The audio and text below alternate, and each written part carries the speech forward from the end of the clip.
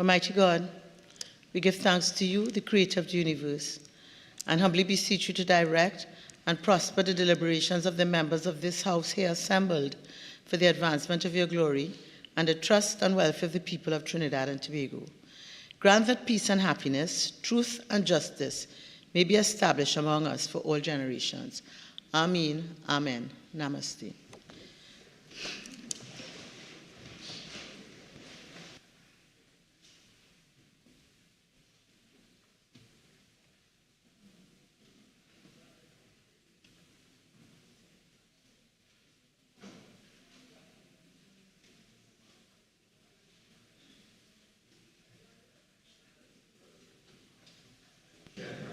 Announcement by the Speaker.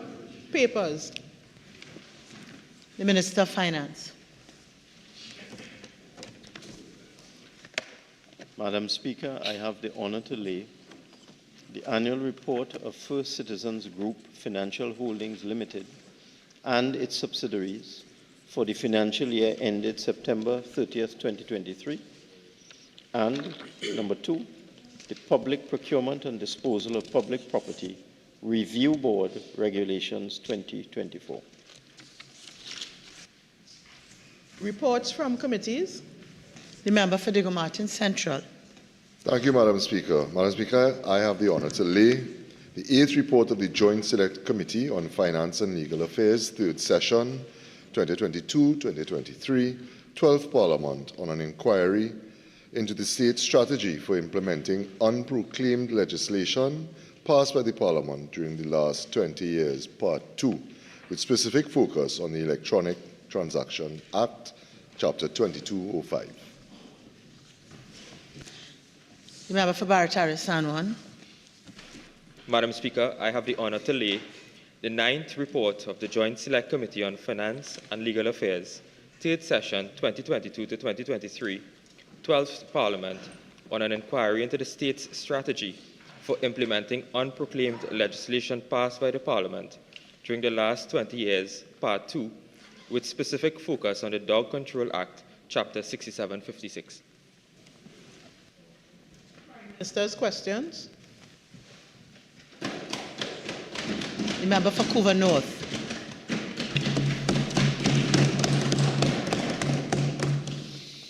Welcome back, Mr. Prime Minister. Considering the Prime Minister's emphasis on the importance of the Agri-Expo in 2022 and its role in fostering regional collaboration for food security, will the Prime Minister provide insight into the reasons behind the postponement of the 2023 Agro-Expo? Prime Minister.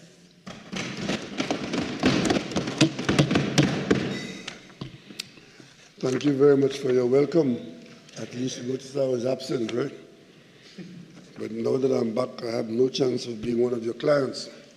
And this, Prime Minister, number 1. Madam Speaker, we did, as a CARICOM effort in 2022, host a major expo in the Queen's Park, Savannah. And I dare say, Madam Speaker, it was extremely successful, supported by the entire CARICOM region. However, the government took a decision that we would want to not confine ourselves to using the Queen's Park, Savannah for this event, but to take it around the country. And as we came out of COVID, we then we looked at San Fernando. Our second choice was San Fernando. And we made some preliminary arrangements to use Skinner Park as it became available. But upon detailed examination and looking at the logistics, we could not have used Skinner Park because of the difficulty in protecting the field, which was a newly laid ground, and other logistical constraints. So we decided not to try to use Skinner Park. Then we tried to look at the Brian Lara academic car park and this compound, and again, that would have been useful for that purpose. But the timing, we ran into some scheduling problems because the academy was being used for some other things, cricket and so on, and we were not able to get a slot for this event, because while the event is a 2-day event, preparations would last over a couple of weeks or so at least. So we would need the venue for 3 weeks or so to prepare for this 2-day event. So we took a decision, Madam Speaker, that we would not have it in 2023, but now that members have seen that we're having it in 2024, and we've begun to advertise this big event that's coming up in August of 2024, this question has been placed so as to give us some advertisement. I thank you very much for your advertisement, indicating that we are having this expo.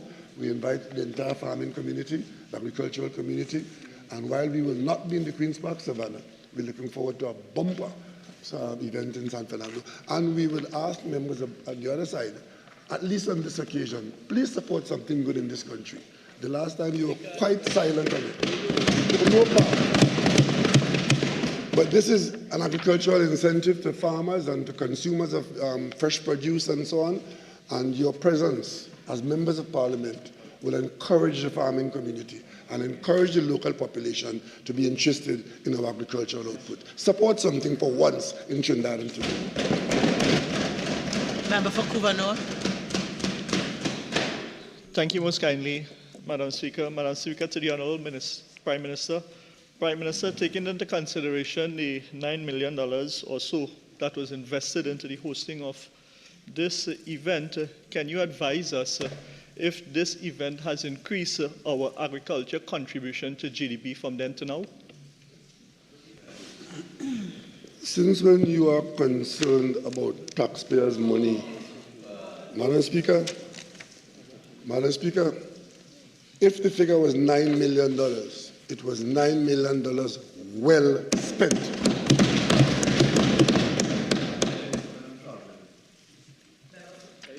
Member for Couva North. Thank you most kindly, Madam Speaker. Seeing that the Prime Minister cannot give us an answer to that question, can the Prime Minister advise if... Question was answered. So let's be correct on the record. The question was answered. Do you wish to ask another question? Please proceed. Thank you most kindly, Madam Speaker. Madam Speaker, to the Honourable Prime Minister, can the Prime Minister advise if after spending this $9 million to hosting this Agro-Expo has assisted in the reduction of our country's food import bill? Prime Minister. Madam Speaker, as I said, as I appeal to my colleagues on the other side to support it, support the farming community, support the national agricultural effort. And insofar as that is happening or is to happen, Madam Speaker, it is obvious that any production that is done within our borders in the agricultural sector would contribute to the food consumption and reduction in the food import bill. That is the whole idea behind it. If you can't see it, I can't help you. Member for Couva North.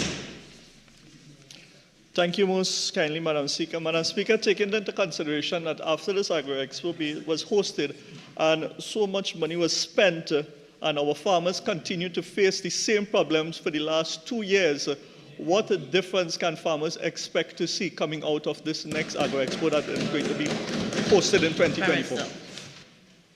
Speaker, I am not surprised that the member for wherever, Couva North. I'm not surprised that the member for Couva North can see no benefit in any of this. He is too busy in his nocturnal activities. But for those people who are engaged in agriculture in any form or agro-processing, they have no difficulty, Madam Speaker, in supporting and seeing the tremendous benefit that can come and do come out of these events. And while I'm on my legs, Madam Speaker, I want to correct something. I just said there a while ago that the event is in San Fernando. It is not. It's back in the Savannah because we did not use the Brian Lara. As I said, we did not use the Brian Lara Stadium, even though we did not want to use the Savannah and we want to carry it out to other parts of the country.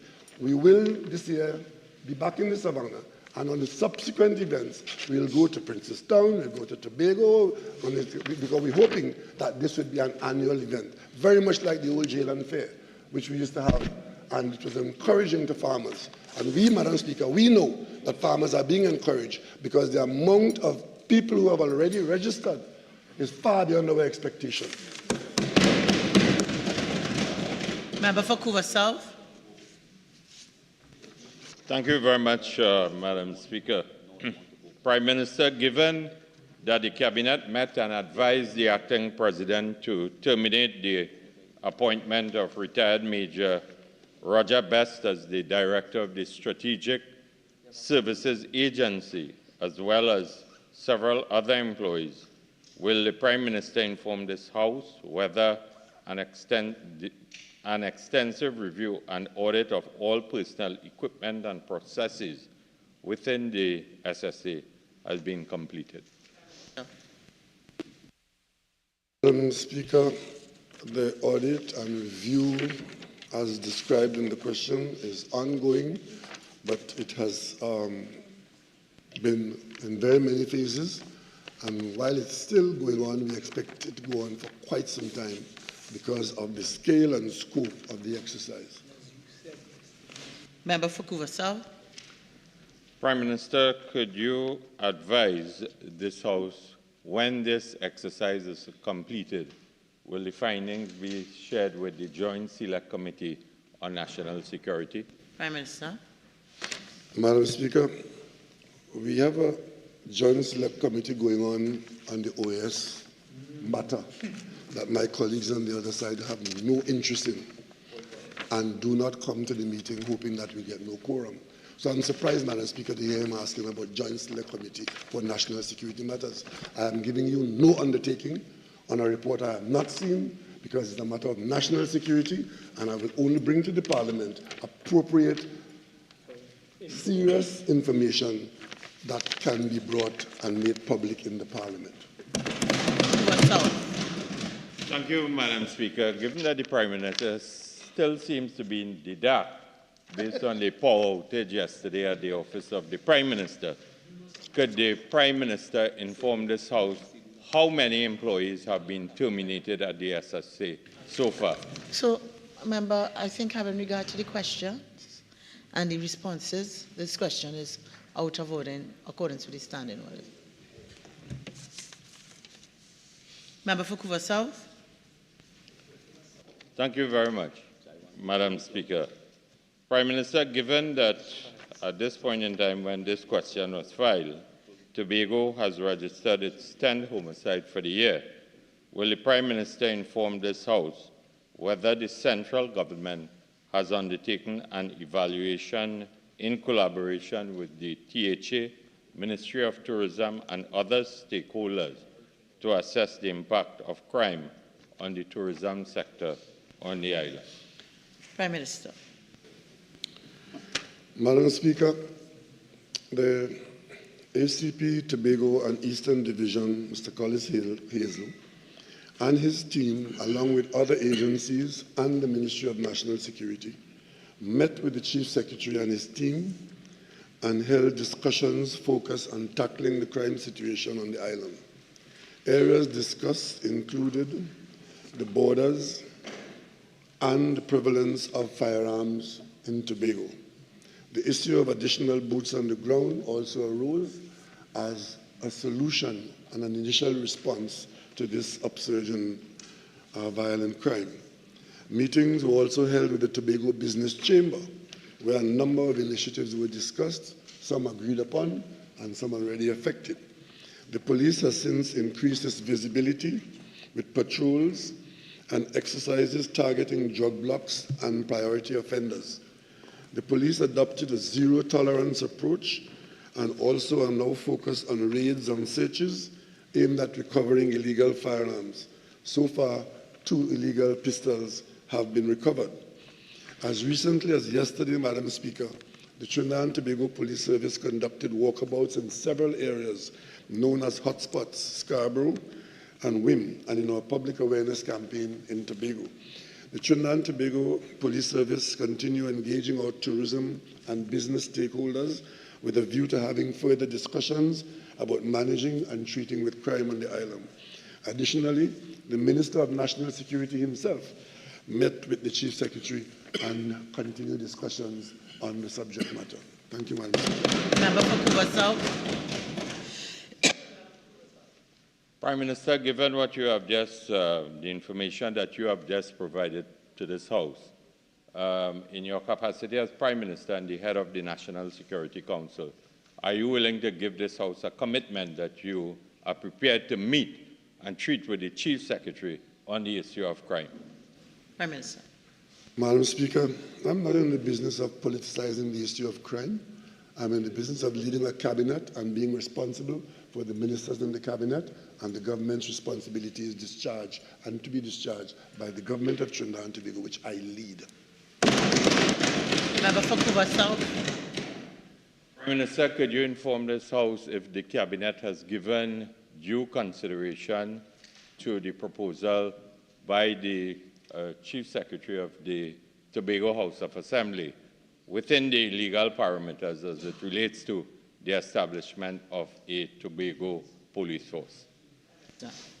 Madam Speaker, if the member was paying attention to public business as he pretends, he would have seen that as Prime Minister, I have answered that question, providing support.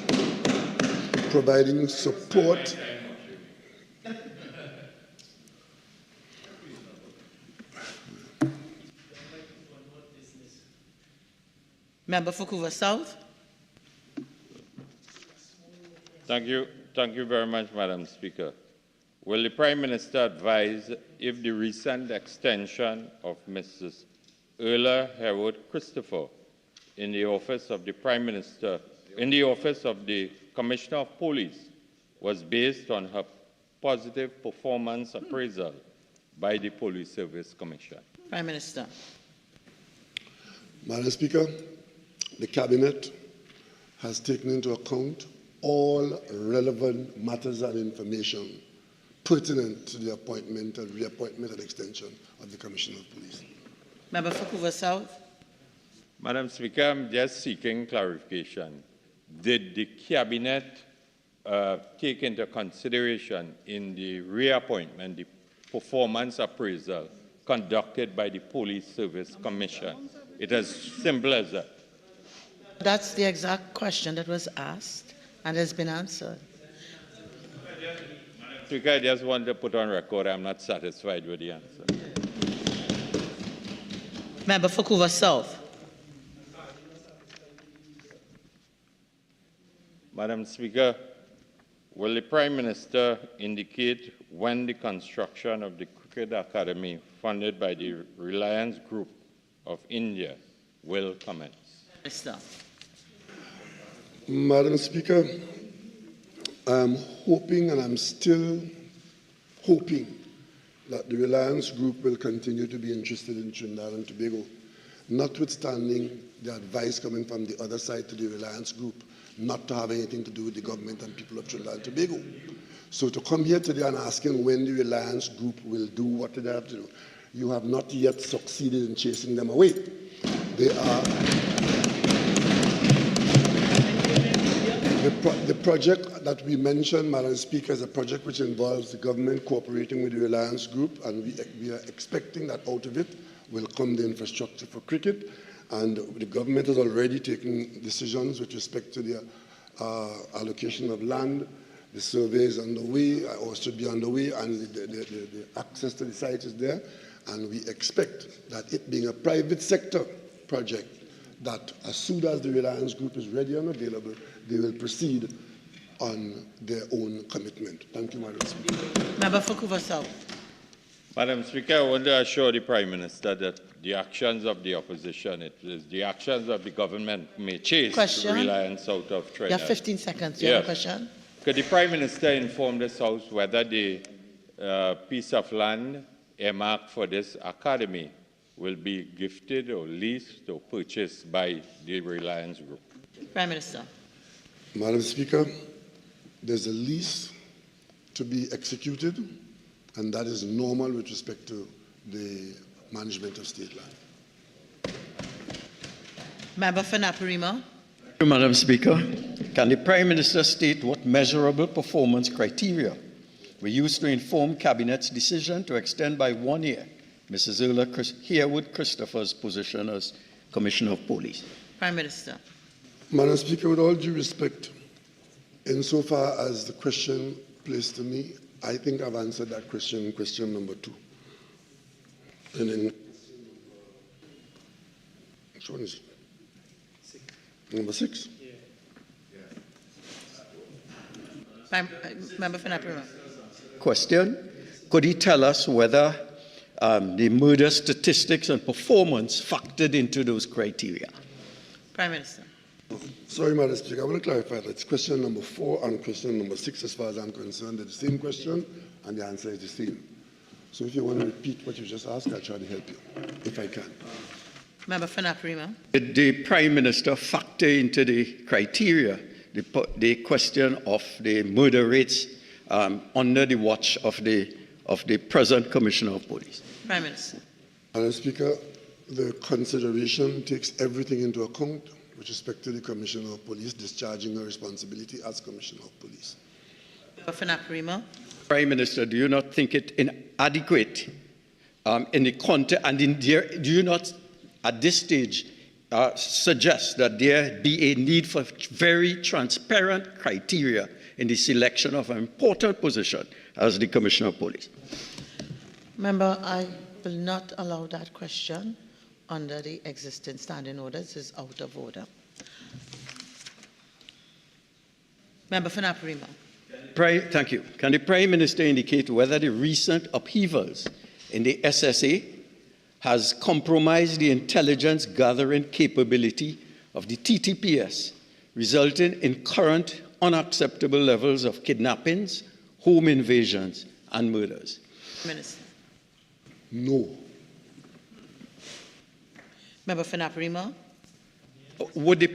Does the Prime Minister not feel embarrassed as the leader of the government that a foreign blogger could come to Trinidad and Tobago and tell us where the gangs are, which is the Member, you know that question is out of order having regard to the standing orders. Member for Naparima. Could the Prime Minister therefore tell us why the SSA was not able to identify the gangs in Trinidad and Tobago, and a foreign blogger could do so after 1 week in the country? Prime Minister. Madam Speaker, I know my colleague from Naparima is desperate to raise his profile among his colleagues, but he is in no position to say what the SSA tells the police and what the police knows and what the SSA knows and shares with the police. Member for Naparima. Thank you very much, Mr. Prime Minister. On this side, we have raised the question of the. Is a question? Statements. Yes, hurry up. The question, 15 seconds. Okay? Would the Prime Minister agree that the government did not adhere to a position raised by this side about the non-performance of the SSA? Prime Minister. Madam Speaker, the only non-performance that we have observed coming from that side is members criticizing their leader. Member for Naparima. Can the Prime Minister state how many well-paying jobs our country can expect and in what time frame based on his recent travels to Ghana? Madam Speaker, Ghana is the gateway to West Africa, which has a population of approximately 448 million persons. Trinidad and Tobago's recent engagement with Ghana is aimed at expanding opportunities that exist in that market and also set the foundation for the country to boost its trade linkage to the wider African continent, particularly West Africa. This is evidenced by the recent Trinidad and Tobago trade mission to Ghana in March 2024, which comprised a delegation of 50 representatives, inclusive of 23 private sector companies from the food and beverage, chemicals, printing and packaging, textiles, banking, information and communication, financial services sectors. This endeavor was fruitful as it resulted in 177 business-to-business engagements focusing on the exportation of Trinidad and Tobago finished goods and services to Ghana and the possibility of sourcing inputs for manufacturing from Ghana, contract manufacturing, and foreign direct investment. Subsequent to the recent visit by me as Prime Minister in May, Trinidad and Tobago has received 2 missions from Ghana, both at the highest technical levels. These visits are being related to the energy sector. There is one ongoing now as I speak. To support these new opportunities, the government of Trinidad and Tobago concluded the negotiation of mutually agreed text with Ghana on May 2024 on an agreement for a reciprocal promotion and protection of investments, an ARPPI. The agreement provides necessary investment framework to support and protect new investments between Trinidad and Tobago and Ghana. It enables investors from both countries to engage in investment activities with confidence. Madam Speaker, clearly the potential is there. We are not at this time willing to engage in any speculation of spurious accuracy to give you a figure. However, if we are to be guided by the 950 million that the UNC gave away on the last working day before the September 2015 election, and divide that by an approximate 150,000 per each low-cost house, that would have resulted in 6,300 housing units and 64,000 jobs being created, Madam Speaker. The potential employment generated by these engagements is dependent on how effectively the private sector utilizes these new pathways being forged by the government. Madam Speaker, I'd like you to ask the member for Orapuch East to protect me from that. No. Member for Orapuch East, you know better than that. So as a gracious, honorable member, if it is that your discussion is disturbing another member who's speaking, you know what is the proper protocol. Okay? Thank you very much, Prime Minister. Madam Speaker, the potential employment generated by these engagements is dependent on how effectively the private sector utilizes these new pathways being forged by the government and in results of government-to-government arrangements. Our business sector has tremendous expertise and will benefit from both export and investment opportunities that exist in Ghana, thus contributing and driving Trinidad and Tobago's continued economic growth and diversification. Thank you, Madam Speaker. Member for Naparima. Mr. Prime Minister, given the last trip to Accra, you indicated that there will be a surfeit of yams arising from that trip, and nothing has resulted. How can we have confidence that anything will materialize from this recent visit? Prime Minister. Madam Speaker, since the member from Naparima is interested in yams, I can give him my own personal experience. I planted 1 Ghanaian yam in my backyard in St. John's. It bought 20 pounds of yams. How many did you plant? What did you produce in a year? Member for Naparima. Mr. Prime Minister, again, I have to ask the question. You've gone to Ghana. Would it not have been better to go to Suriname or Barbados? We would have had better results from that trip and more cost effectively. What is the benefit to the country? About yams. What do you know about yams? That does not improve your position over there. You will eventually be thrown out way down there. The quality and species of yams that we are interested in can only be had from Cape Coast in Ghana. And we are, in fact, at this moment, taking steps to import significant planting material. And while we're at it, we now have growing at testing spots around the country, cassava type varieties that have come in from Ghana, because we are looking for particular species, and we trust that you will use it when it is available in the marketplace. Grow what you eat and eat what you grow. That's our special. Member for Naparima. Minister, would you not, could you tell this Honourable House how much was spent on that trip and the benefits to be derived from it?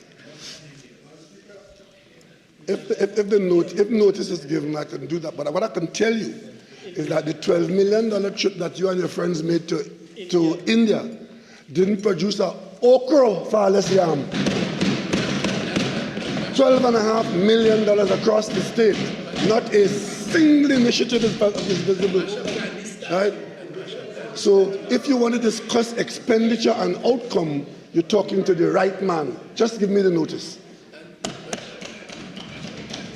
Member for Orpuch East. Thank you Question very number much. 9. In light of question number 2, the response to question number 2, are you still proceeding with question number 9? No, in substance it was asked already. Thank you very much. Questions on notice, questions for oral answer. Leader of the House. Thank you very much, Madam Speaker. Madam Speaker, there are 3 questions for oral response. We'll be answering all 3. Member for Couva North. Thank you most kindly, Madam Speaker. Madam Speaker, question number 76 to the Honourable Minister of Works and Transport. Minister of Works and Transport. Thank you, Madam Speaker. Madam Speaker, preliminary designs option for various measures to aid in the traffic congestion at the Chase Village Triangle along the Southern Main Road are being considered by the Ministry at this time. These options include replacement of the triangle with a roundabout, which, if implemented, must be done together with other measures, such as another roundabout on the eastern side of the highway overpass, as well as widening lane work to connect the road to the overpass. Land acquisition may also be necessary, so this has to be carefully managed, since that is an expensive and sometimes challenging undertaking. When the final design solution has been settled, further details will be available. Thank you. Member for Couva North. Thank you most kindly, Madam Speaker. To the Honourable Minister. Minister, can you provide an estimated timeline where a solution can be brought forward by the Ministry? Minister of Works and Transport. Madam Speaker, as I said, the Ministry is working on designs and different options.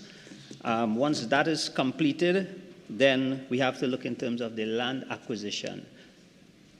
Until land acquisition have not been completed, I cannot put a timeline on it. Member for Couva North. Thank you most kindly, Madam Speaker. Madam Speaker, to the Honourable Minister. Minister, can you provide us with what kind of immediate steps that the Ministry is looking to put in place to alleviate the traffic congestion at the Chase Village Triangle? Minister of Works and Transport. Madam Speaker, the Ministry is constantly looking at measures to reduce traffic. However, I must indicate traffic congestion must be looked at in terms of the economy. And because we have such a vibrant economy, it is almost impossible to eliminate traffic around the country. And the Chase Village area is an area bustling with activities. So yes, we are looking at it, but we have a very vibrant economy, and traffic is a part of that buoyancy as we go forward. Thank you. Member for Couva North. Thank you most kindly, Madam Speaker. Madam Speaker, question number 77 was filed to the Minister of Rural Development and Local Government. However, it's on the order paper here to the Minister of Works and Transport. I'm just seeking clarification if it was an error, a typo, or... I think in any event, you can still ask the question. The relevant minister will get up and respond.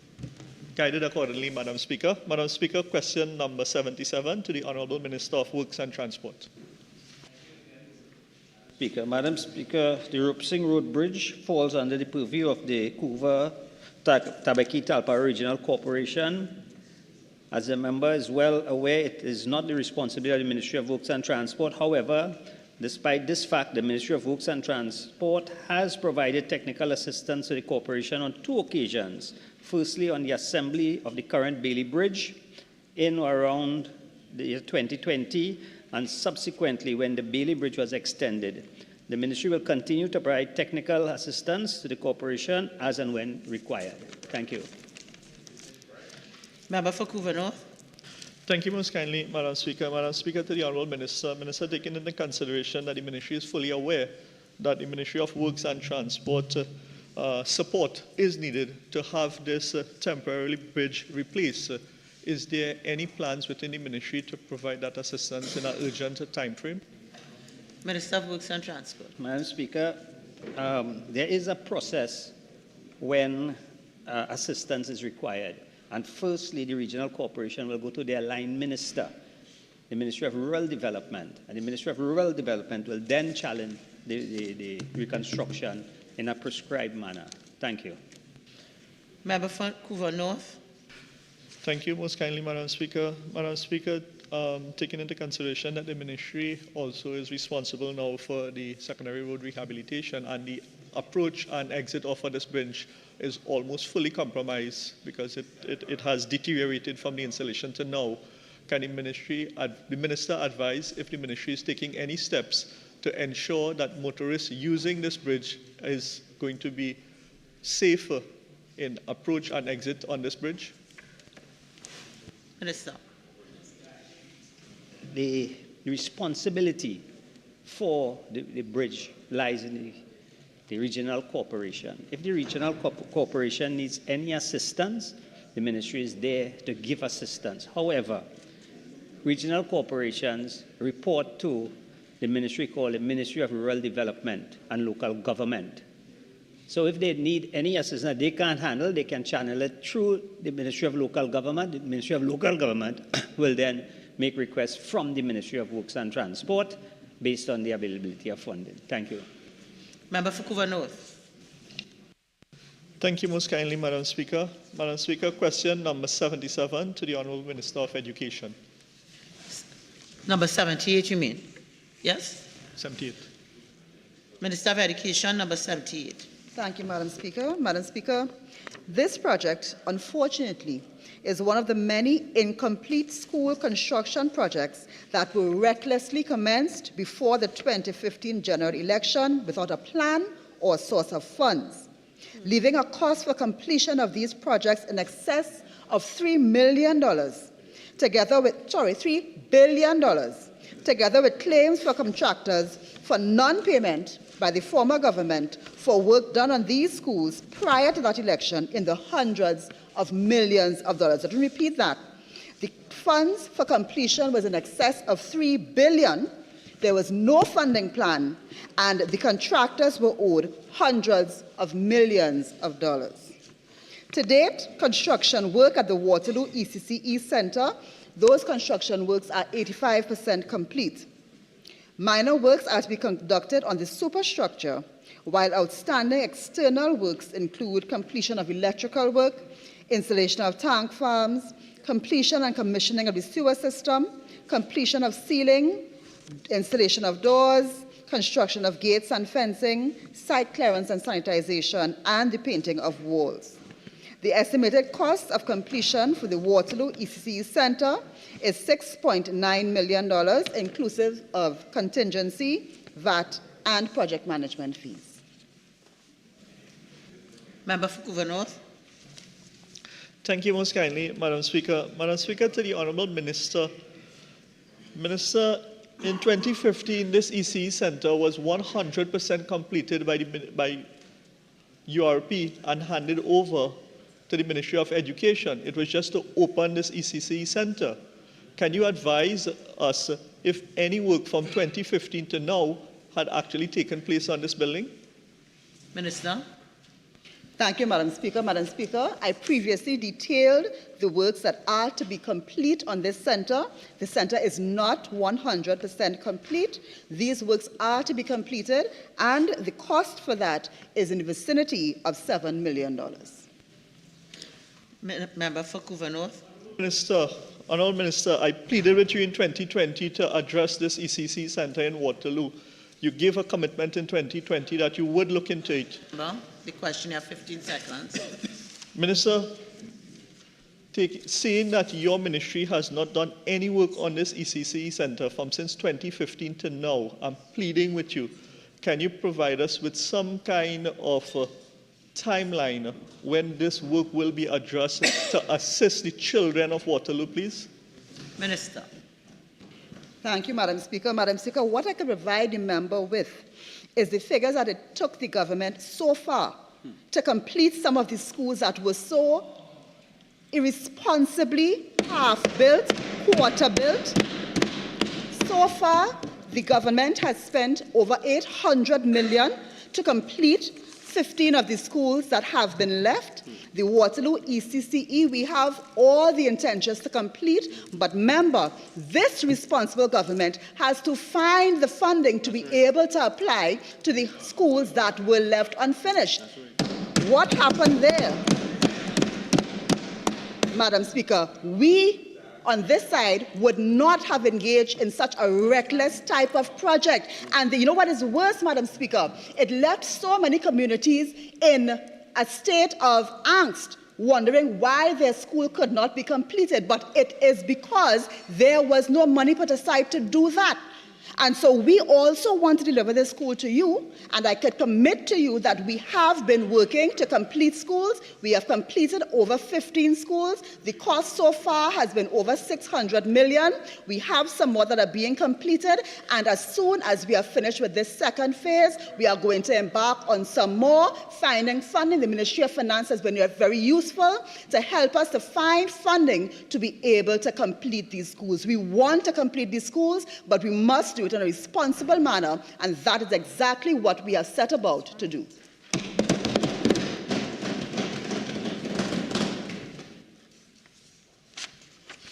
Public business, government business, bills second reading.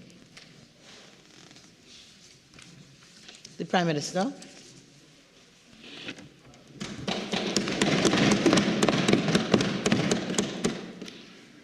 Madam Speaker, I beg to move that a bill entitled An Act to Combat Corruption and Other Wrongdoings by Encouraging and Facilitating Disclosures of Improper Conduct in the Public and Private Sector to protect persons making those disclosures from detrimental action, to regulate the receiving, investigating, or otherwise dealing with disclosures of improper conduct, and to provide for other matters connected thereto, be now read a second time. Madam Speaker, during the campaign of 2015, one of the major components of the narrative of that election of 2015, coming at the end of a term of a government that came in 2010, was the huge amount of instances of either known or inferenced corruption that took place during the period of 2010 to 2015. As a result of that, corruption in the country, particularly in the public sector, associated with significant involvement of persons in the private sector, called out for the country to put itself in a position to hold people accountable for the actions that were in the common narrative of the election campaign of 2015. Madam Speaker, I can point out to you now that it was not just election old talk that people were responding to as they went to the polls in 2015. It was a period of many decades of either knowing or having reason to believe that there was just too much corrupt practice in Trinidad and Tobago. But when it was made official and sanctioned and encouraged by the government of the day in the way that it was being done during that period, Madam Speaker, people had a right to see it as probably the number one issue in the election campaign. It was during that campaign, Madam Speaker, that we as a government, or as an opposition then, saying to the country, when we get into government, one of the things that we would do to be able to have the country in a position to treat with corrupt practice of whatever ilk from whatever source is to make it easier for persons who know and have information about that kind of corruption to be able to make it known to persons who can take action and hold people accountable. We made that commitment, Madam Speaker.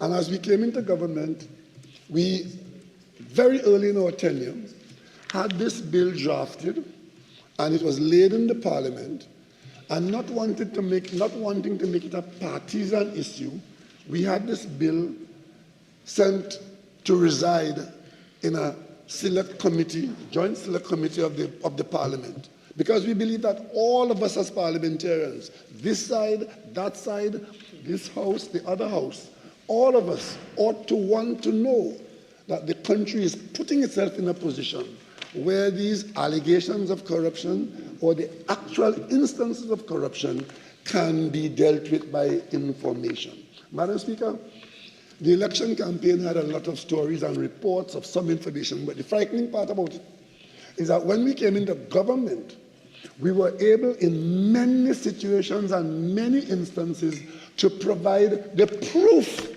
of the corruption that so disturbed the country. As a matter of fact, we had information about the numbers in dollars and cents in some instances and the persons involved. Suffice it to say, Madam Speaker, that some of those investigations involved members of the House, some of whom are in the House today and may take part in the debate. But the bottom line is, Madam Speaker, corruption in Trinidad and Tobago is not just old talk. The concerns about corruption is not just old talk. Allegations of corruption is not just allegation. In many instances, they are supported by serious, disturbing pools of facts. And that is why, Madam Speaker, we know that there are a lot of people who know what is going on in virtually every instance. You will hear people say, everybody knows what's going on, but the police doesn't know. But somewhere, Madam Speaker, there are people who have information that could assist the nation in creating a better climate of honesty and high integrity. Madam Speaker, I've seen it said recently in an issue that is before the country today on the question of the auditor. People quite correctly refer to the role of auditors in the public sector and the private sector as essential officers because they are guardians against the kinds of things that I'm alluding to here. But I was surprised, Madam Speaker, in a recent bit of research to find that it has been determined that notwithstanding the billions and billions and billions of dollars spent in the auditing exercise by the famous companies around the world, many of which are household names. In Trinidad and Tobago, we have companies like Ernst & Young, Pricewaterhouse, Deloitte & Touche. All of these are companies that are huge bodies of personnel and technology doing auditing for governments and for the private sector. But what I did discover, Madam Speaker, is that with all of that, that work by itself has only been able to identify, in some people's view, experts' view, about 15% of the actual corrupt and wrongdoing that is going on. That, to me, Madam Speaker, was a very disturbing finding because it tells me that when we are taking comfort that these annual audits are, in fact, protecting us from what we think might be going on, we have no idea because these audits are only able to unearth a minuscule fraction of the matters under concern. But then it said that if we go down the route of encouraging people who know to be able to say what they know in the circumstances as outlined in this legislation, we will not only increase the number of instances that are identified, but we will be in a much better position to respond to them and to hold people accountable. That is why, Madam Speaker, we are here today to put Trinidad and Tobago in a position to encourage people who know, who have information that is useful in helping the population at large, whether it is in the public or the private sector, to be able to treat with wrongdoing, as it says here, disclosures of improper conduct, whatever that might be, Madam Speaker. Improper conduct, detrimental action, which we, as parliamentarians, would not want to take root, to fester, and to grow in the nation. I have been in public life now, Madam Speaker, for 40-odd years, and I can tell you the one thing that I am alarmed about, and I feel sometimes that we are not in a position to even scratch the surface of the problem. It is the pervasive nature of corruption across Trinidad and Tobago. And it does not apply to any particular location, any particular category of person, any particular station of persons in the society. Madam Speaker, instances of corruption or indications of corrupt practice surface from every layer and every facet of Trinidad and Tobago, even the clergy. There was one member in this house, Madam Speaker, who served that term in this house. When I got to know him, I discovered that he was shown out of a church for mishandling church money. Yeah. A member of Parliament, yeah. Honorable, we called him. But if you got to know him well and to know his record well, you will find out that he had to be removed from a church. Madam Speaker, when I went to university in Mona, right next door, I was in Irving Hall, and right next door to us was the Aquinas Center where they train priests. And one of the first instances of a problem we had, I was there for about a week, was a man coming over to complain that somebody in Aquinas stole his sneakers in the place where they're training priests. And that kind of shook me up because I said, I mean, that might have happened in Irving Hall. I never knew it happened in Irving Hall, but happening in Aquinas? And he's going to be a priest and maybe a bishop sometime. Madam Speaker, it's everywhere and everybody. Human beings, the frailty of human beings, where people want to get more than they are allowed, to get benefits that they're not entitled to, and of course to get an advantage in many instances over other people. So we will be fooling ourselves, Madam Speaker, if we take a position that we do not know that there is need for this legislation in this country. I am disappointed to hear and to see my colleagues on the other side, even before the debate is concluded, holding on to the position that they took in the Joint Select Committee, that they are not going to support this legislation. Madam Speaker, our colleagues can take the position that they're only going to support good law. But that is a cop-out. Because they could say that about anything we bring here. But I'll ask them, if there's a problem, a particular problem with a particular clause, and you identify it, then we will be prepared to look at it and to modify it if that is reasonable. But to just take a position and you're not going to support it is telling that you're supporting something else. Because this is meant to support the country's ability to treat with wrongdoing.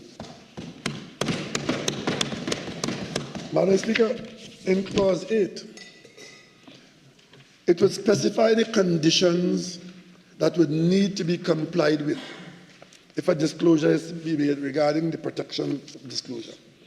Clause 9 would make it clear that the proposed act does not authorize the disclosure of information protected by legal professional privilege, and the disclosure of such information will not be a protected disclosure if it is made by a person to whom the information has been disclosed in the course of obtaining legal advice. Clause 10 would say that an anonymous disclosure would not be a protected disclosure.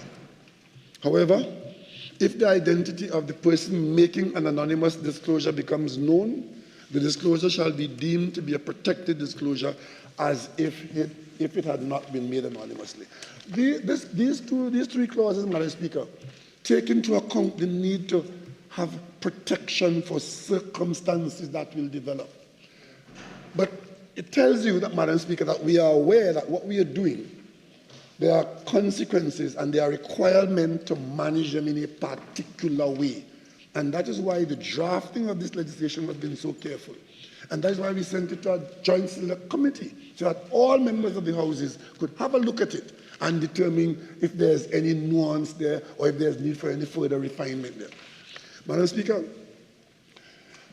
in Part 2 of the bill, there's provision for internal disclosures.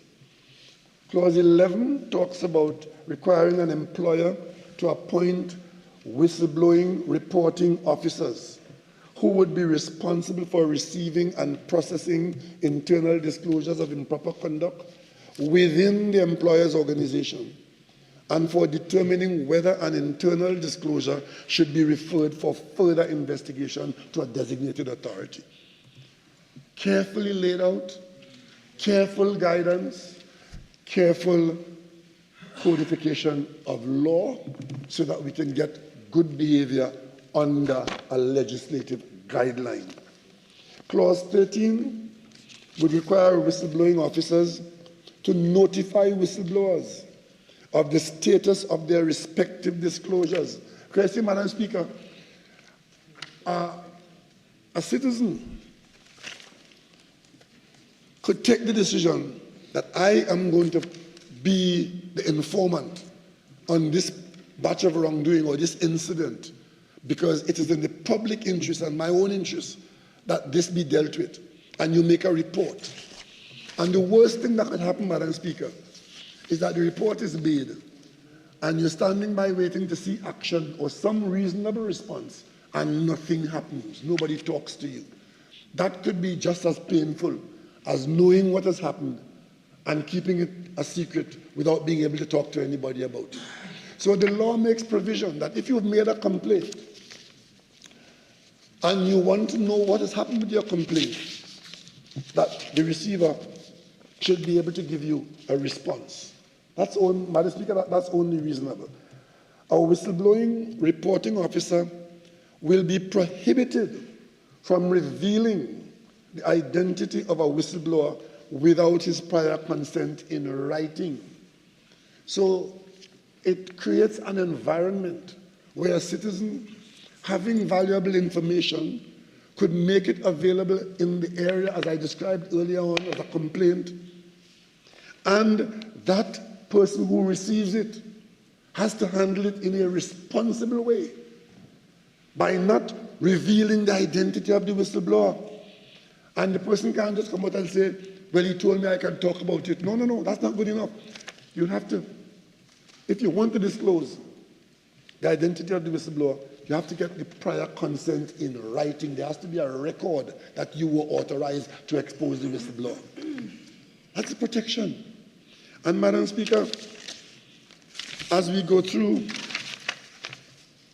the clause 28, that are 29 clauses, the last clause says that the minister will make regulations subject to affirmative resolution of Parliament to carry the proposed act into effect. Now, I know that there are many members of my colleagues in this House, and maybe elsewhere, who have a problem with ministerial authority. Because every time we come to the Parliament to enact law and we give any authority to the minister, that is like a red flag to a bull. Madam Speaker, the authority for doing things lie with ministerial authority in Section 75 of the Constitution. And ministers must not be viewed as interferers or unreliable persons. They must be held accountable for their portfolios, held accountable, but they must be given the authority in this House to do things that it is elected to do. I have seen, Madam Speaker, where members of the House have no problem in giving deep and far-reaching authority to unknown people. Some of them nameless, some of them faceless, officers, qualified or unqualified. But they have a problem in putting authority in the hands of the elected representative of the people. The answer is not to bypass ministerial authority. The answer is to hold ministers accountable. That's what I'm asking for. And this bill asks for that. And the regulations, once we pass the law, the regulations would be the minister's responsibility. And if there are adjustments to be made, the minister will advise the House as required by law. Part 4 of the bill would provide certain offences, because I've heard, Madam Speaker, of instances where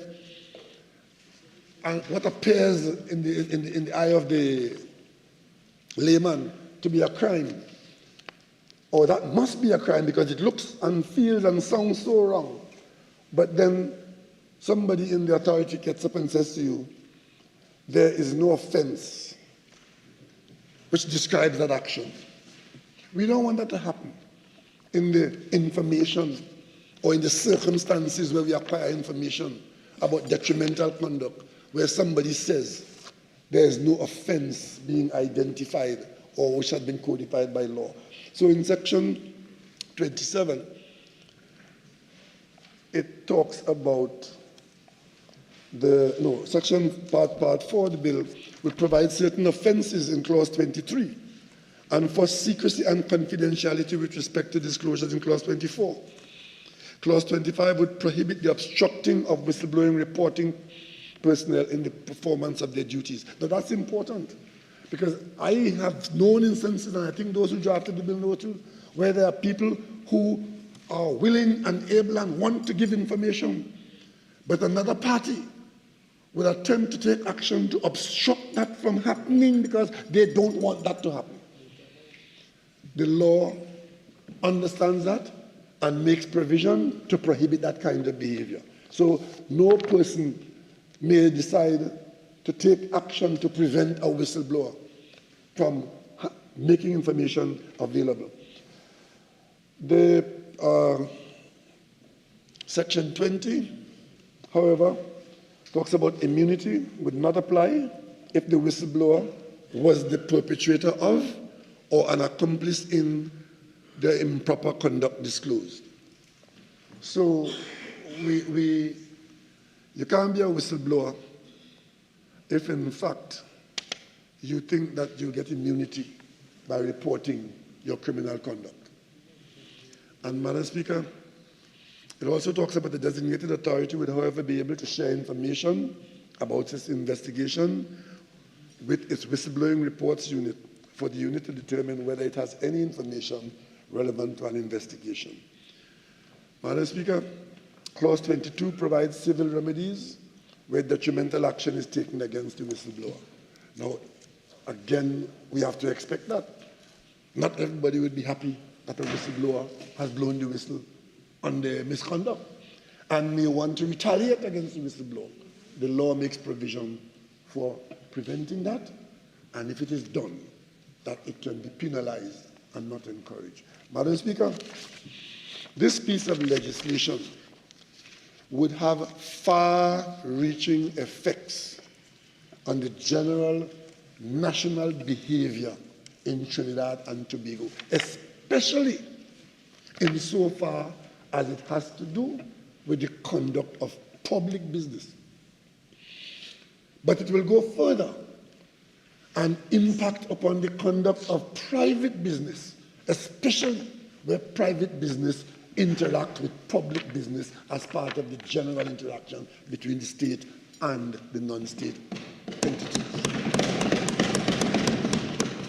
Madam Speaker, I remember going to a function at one of the chambers a few years ago after the budget, and there were a lot of items in the budget that were of interest the day after the budget.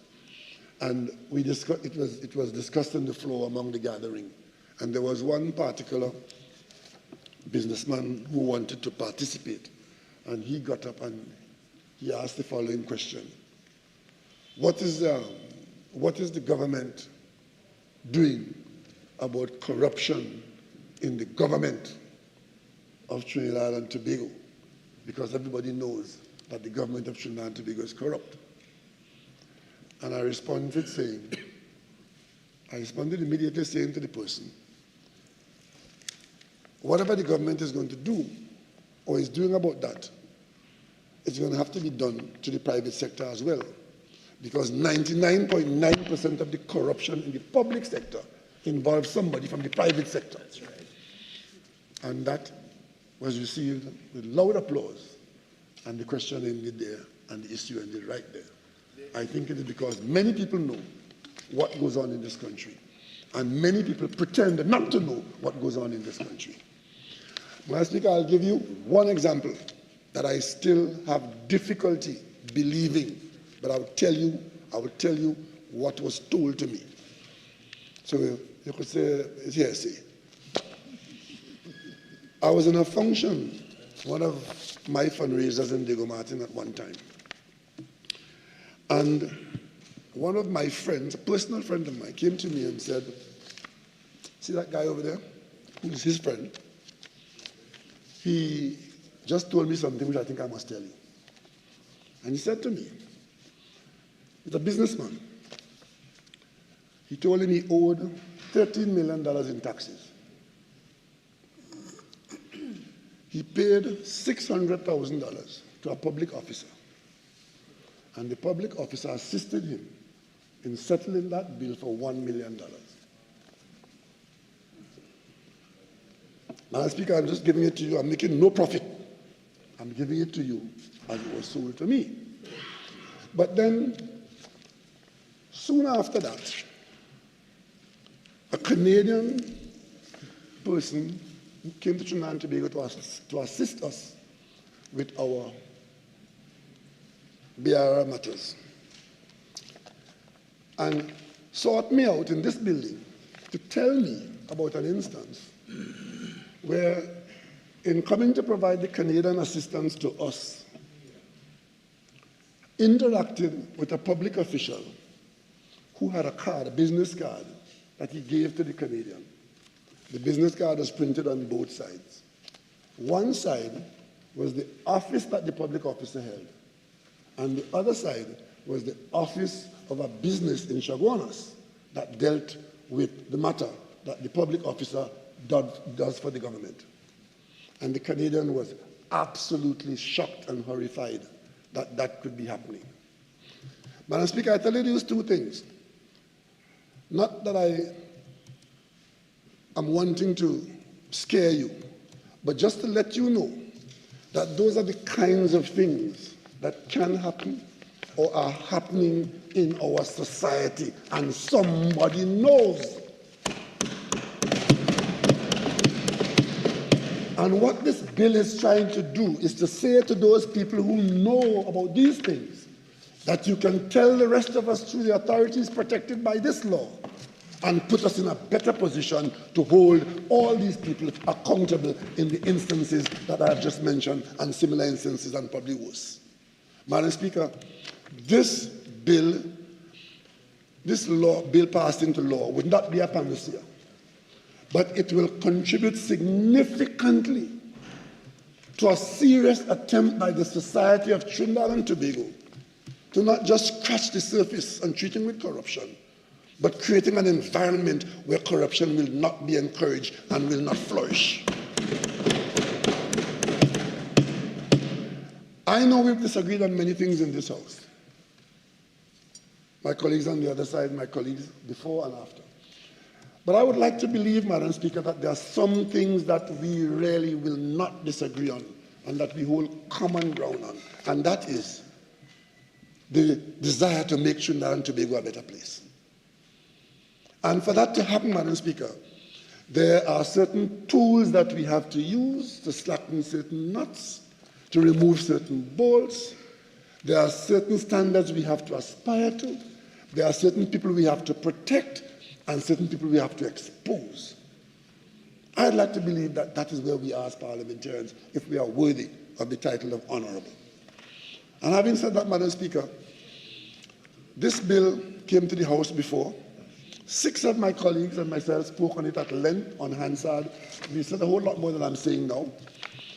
I don't want to detain the House on this. I hope, Madam Speaker, that we as a House can see the importance of this. And having failed to have consensus or encouragement at committee stage, now that we're meeting at the whole, that we can today take a decision that we will pass this into law in Trinidad and Tobago. I have heard it said from my colleagues on the other side that they will not support because it requires a special majority. They will not support because it requires a special majority. I think that might be an non sequitur.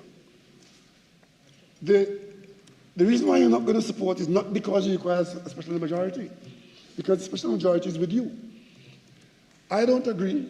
I'm not a lawyer. But I've been advised that it doesn't require a special majority. But if it does, and you are able to give it that special majority, you'll only be doing your duty. You don't not support it because it requires a special majority. It is because you are part of the country's governance, why you are required to use your vote to allow it to pass into law. If it turns out, Madam Speaker, upon closer examination, having come out of committee without consensus, if it turns out that it does not, that it requires a special majority, and our colleagues on the other side would not support it, I will ask the Attorney General to make necessary adjustment, and we'll pass what we can pass with the majority that we have. And that may not be the strongest position. That may not be the strongest position. That may not be the strongest position. But it will be a much stronger position than where we are at the moment.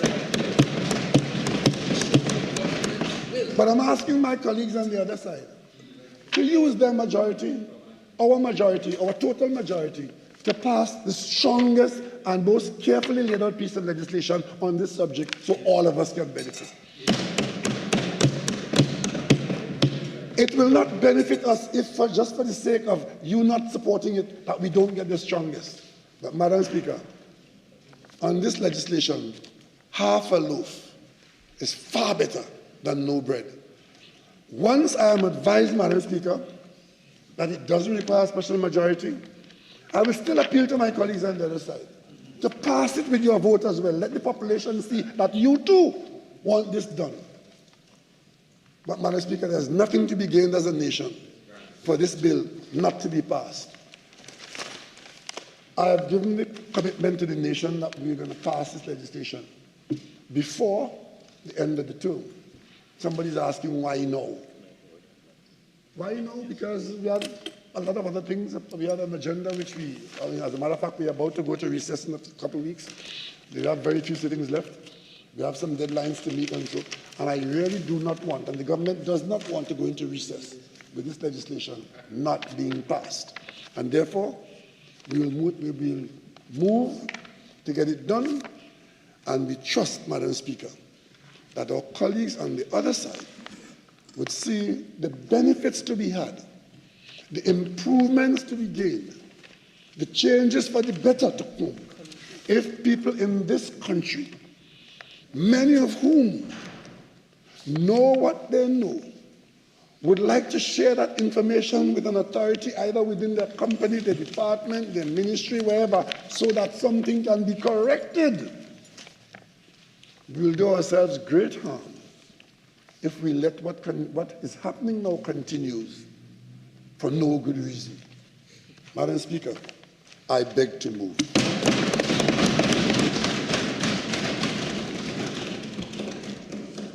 Honourable members, I shall now propose the question for debate. The question is that a bill entitled An Act to Combat Corruption and Other Wrongdoings by encouraging and facilitating disclosures of improper conduct in the public and private sector to protect persons making those disclosures from detrimental action, to regulate the receiving, investigating, or otherwise dealing with disclosures of improper conduct, and to provide for other matters connected therewith, be now read a second time. Member for Orpuch East. Thank you. Thank you very much, Madam Speaker.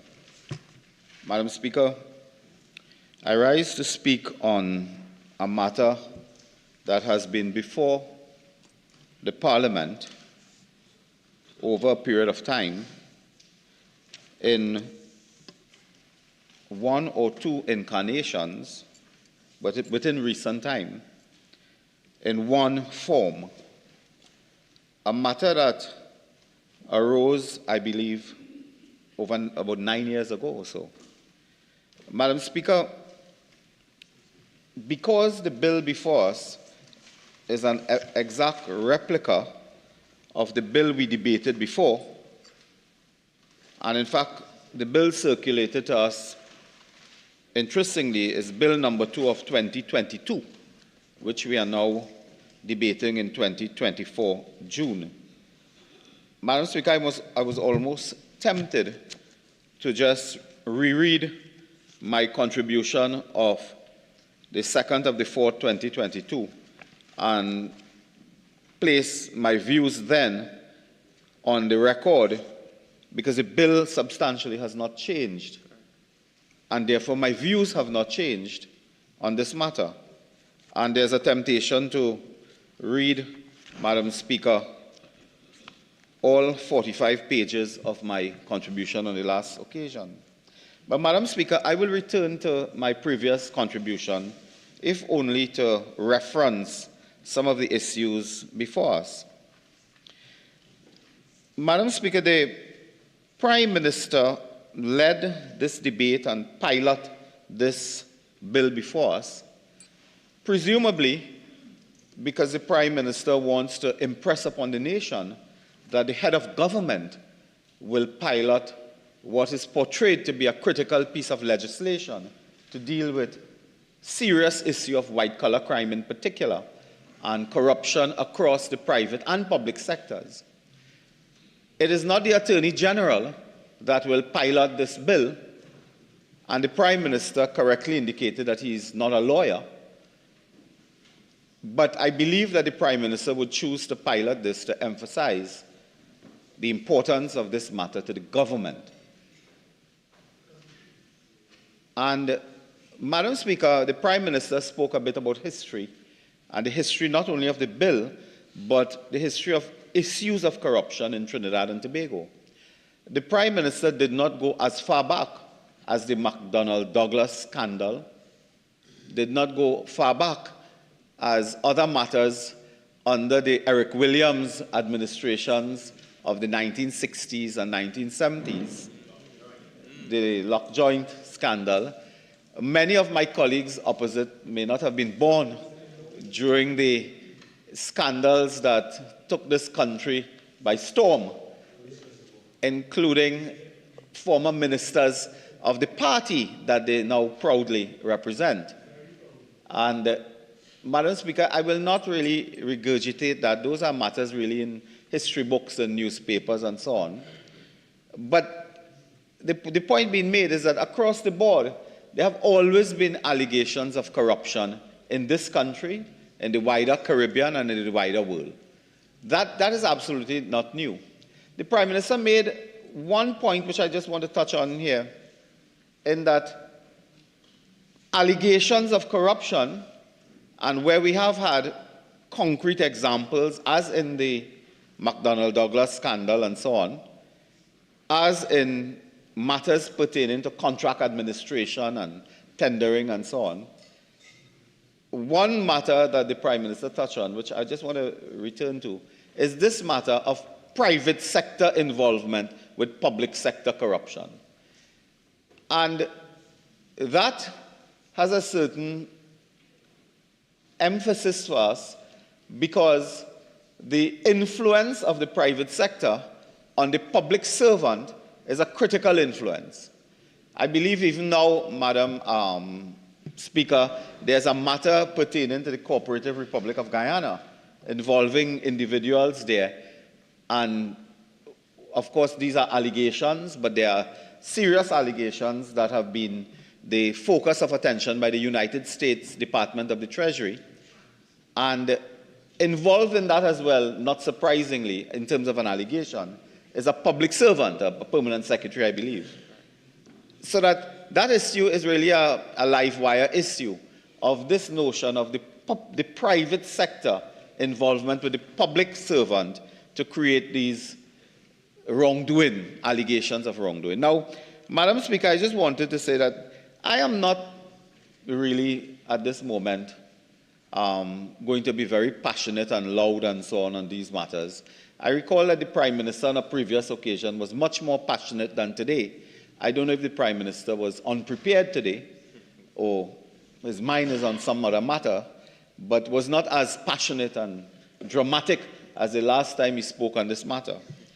What I recall, Madam Speaker, is that in the history of the evolution of governments and governance in this country, the approach to dealing with corruption has been to build and strengthen institutions. And if we just go back, I don't want to take people too far back, at least to when they were in short pants or plaid dresses, the first major attempt to deal with this matter was in the administration of A.N.R. Robinson as Prime Minister under the NAR government, when we had at that time a major piece of legislation, the Prevention of Corruption Act 1987. The member for Diego Martin West was on the compound at that time, I believe, in another place, but may have been involved in that debate, prevention of corruption. Another attempt to deal with this is from the position of legislation, institution building, change of culture through legislation, because we can change our behavior and our culture by virtue of legislating, that is clear, is the Proceeds of Crime Act 2000. So 1987 under the NAR, 2000 under the Bastew Pandey administration, to give greater transparency in the conduct of public affairs and reduce corruption and allegations. We have had the Freedom of Information legislation. We have had to have the judicial review legislation, all done under Pandey administration. The procurement legislation was done under the administration of Mrs. Prasad Bisesasari, the member for Siparia. Unless I am mistaken, and I really ask my friends to correct me, I am not clear we have had one major piece of legislation to address institutionalized corruption under the administration of the current regime. The member for San Fernando West is hurling something at me, and in due course, I'm sure he will intervene and place on record that what he's speaking about. But I am just looking at the evolution of dealing with this problem from the perspective of legislation. Now, the Prime Minister is also a fan of asking an important question in the public domain. We have heard it outside, we have heard it inside. The Prime Minister goes to his press conferences, his platforms, and so on, including in the House, and is constantly asking a question with monotonous frequency. Somebody knows, but nobody telling. Whether it is murder in a hotspot, somebody knows, nobody wants to say. Guns somewhere, people know, they don't want to say. Family members know, but they will not say. In public service, surely today and elsewhere, the Prime Minister has a mantra. Somebody know, but nobody talking. As if he doesn't understand. Why nobody talking? Why? If it is that people know, and I'm not disputing that persons know, whether it is crime, murder, criminal activity, whether it is a white-collar crime, the Prime Minister keeps asking every time he sees a microphone, why nobody talking? Why? But today the Prime Minister is an example of what he's speaking about, because he came to the Parliament today and said, I know, but I didn't say anything. But why did you not say anything? When someone told you that a business person presumably had $30 million to pay in tax, they bribe a public officer, that's what you were saying, the allegation, they bribe a public officer $600,000, paid $1 million, but you are the example of what you condemn. Why did you not take it upon yourself to report and investigate and make something happen? If you did, well, you didn't tell us that at all. If the Prime Minister did, the Prime Minister did not tell us what action was taken in that matter. And this is just one example. But the Prime Minister is not going further. And I would have thought after 9 years in government, the Prime Minister and ministers senior would discover that the reason people say nothing, the reason citizens say nothing, the reason the mother says nothing, the reason the witness says nothing, the reason the person in the corporate sector says nothing is because they have no confidence in public institutions. They have no confidence. Whether it is the police, whether it is an institution in the government, they have no confidence. And your first task is to build or rebuild confidence. That someone in a ministry, let's just use the normal, let me use the usual suspects. The license department, the immigration, the customs, they call them the usual suspects really. The reason you will not get the resident, the citizen speaking, is because they have no confidence. They lack confidence in those institutions. That somebody will discover who they are, they will be exposed to criminal conduct, they will be exposed to victimization, they will be exposed to harassment, and eventually they have to pack up and migrate. It's a point I made on the last occasion. That is the point. So that we cannot buff up the mother of the alleged criminal killed somewhere because the mother knew something and said nothing. The policy approach is not to buff. It's to understand the lack of confidence in the police or any other public institution and work to build and rebuild. That is the issue. And this is why we have on this side of the divide, we have spoken on the public platform and in the parliament about building confidence in law enforcement institutions. You just have to. And why people have no confidence? Madam Speaker, it could be the smallest matter, disrespect by a public officer. There are people in public service, and whether I'm not limiting this to the hospital or the police station or something, you go to them with a problem, you go to them as a citizen, and the first thing they do is they disrespect you. They buff you up. You are always wrong. They are right. Why are you disturbing me for? You have nothing better to do? How you know this? If you can work to build confidence in public institutions, including law enforcement agencies, you are going a long way to get citizens to tell you what you want to hear, meaning allegations or evidence and so on, Madam Speaker. That is a critical point. Otherwise, I have said it before, and I don't want to go and read that link from my speech on the last occasion. It is in the public record. All you are doing is creating a bureaucracy in corporate sector and public sector to create jobs, unpaid jobs, I believe, unpaid jobs as whistleblowing officer, whistleblowing unit, whistleblowing authority, whistleblowing this, whistleblowing that. You are creating these unpaid jobs where persons will say, I volunteer to do this, I volunteer to do that. And in the work, I spoke from an employment perspective as well. In the workplace culture, we have a workplace culture that is antagonistic to reporting. Workers and work cultures develop where people protect each other. If they see wrong, they say, that's not my business, that is your business. I have 5 years to go before I get pension, and nobody getting me to go and say anything. I lose my pension, I lose my gratuity, I have my family to take care of. Our workplace culture, I am not going so far back to say is based on colonial workplace culture and so on. It's to protect each other at the place of work, not to sell out each other. That is the rare occasion to speak out, because the working people have been culturally one, as opposed to the employer and capitalists and so on. So you are trying to break that, but you have to break that culture with confidence in public institutions. Now, I will give a very recent example because, Madam Speaker, I always like to update the files when I speak even on the same matter. Quite recently, Madam Speaker, a matter came to the public domain, and I'm talking about just June 13th. What today is? The 14th? Oh, yesterday. How up to date could I be? And a newspaper article headlined, The Express, June 13, 2024, like an outside child.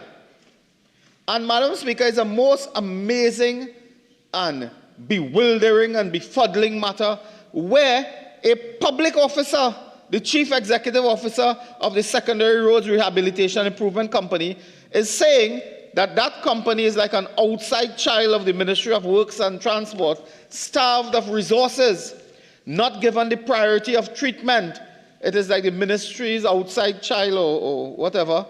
And he said that the company was established. It received a $100 million injection, provision of resources. It has not received this money. Where the money gone? Where the $100 million gone? That Parliament approved for this. He was speaking at a public administration and appropriations committee meeting just a couple of days ago, I believe. Madam Speaker, this CEO is the whistleblower. The members of the board there in attendance, I believe, were the whistleblowers. Madam Speaker, at yesterday cabinet meeting, they fired all the whistleblowers. But you have no moral authority to bring whistleblowing legislation. You fired the board yesterday. Did you not fire the board yesterday? Yes or no? I'm here in St. Augustine. I'm here in Couva South. I'm here in Barataria, Sawa. I'm not hearing any friend on the other side.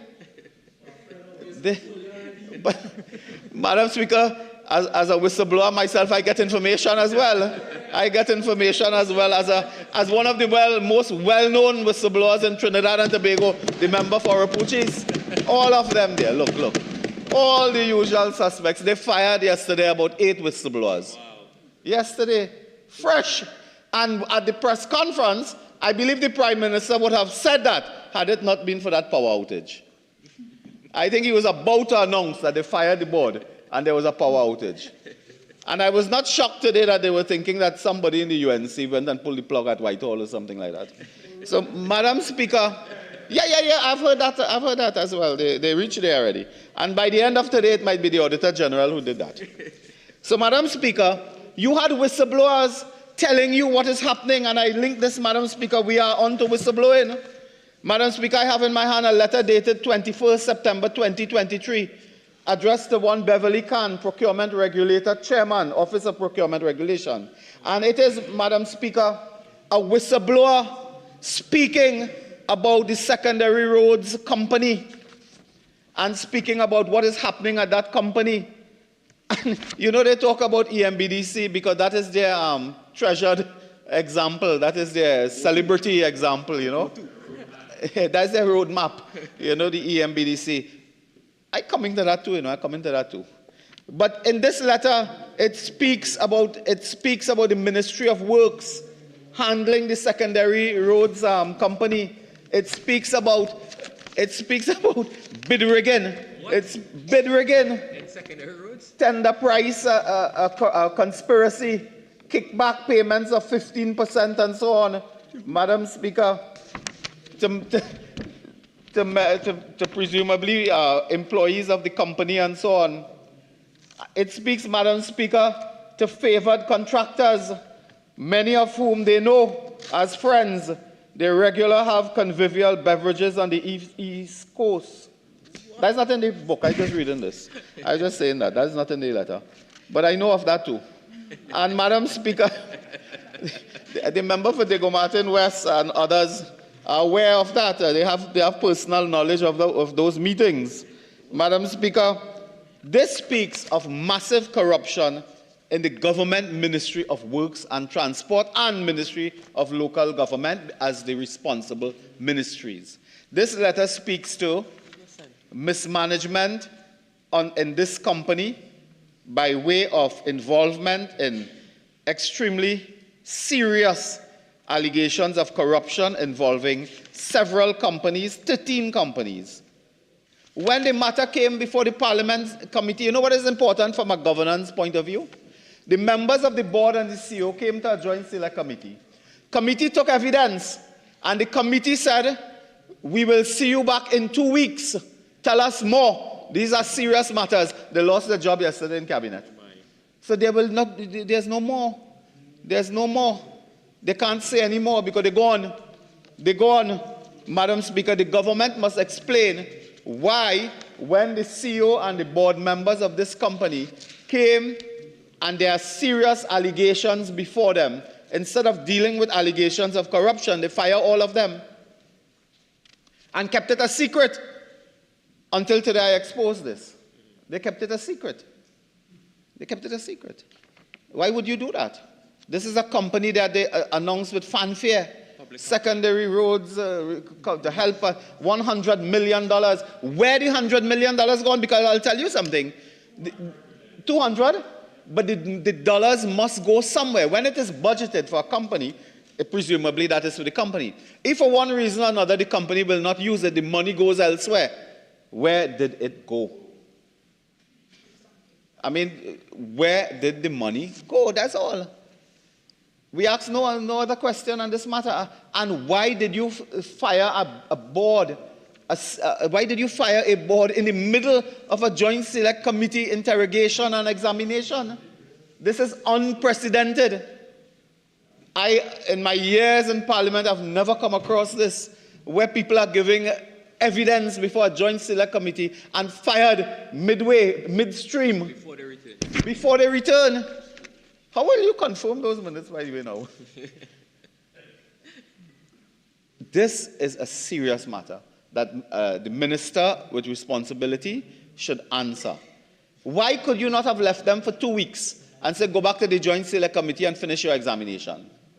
Do you think any member of that board fired yesterday would have confidence in the whistleblowing legislation? You think anybody has confidence in it? And this is what I come back to, confidence. Madam Speaker, this is a government where there's a complete lack of confidence in the government in handling matters like this. A former commissioner of police told us that he got money from the government, but only to investigate selected and identifiable members of the opposition. No more, no other person. That was the instruction. $45 million were gone. Gone. Because there were targets on the opposition bench, and that money was to be used only to go after targets. In fact, on the documents, that was members of the opposition actually were referred to as targets. That's the term used. Targets. And a government minister went to England, sat in a hotel lobby to discuss with the investigators what they had to come to Trinidad and Tobago to do and be paid by the TTPS. Shocking, huh? Shocking. Now, how do you build confidence in matters like this? How do you build the confidence? And when they get up to talk, they will talk about allegations against everyone, and on this side, who have allegations and who this and that. I want to tell you, Madam Speaker, I want to tell the Prime Minister and members of the government, if you ever see me around, right, and you see blue lights around me, it is in front, helping me with an escort, so it's not behind me. It's not behind me. Likely it will be in front of me. And when the police come by my house, they come to collect some help or something that they may need, some paper and ink and so on. That's why they come. In fact, I don't like police by my house at all. But when the police approach me, it's because they need help. Because the Minister of National Security, they believe, is incompetent and inefficient. When they meet us, they speak. They speak. Madam Speaker, I want to tell you something. Madam Speaker, I want to tell you something.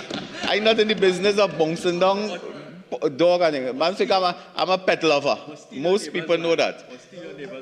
I'm a pet lover. So I come back to the point. This is the central point I'm making really here. Is that citizens don't have confidence when governments undertake witch hunts on political opponents, on trade union leaders, on civil society leaders. You don't build confidence. So when you bring legislation like this, people will actually laugh at you. They say, well, who are you trying to fool? Who are you trying to fool with legislation like whistleblowing? When you fire everybody, Madam Speaker, let me remind you, this is public record. When the government changed in 2015, I made certain comments about the conduct of CPEP because I was the minister with responsibility for CPEP, and I had information about the conduct of CPEP. You know what CPEP do? They sue me. First time in the history of this country, a state enterprise sue a member of parliament in defamation. I bad talk the whole company. Not the manager, not an officer. I was bad talking the entire company. Who did it? Madam Speaker, today, a minister of government, I think he's a prominent member of the party, the PNM, he's suing the Attorney General. He has no confidence in the Attorney General and the government. And they bring whistleblowing legislation. They are suing, and I think he also sued a whistleblower as well. That is what they are doing. So why are you, Madam Speaker, bringing this? All I ask the government is, listen, who are you really trying to fool?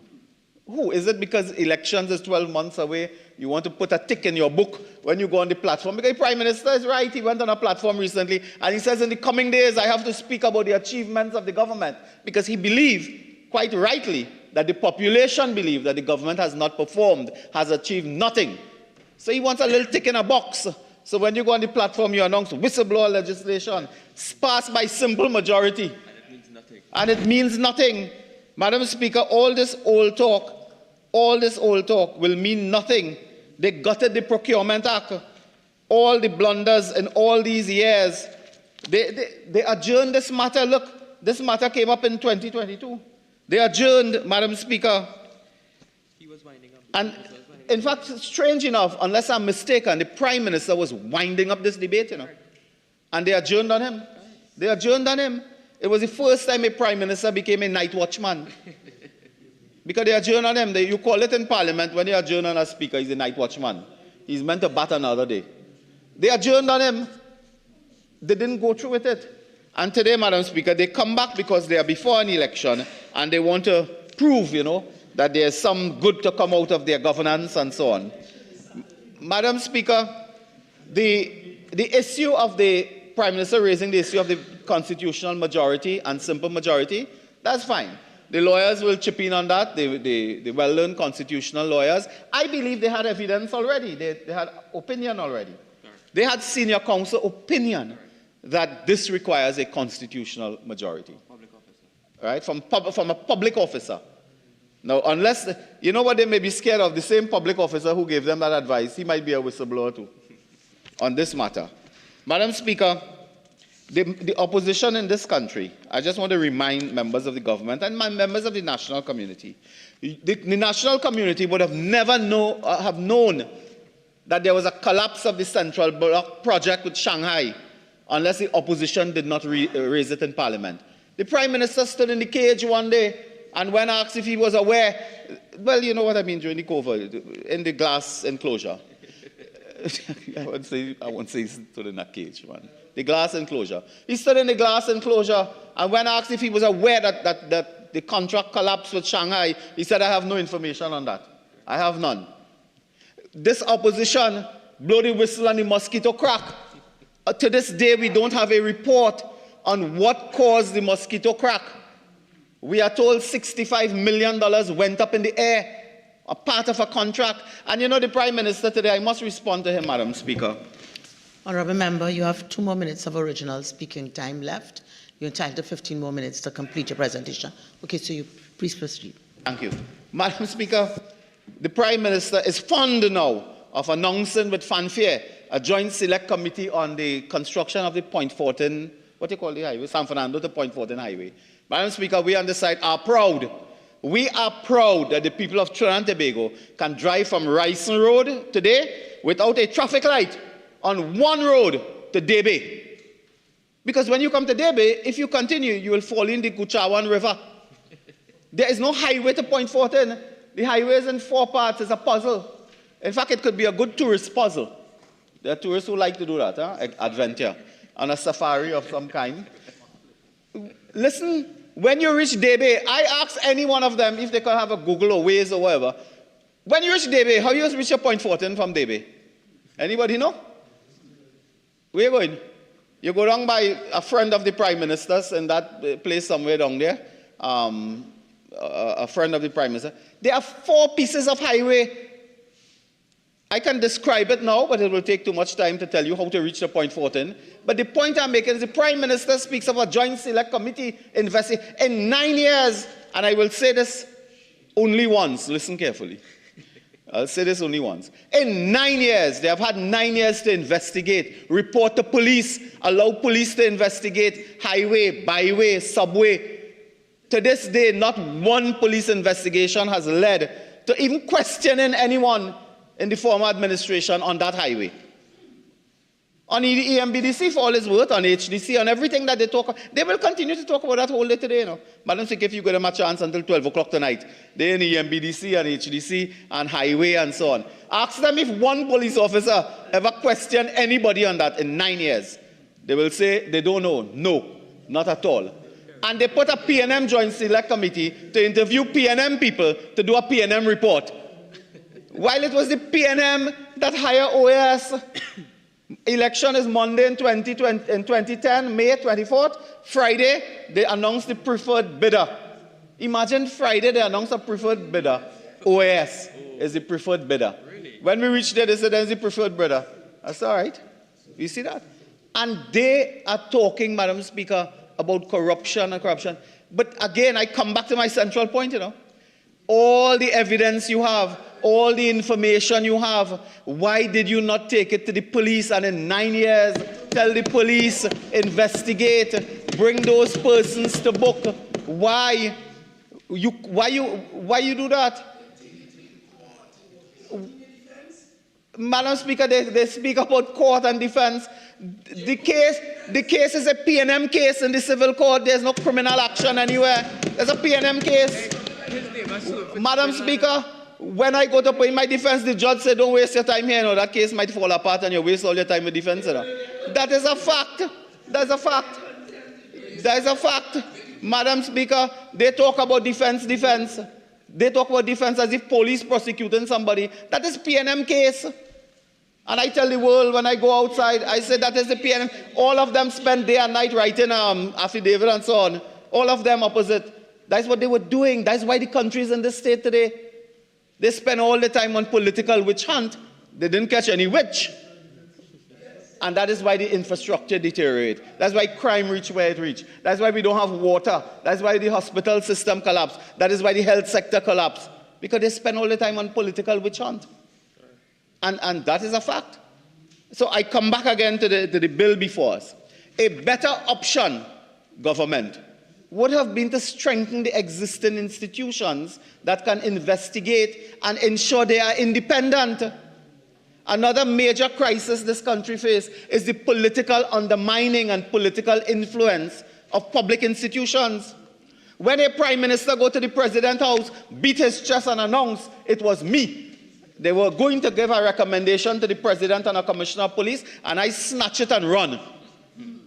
Could you imagine a prime minister announce that he snatch and run with a recommendation from the Police Service Commission to the president? Choke and rob.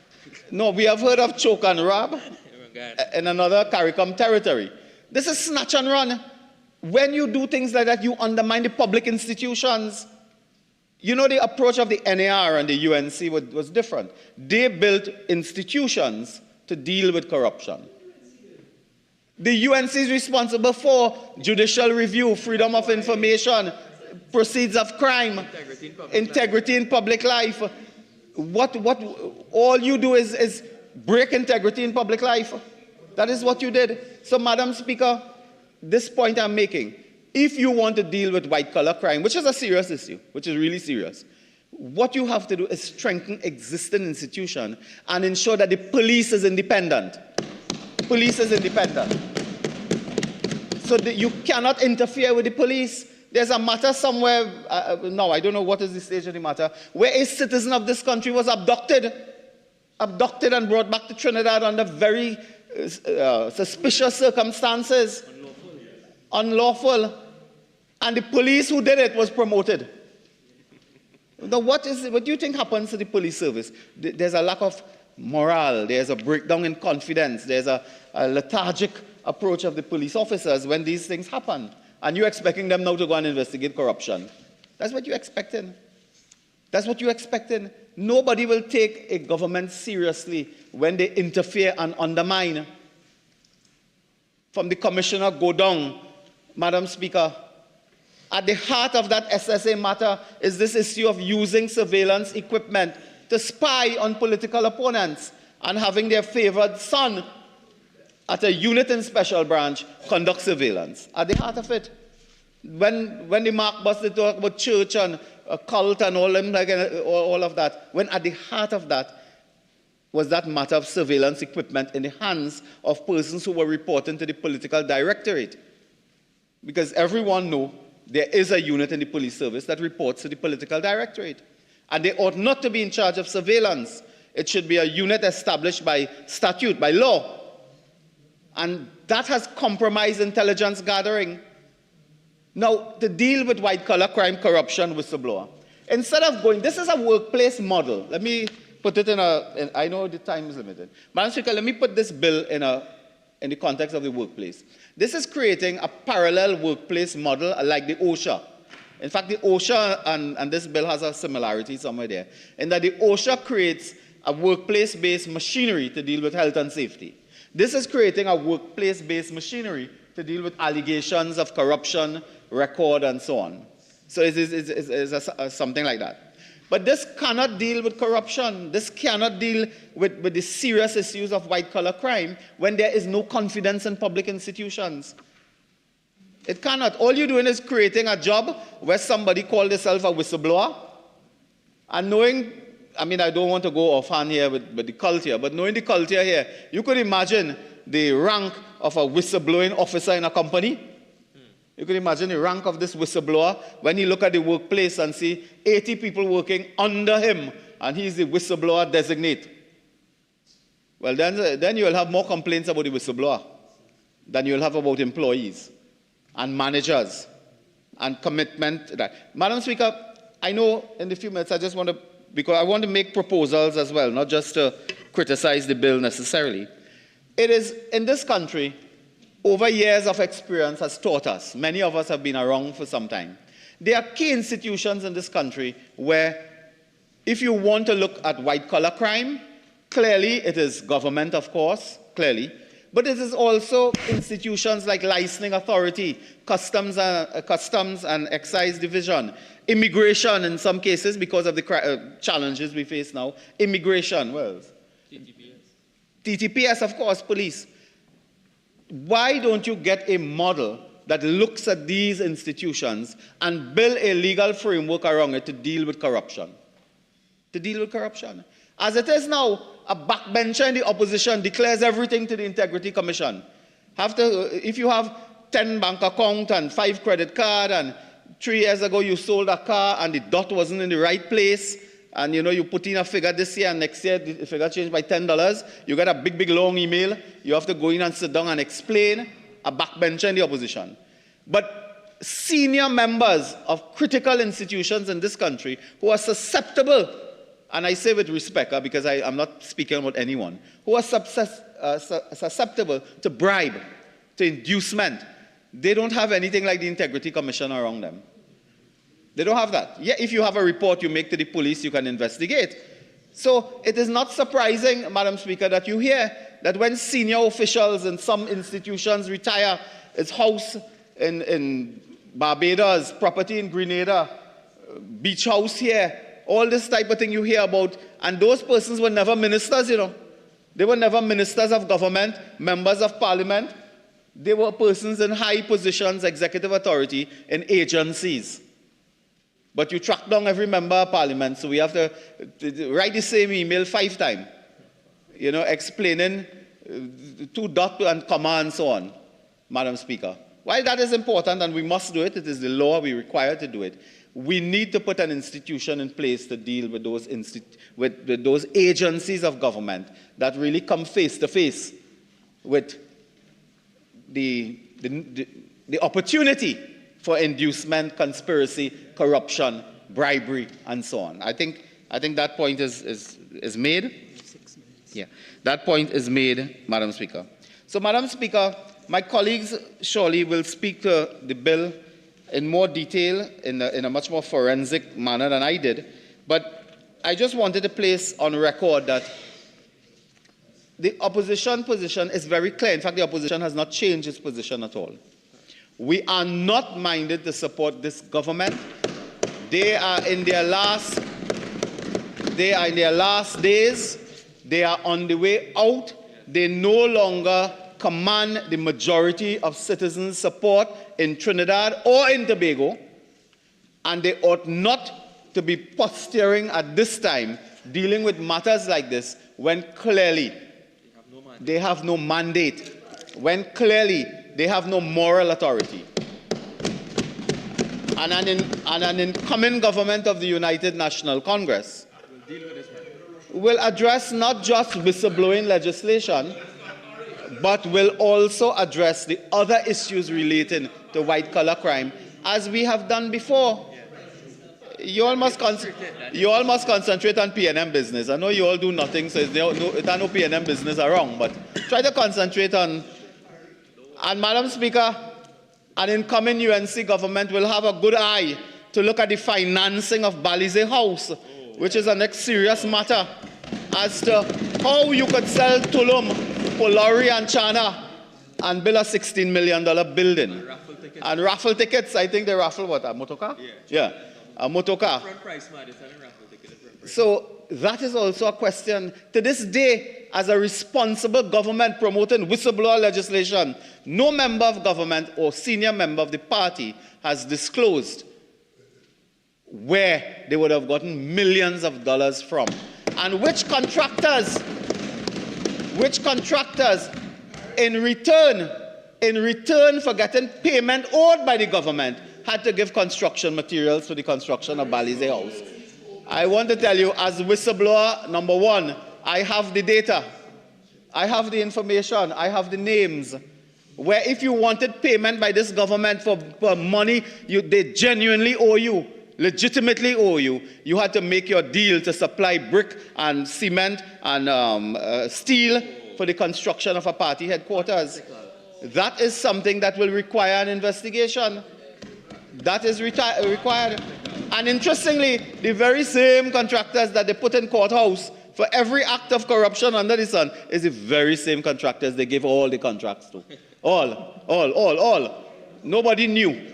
So if those people were so corrupt, why did you not blacklist them? Why did your cabinet not take a decision that, look, you are before the courts on very serious matters of corruption and you ought not to be given hundreds of millions of dollars in contract? So you see, they speak with the two sides of the mouth. They accuse everybody of corruption. Big contractors, corruption on this, corruption on that. And when they go behind closed doors, the same people you accuse, you give them the biggest contracts. The biggest. And then you get material for Balize House. This is what is happening. You know? So, Madam Speaker, they are aware that this will not help. Yes, you can put a structure in place and appoint people, call them whistleblower, one level, two level, the authority, the this, the that. In essence, this will not change. In fact, what they are doing, and I say it with love and admiration. I say it without meaning contempt. What they are doing is legislating Mako behavior.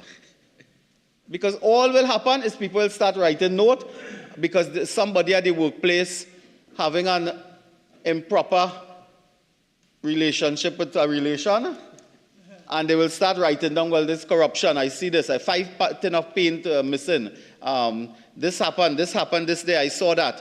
That is what will happen at this level, that they are trying at, because at a workplace level is not where the multi-$100 million corruption will take place. It will take place, Madam Speaker, at UDCOT. It will take place at the big items, the big ticket items. You remember Mr. Calder Hart, when asked if he knew a company that got a contract for $365 million under him, that company had an interest, I think, of his sister-in-law or brother-in-law. He's Sarabai. Where's Sarabai? He brother, it was two sisters, husband, something like that. And when asked if he knew about it, he said, no, I didn't know. He didn't know anything about a $365 million contract to Sarabai. You understand the point? And today, you are saying you're tackling corruption at the grassroots level and at the shop floor level, when it is the big organizations you have to put the spotlight on.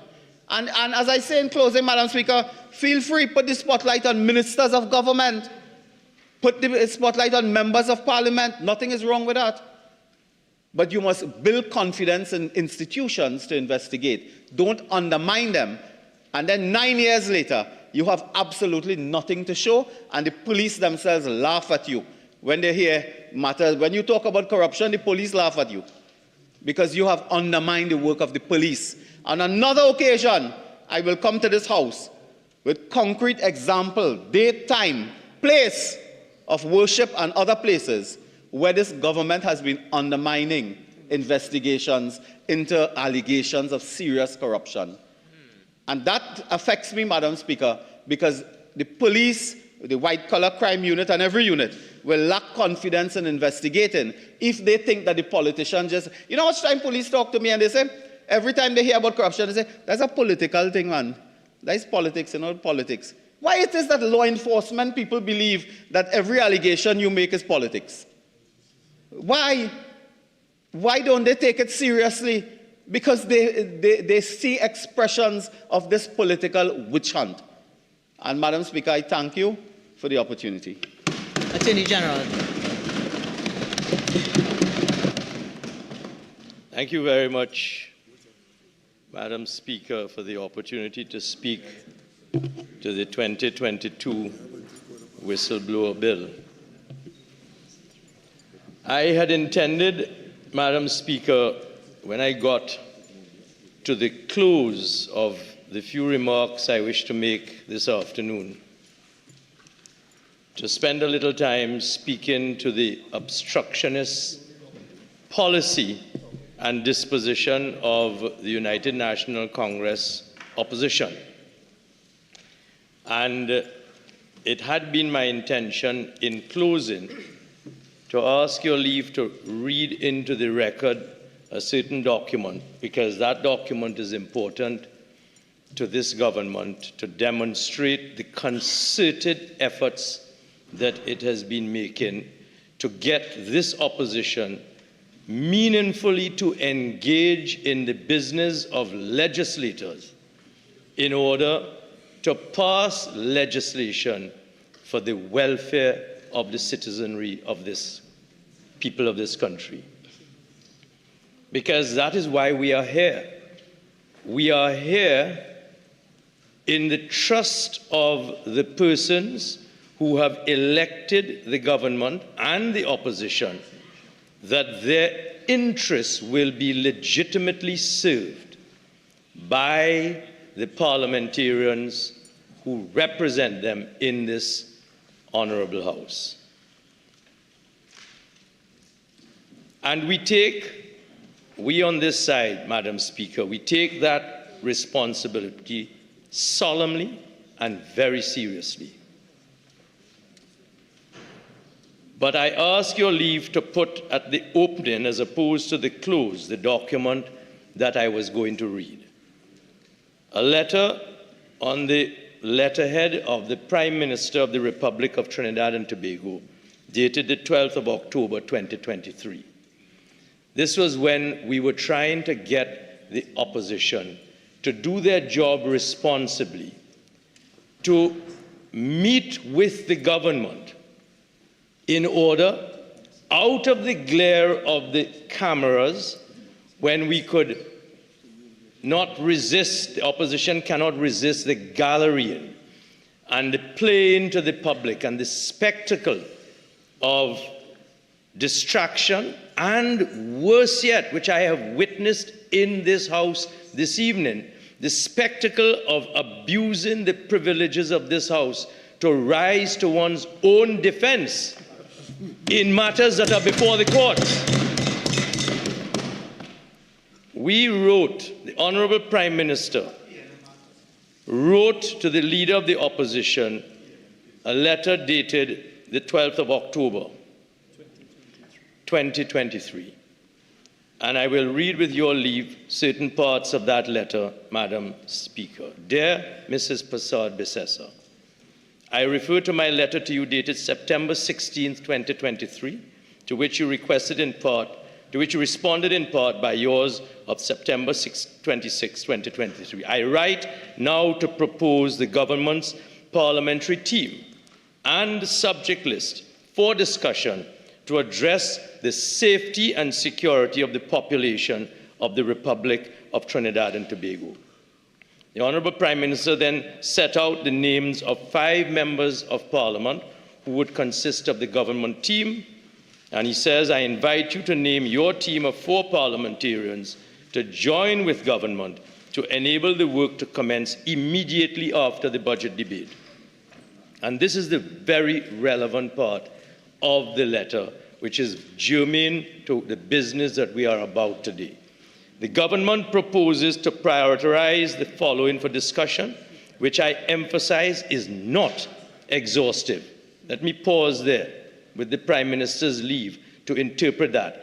Which I emphasize is not exhaustive. In other words, what I list next is not the complete list, because we will invite you to add, and we may have others to add as well. But we are inviting you to meet with us to discuss the following. 1, Firearms Control Bill 2023. 2, bail. 3, interception of communications. 4, anti-gang. 5, whistleblower protection. The very bill that we are discussing here today, and the Prime Minister continued down to Roman numeral 12. That many other matters. The government proposes that the team will have the option on a majority vote to co-opt the right of citizens by way of memoranda and/or consultation. I look forward to your timely response. Yours faithfully, Keith Christopher Rowley, PhD, MP.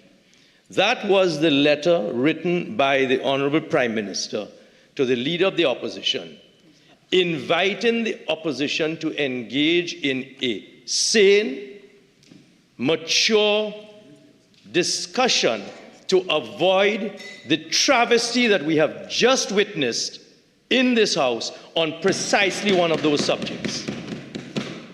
And why do I say travesty, which we have just witnessed? The Honourable Member for Oropouche East, who has taken his leave,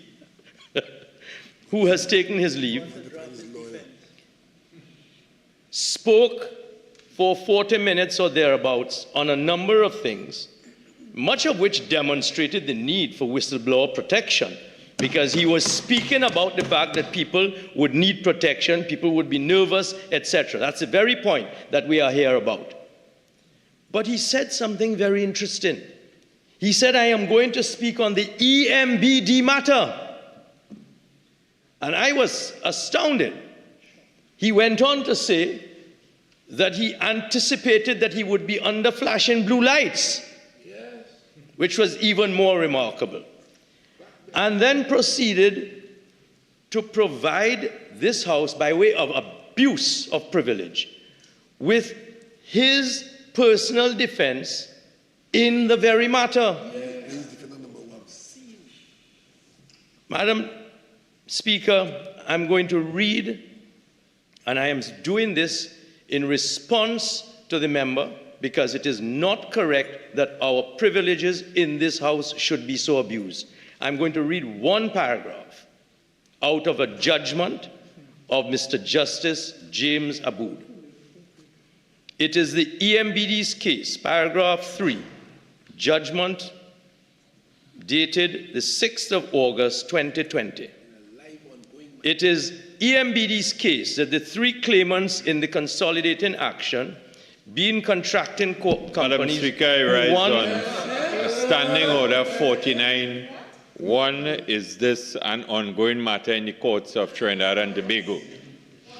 Are you asking or you're saying? I am seeking clarification. But if you're rising on that, are you saying it is? Madam Speaker, I rise on 49.1. So, Attorney General, you are aware if it is a matter that is subject. I am aware of what the member for Oropouche East spoke about, and I am replying to the member because I think it is right and correct that the proper context and the record should be accurately stated in this House, and not by way of an abuse of privilege, because the member spoke to the fact. Madam Speaker, I rise on 49 again. The Attorney General cannot determine an abuse of privileges in this House. That is your responsibility. All right, so, AG, again, if the matter is sub judice, you know the rule, okay? No one before mentioned that if the member is saying it is sub judice, then we guided by what Standing Order 49 says. Okay? Madam, I respond to the member through you and in relation to what you've just said to make 3 points. First, and I was very deliberate to identify the fact that the member for Oropouche East spoke to a matter, he raised it, and he's referred to the EMBD case. Secondly, there is no jury involved in this that could be influenced by anything that I am about to say. And thirdly, I think it is appropriate for this House as a matter of record to allow the record to be stated correctly so that what has been put on the record unanswered does not influence the listening public into thinking that the EMBD case is some PNM case. And I wish, therefore, to reply. I'm not going to comment other than to read one passage out of the judgment. Beyond that, I do not comment. I will cautiously listen and determine if you need to be stopped. Go ahead. Thank you very much, Madam Speaker. It is EMBD's case that the 3 claimants in the consolidated action, being contracting companies who won lucrative awards in the run-up to the 2015 general election, and all the defendants in the related action, 3 of whom are similarly circumstanced contracting companies, 1 of whom is a former Minister of Government, and 3 of whom are former senior officers of EMBD, are guilty of a number of very serious acts of dishonesty. EMBD intends to prove at the trial that these parties were knowingly involved in a number of tortious acts. I rise on Standing Order 49, 48, 6 and 48, 8, please, Madam Speaker. This is in relation to the conduct of a particular member that the Attorney General is referring to, and also this matter is sub judice. So, again, on the ruling with respect to sub judice, that point was raised just now. I'm saying I'm going to hear what the Attorney General says, not because the matter is in court means you can't refer to it, but it's whether it's going into any substance, whether it is before a jury, whether it can prejudice the outcome. I haven't heard anything as yet that offends that. And again, this is in response to something that was said, and you said the other thing is what, 48.6? Again, this is one imputing improper motives. I rule against that. Please continue. Madam, thank you very much, Madam Speaker. So if I were to continue reading where I was, EMBD intends to prove at the trial that these parties were knowingly involved in a number of tortious acts, including unlawful means conspiracy, bribery, and dishonest assistant. EMBD also claims relief in contract law, for example, declarations that the contracts are void for illegality. That is paragraph 2 of the judgment of Mr. Justice James Abood, dated the 6th of August 2020, and one of the named defendants in this matter is a gentleman, the first named defendant, Rudal Munilal. I say no more. I say no more, Madam Speaker, on that subject, other than to say that I was truly saddened by the fact that the member for Oropouche East used the opportunity of this debate on the whistleblower bill under parliamentary privilege to speak to a matter in which he is personally involved and thereby abuse the privileges of this House. Madam Speaker, this bill has been in different manifestations before this Parliament for some time. And I will speak in some detail to that in due course, but if I may be allowed to speak to the matter at hand.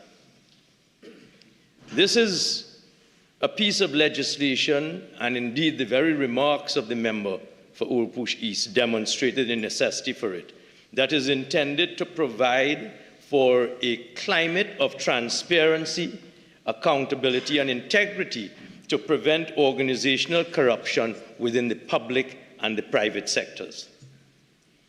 Madam Speaker, it is the government's intention through this piece of legislation, and that piece of legislation has been before this House for some time now, to provide a sound legislative framework to encourage the reporting of misconduct, fraud, and corruption. Well thought through legislation to protect the persons who make such reports so that they cannot be easily subject to acts of retaliation. The risk of corruption increases in this society exponentially, Madam Speaker, where reporting is not facilitated, not protected, and in the absence of legislative safeguards that can dissuade witnesses to corruption from stepping forward. Madam Speaker, relevant to the government's continuing drive to raise the bar of ethical conduct in the public and private sector of this country, only on Monday of this week, the Office of the Attorney General and Ministry of Legal Affairs, of which I am privileged to lead, in collaboration with the World Bank Group, co-hosted a pivotally important anti-money laundering, countering the financing of terrorism, national risk assessment workshop. And in delivering the opening remarks at that workshop, this is what I said, among other things. That was on Monday of this week. The challenges posed by money laundering and the financing of terrorism represent real threats to our national security, economic and financial stability, and maintaining the rule of law. As guardians of justice and the stewards of public trust, it is incumbent upon all of us to confront these threats with unwavering resolve and collective action to protect the financial system and the broader economy from the threats of illicit finance. Illicit finance fuels serious crime, including corruption and bribery, fraud and forgery, drug trafficking, human trafficking, tax evasion, and cybercrime, including online child sex exploitation, terrorism, and gang-related activity.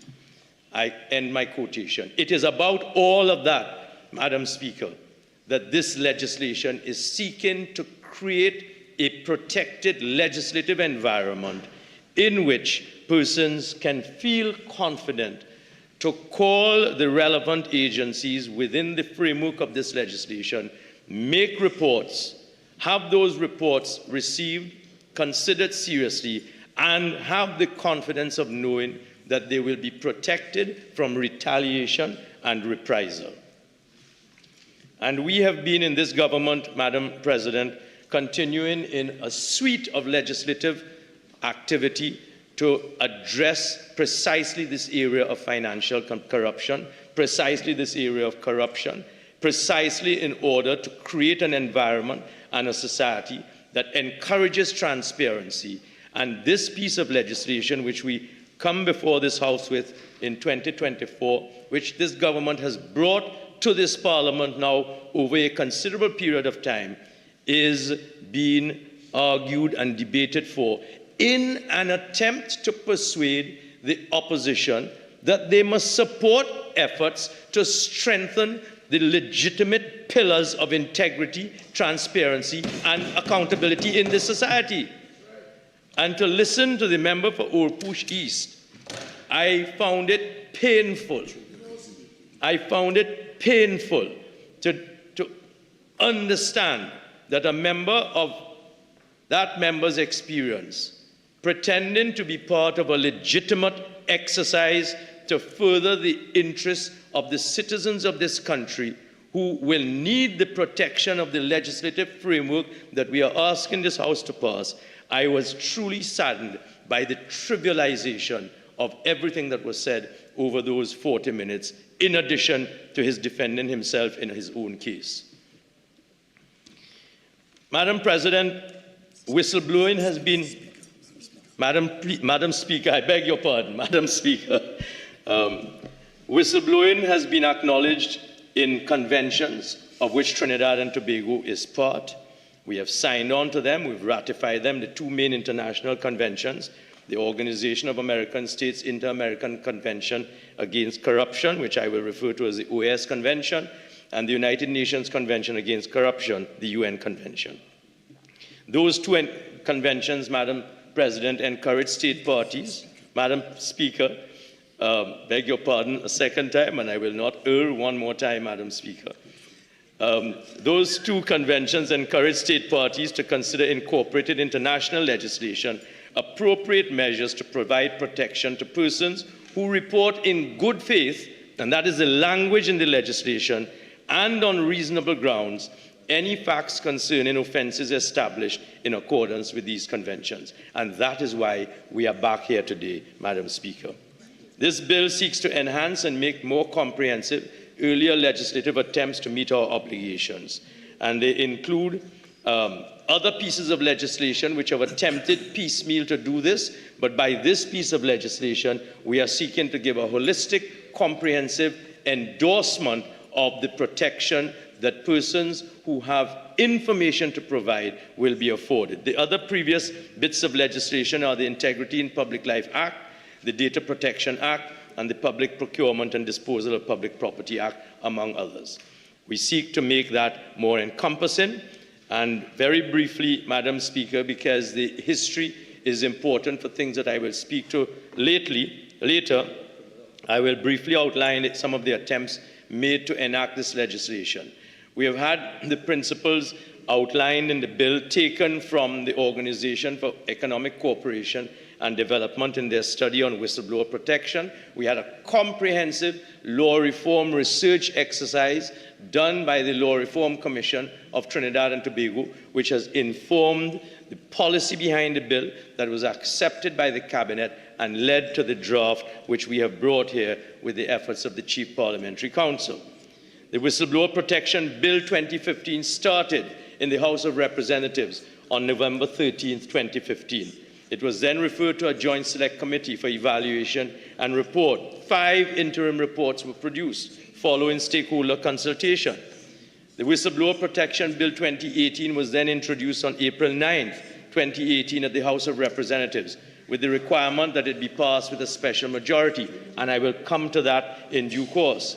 That bill was defeated on the 6th of May 2019, introduced again in 2019, this time as a Senate bill. However, that bill lapsed, and we've brought now the Whistleblower Protection Bill 2022, subsequently introduced in the House on the 14th of January 2022 by the operation of the standing orders. And this bill, like the others preceding it, Madam Speaker, aims to combat corruption and other wrongdoing by encouraging and facilitating disclosures of improper conduct in the public and private sector.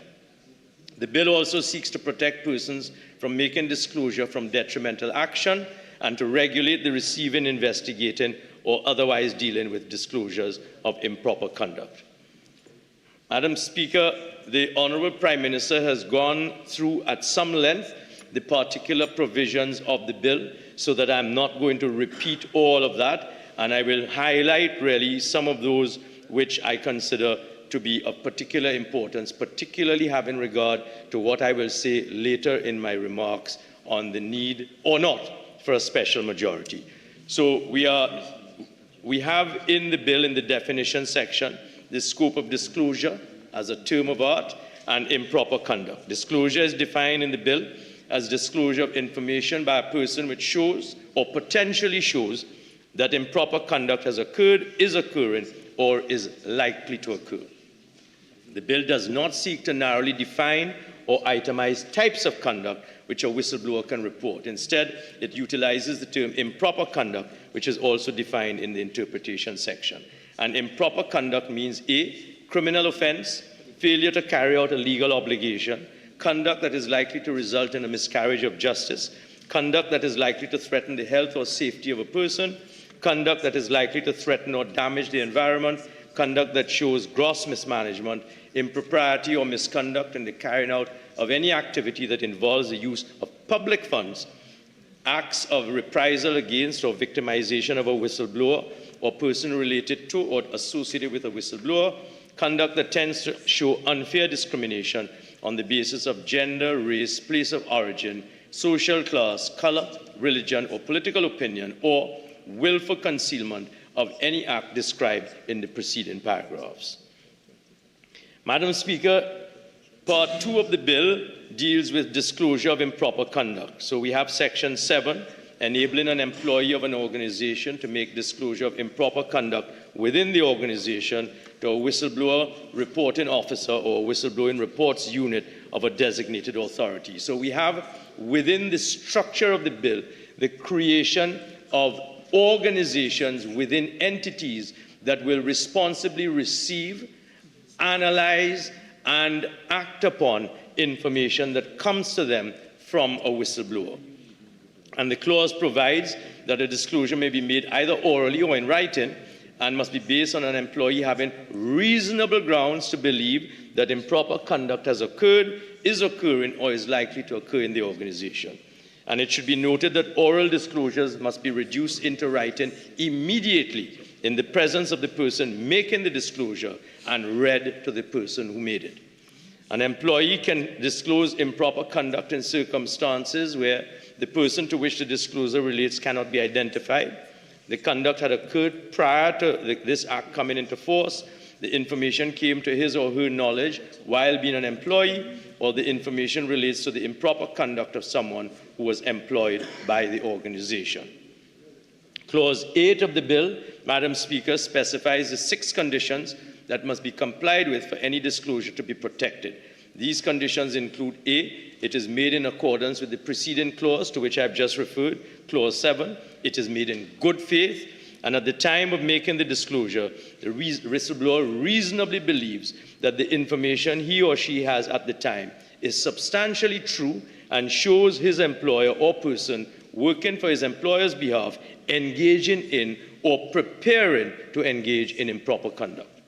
And a principal requirement in most whistleblower protection across the world, which we have adopted, accepted, and repeated in this bill, is that the disclosure must be made in good faith. And I emphasize that because there is a balance that the bill accepts must be applied, and which balance will be assessed by the reporting units and the reporting officers to whom this information is being disclosed in order that it can then be acted on. In other words, it is intended to prevent the airing of vexatious, harassing, or frivolous disclosures. I emphasize that because I will come later on to talk to 2 terms of art: legitimate aim and proportionality. And those 2 terms of art have to do with a June 2022 decision of the Privy Council, which is very relevant to the question that will have to be determined by this House on submissions that will be made in due course as to whether this bill requires a 3/5 majority or a simple majority. Madam Speaker, moving on, and I'm not going to, as I said, deal with all of the clauses. Clause 11 mandates employers to appoint whistleblowing reporting officers to receive and process internal disclosures of improper conduct within a company or organization. And whistleblowing reporting officers would also determine whether an internal disclosure should be referred to a designated authority or through its whistleblowing reports unit for further investigation. So again, we strike the responsible role of the responsible officers conducting a proper sifting and balancing exercise of that which comes to them from whistleblowers. Clause 12, it is imperative that the implementation of whistleblower protection legislation is supported by awareness-raising, communication, training, and periodic evaluation of the effectiveness of the framework of protection. So the bill is ensuring that those persons and organizations involved in the exercise of enabling and protecting whistleblowers get continuous training in order that they can continue to function rationally, responsibly, and according to law. And Clause 12 requires an employer to establish and publish operational internal procedures for dealing with disclosures. And these internal disclosures procedures must identify the whistleblowing reporting officer. Clause 13 provides for that whistleblowing reporting officer within 30 days after receiving an internal disclosure to notify the whistleblower of the status of the disclosure. Clause 14 provides for the setting up of a whistleblowing reports unit in designated authorities. Clause 16 provides that where a whistleblowing reporting unit to whom a disclosure is made considers that the disclosure can be better processed by another whistleblowing reports unit, that disclosure can be referred to that other unit. Clauses 18 and 19 provide for the protection of whistleblowers, Madam Speaker. And this is important in the context of the very trivial remarks made by the member for Urupush East, in which he sought to dismiss the quality of this draft legislation here before this Parliament by way of a bill in order to give protection to persons who, with some trepidation, undertake the revealing of information that has come to their knowledge which troubles them as offending the law or in anticipation of an offense being committed. So Clause 18 of the bill safeguards a whistleblower from any detrimental action after making a protected disclosure, despite the existence of any prohibition or restriction on the disclosure of information under any written or rule of law, contract, oath, or practice. And following from that, Clause 19 grants to that whistleblower who has made a protected disclosure immunity from all criminal, civil, and disciplinary proceedings. And this immunity shall not be prejudiced where, in good faith, the whistleblower was mistaken about the importance of the disclosure, the perceived threat to the public interest has not materialized, or the whistleblower has not respected the procedural requirements of the Act or its regulations. Clause 20, whilst immunity is provided for in Clause 19, by Clause 20, however, a whistleblower who is himself or herself the perpetrator or accomplice to the improper conduct to which she or he is disclosing information shall have criminal proceedings. Attorney General, your original speaking time is now spent. You're entitled to 15 more minutes to complete your winding up, if you so wish. Yes, you may. Please proceed. I would appreciate those further minutes. Thank you very much, Madam Speaker. And the court, in considering mitigating factors, shall consider the disclosure and its value to the investigation. The whistleblower can be subject to civil or criminal proceedings for conduct not related to the protected disclosure. In civil proceedings, the whistleblower who has acted as a perpetrator or accomplice to improper conduct and has been found liable for his conduct shall pay only part of the damage caused by him. And a whistleblower who is a perpetrator or accomplice and is employed by a public body should not be dismissed and should have his punishment mitigated following disciplinary proceedings. So different layers of protection are being provided for by this piece of legislation, anticipating the legitimate fear and trepidation of someone who finds themselves privy to information which they recognize either amounts to or has the potential to amount to the potential of something awry taking place, an offense being committed, and fears reprisal if they were to disclose that information to hold the person or the body to account. This legislation seeks to give them multi-layered areas of protection. And I could continue in much detail. There are offenses found in Part 4 of the bill. Clause 23 lists 5 offenses, Madam Speaker. Under Clause 24, the offense of disclosing the identity and statement or information of a whistleblower by a whistleblower officer or unit carries a penalty on summary conviction of a fine of $600,000 and imprisonment for 2 years. And there are other fines. Under Clause 25, the offense of obstructing a whistleblowing reporting officer carrying a penalty of $15,000 and imprisonment for 2 years. Let me turn, Madam Speaker, to the special majority requirement. This bill was introduced in January 2022, before the decision of Dominic Suraj, and states itself as requiring a special 3/5 majority because, and I'm quoting from the bill abrogates or authorizes the abrogation of the right of the individual to respect for his private and family life, inasmuch as the bill allows for A, the otherwise unlawful acquisition of personal or confidential information, etc., B, the disclosure of such information to whistleblowing, reporting officers, etc., C, the collection, processing, and sharing of such information, and D, the immunity of a person who unlawfully acquires personal or confidential information. Madam Speaker, the decision in Dominic Suraj refers to and relies on the earlier Surratt decision and poses 2 questions by which this bill would have to be examined. Does the limitation, such as it is on the fundamental right, pursue a legitimate aim? And secondly, is that limitation proportionate to that aim? And when we look across the globe at all of the material that has been produced on the need for whistleblowing protection, we are confident, and it is my intention to so advise, that there is a legitimate aim of this legislation to protect the body, the fabric of our society from the scourge of corruption that has been the subject of corruption indices for Trinidad and Tobago and other countries that rank this country at a relatively high level of corruption.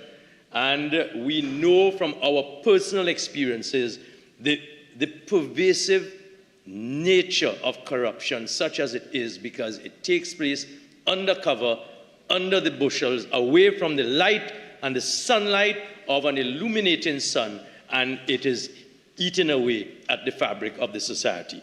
So it will be my intention to advise the government, which I am proud and privileged to be part of, that this bill carries with it a sound, legitimate aim. And then, is that limitation proportionate to that aim?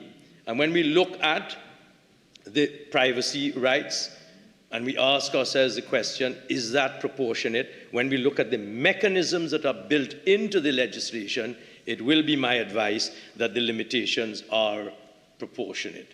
And may I just say this, Madam Speaker, to read briefly a passage from the judgment of the Suraj decision, the $14.6 million judgment, which came after 51 attempts by the United National Congress to stop this government from keeping the citizens of this country safe during the pandemic. Paragraph 68 of the judgment says, a very large part of ordinary legislation passed by Parliament for good reasons of the public interest must inevitably interfere with or operate as restrictions on those rights. In the board's view, it is not plausible to suppose that the framers of the 1962 Constitution and the current Constitution intended to disable Parliament from taking ordinary legislative action in the public interest. The natural solution to accommodate the inevitable friction which always exists between individual fundamental rights and democratic decision-making in a constitutional liberal democracy like Trinidad and Tobago is that conventionally adopted so often in such states, namely to require that interference with such rights should be permitted in the public interest, but only if the interference is proportionate to a legitimate aim. And it is my confident advice, Madam President, Madam Speaker, I beg your pardon, that we will be able to pass that test. And it would be a disservice on my part if I did not also acknowledge the judgment which was approved by Suraj of Mr. Justice of Appeal Beru in the case of Francis and the Attorney General on the same subject, when he says, it is long, Justice of Appeal Beru, paragraph 205 in that judgment, it is long accepted that because of the competing interests of a democracy, the rights conferred under sections 4 and 5 of the Constitution are not absolute, and to the extent that they existed prior to the Independence Constitution of 1962, never were. They must, for the most part, yield to the public interest. The public interest, I pause there to interpolate, of keeping this society safe from the ravages of undisclosed corruption, given to the members of the public the protection of the legislation so that they may disclose corruption which comes to them in the normal course of their lives from day to day. Continuing Justice Beru. Thus, not every limitation on a fundamental right by the legislature or the executive will necessarily amount to an infringement for the purposes of Section 14(1) of the Constitution. Consequently, it is not every restriction of a fundamental right which may require a Section 13 majority. There are other cases, Madam President, Madam Speaker, but I am not going to belabor the point. And we will, of course, look at the statistics that demonstrate the legitimacy of the aim and the proportionality of the exercise that is being undertaken by this government as it comes to this honorable House to ask that this House pass this legislation in due course by a simple majority on the advice that I intend to give in due course. And with those few words, Madam Speaker, thank you very much. Member for Barataria-Sanwa. Thank you. Thank you very much. Thank you very much, Madam Speaker. Madam Speaker, I am happy to join this debate, I would say for the second time, because previously I contributed on this exact same bill in 2022. And Madam Speaker, I was tempted, like my colleague for Orpuch East, to just circulate my Hansard and write it. But we are in this place because we are 2 years after this bill has been debated. And if the government was really serious about passing this legislation, Madam Speaker, they would have made a more genuine attempt towards the passage of this legislation. And I make the point because there is now some level of urgency 2 years later. This bill was almost on the verge of taking a vote. The Prime Minister was on his legs winding up the debate. All that was left was for this bill to be committed to the Committee of the Whole and whatever amendments, and then a vote would have been taken by the members of this House. But the government has constantly used this particular bill as a political football. And this has been happening since they have taken the reins of government in 2015. The first form or version of this bill came in 2015, which was committed to a Joint Select Committee, and the Prime Minister made reference to that Joint Select Committee. And what the Prime Minister did not tell us, Madam Speaker, is that that Joint Select Committee never reported. In fact, there is no final report of that Joint Select Committee. The bill was taken out of that Joint Select Committee prematurely. The last report of that Joint Select Committee was a 5th interim report, which asked for additional time to consider the bill, because that committee did not yet properly consider and approve any whistleblowing legislation. And then the other version of the bill came in 2018, and I have the 5th interim report with me, and that report was signed by the chairman at the time, the member for San Fernando West. And the recommendations of that last report of the committee was that your committee therefore humbly requests an extension to submit its final and comprehensive report to the Parliament by September 22, 2016, respectfully submitted, signed Faris Al-Rawi, MP Chairman. So that Joint Select Committee never completed its work. The bill was taken out. It was a simple majority legislation, Madam Speaker, at the time. Then, during the deliberations of that committee, it was recommended by the members of the committee, and also a legal opinion was requested from the CPC, the Chief Parliamentary Counsel, to give an advice or an opinion on that particular piece of legislation. And the advice that was given to the government, Madam Speaker, was that this bill required a special majority. And the special majority requirement was in clear terms indicated in that particular legal opinion. And in that legal opinion, the CPC is also confirming that even if the legislation is passed with a special majority, it can still be struck down by the court. Now, the Attorney General gave the example, or he applied the jurisprudence of the Privy Council in the Suraj case. But Suraj is not new law. In fact, Suraj would have upheld the case of Surat. It just, at that decision, indicated that the Surat decision was a correct decision. It's nothing new. Legitimate aim and proportionality was always the law, even at the time of the earlier version of this particular legislation. So there's absolutely no change in the law with respect to the legislative aim and the proportionality requirements in this law. So even if the government gets a special majority, because the bill already clearly defines and declares that it is inconsistent with Section 4 and 5 of the Constitution, even if they get that, Madam Speaker, they have to cross the Section 13 threshold, which is the proportionality. So if the government passes the bill, it still can be struck down, notwithstanding it has the required 3/5 majority. And the CPC says that in his legal opinion. I'm going to read at page 5. The bill, therefore, needs to be passed with a special majority in accordance with Section 13(2) of the Constitution. It is arguable, however, that even if the bill is passed with such a special majority, it may still be unconstitutional under Section 13(1) of the Constitution on the grounds that it is not reasonably justifiable in a society that has proper respect for the rights and freedoms of the individual.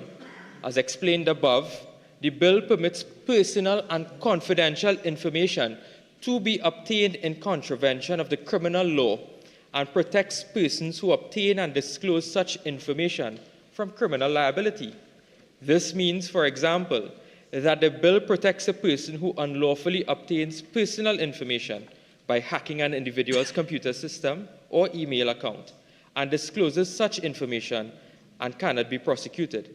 It is questionable whether such disrespect for the private and family life of the individual, which tolerates the commission of the criminal offense, is proportionate to the desirability in the public interest of combating corruption and other wrongdoings, and is therefore reasonably justifiable in a society that has proper respect for the rights and freedoms of the individual.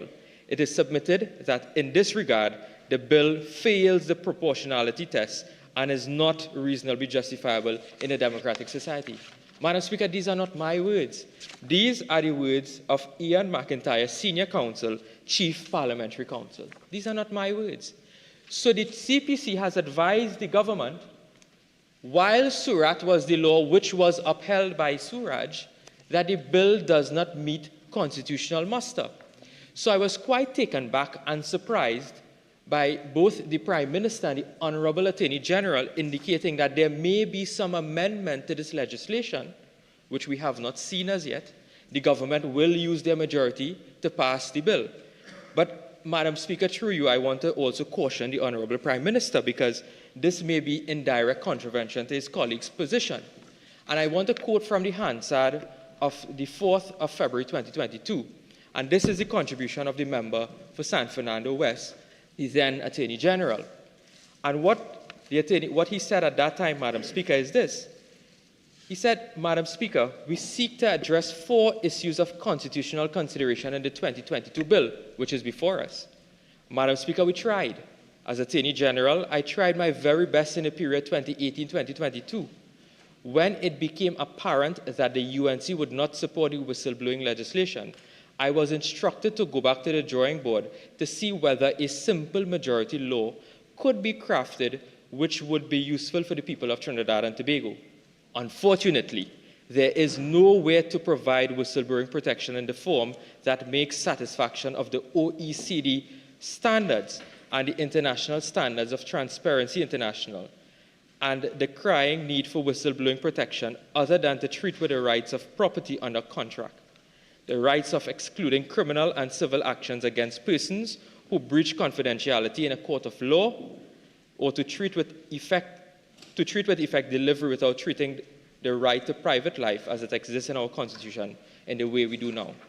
So, in 2022, one Attorney General has advised the government that they require a special majority, based on the advice that then Attorney General would have gotten from the CPC. Fast forward to 2024, the new Attorney General is telling the government now that you don't need a special majority, and there has been no fundamental shift or change in the law. The law remains the same from the period 2022 to 2024. As I said, Surat was still proper and good law, as indicated to us through the Privy Council, which is our apex court, the highest court of Trinidad and Tobago.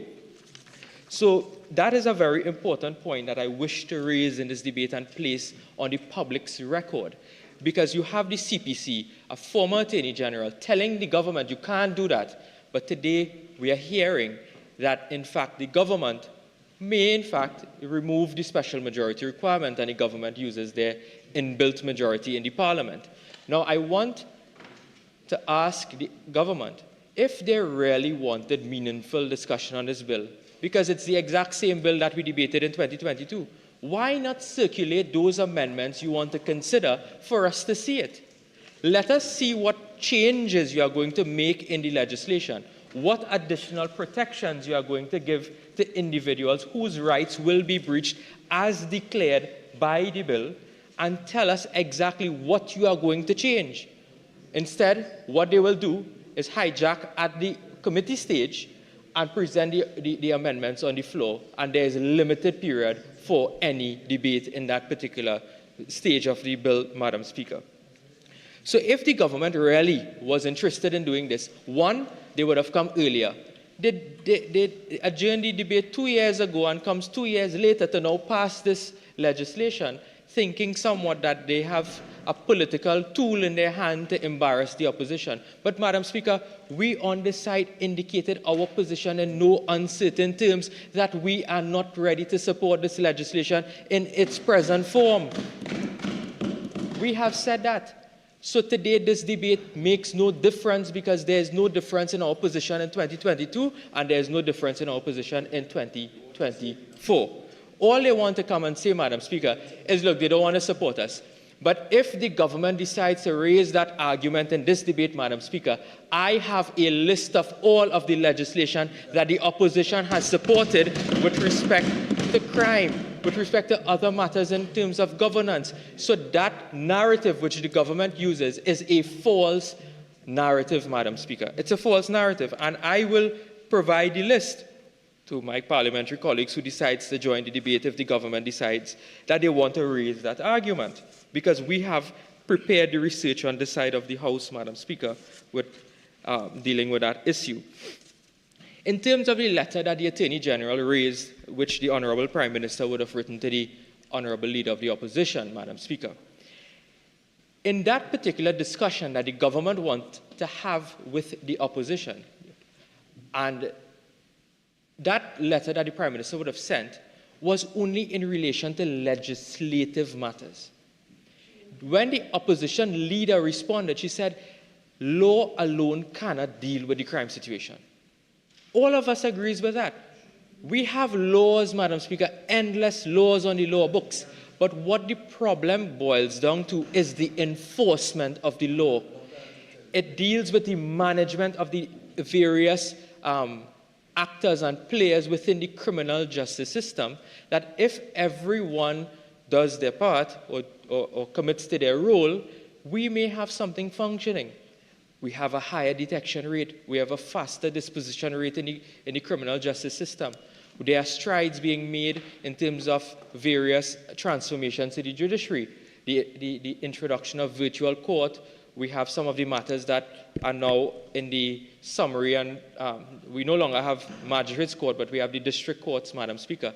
Those are some attempts, but we are on this side saying that this particular piece of legislation is not going to deal with that, because inbuilt within this law is a procedure where someone has to go to the court if they believe that they are wronged by a whistleblower, and they may have to go through 2 to 3 years of a civil trial before they get some level of justice compensation, Madam Speaker.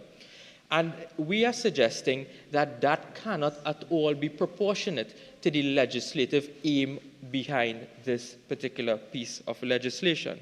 So I want to just correct that part of the record. The opposition leader said that laws alone cannot fix the crime situation. You need a full discussion on almost every single sector, such as education, social services, community development, culture. So it is not only law, Madam Speaker.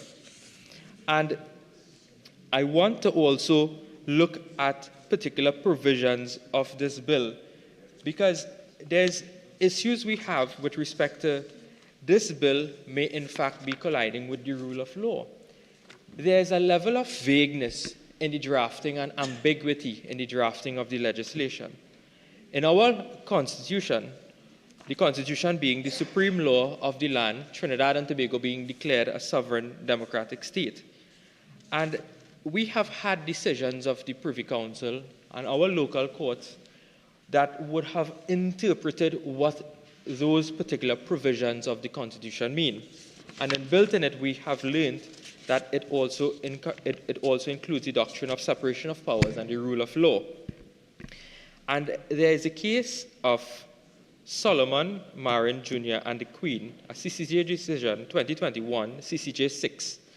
And it held that the court should always endeavor to place a premium on affording citizens full and effective access to the courts for the purposes of vindicating contraventions of their fundamental rights, and to do generously and may be legitimately permissible under the Constitution and the law. So, in this legislation, Madam Speaker, there are provisions which grant a whistleblower various immunities. And when you look at the clauses that grant immunity, it deals with Clause 19 of the bill. And Clause 19 of the bill says that if a notwithstanding any law but subject to subsection 21, a whistleblower who makes a protected disclosure is not liable to any criminal, civil, or disciplinary proceedings for having made such a disclosure. Simply means that this person, if acted in good faith or what he believes to be good faith, it will effectively deny a person access to court because this person has been granted an immunity for someone he may have given information upon.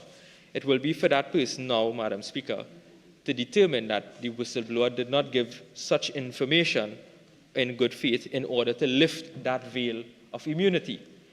So we are suggesting on this side, Madam Speaker, that that particular issue with respect to the hindrance and the access to court is a fundamental right which is being breached by this particular piece of legislation and directly collides with the doctrine of the rule of law.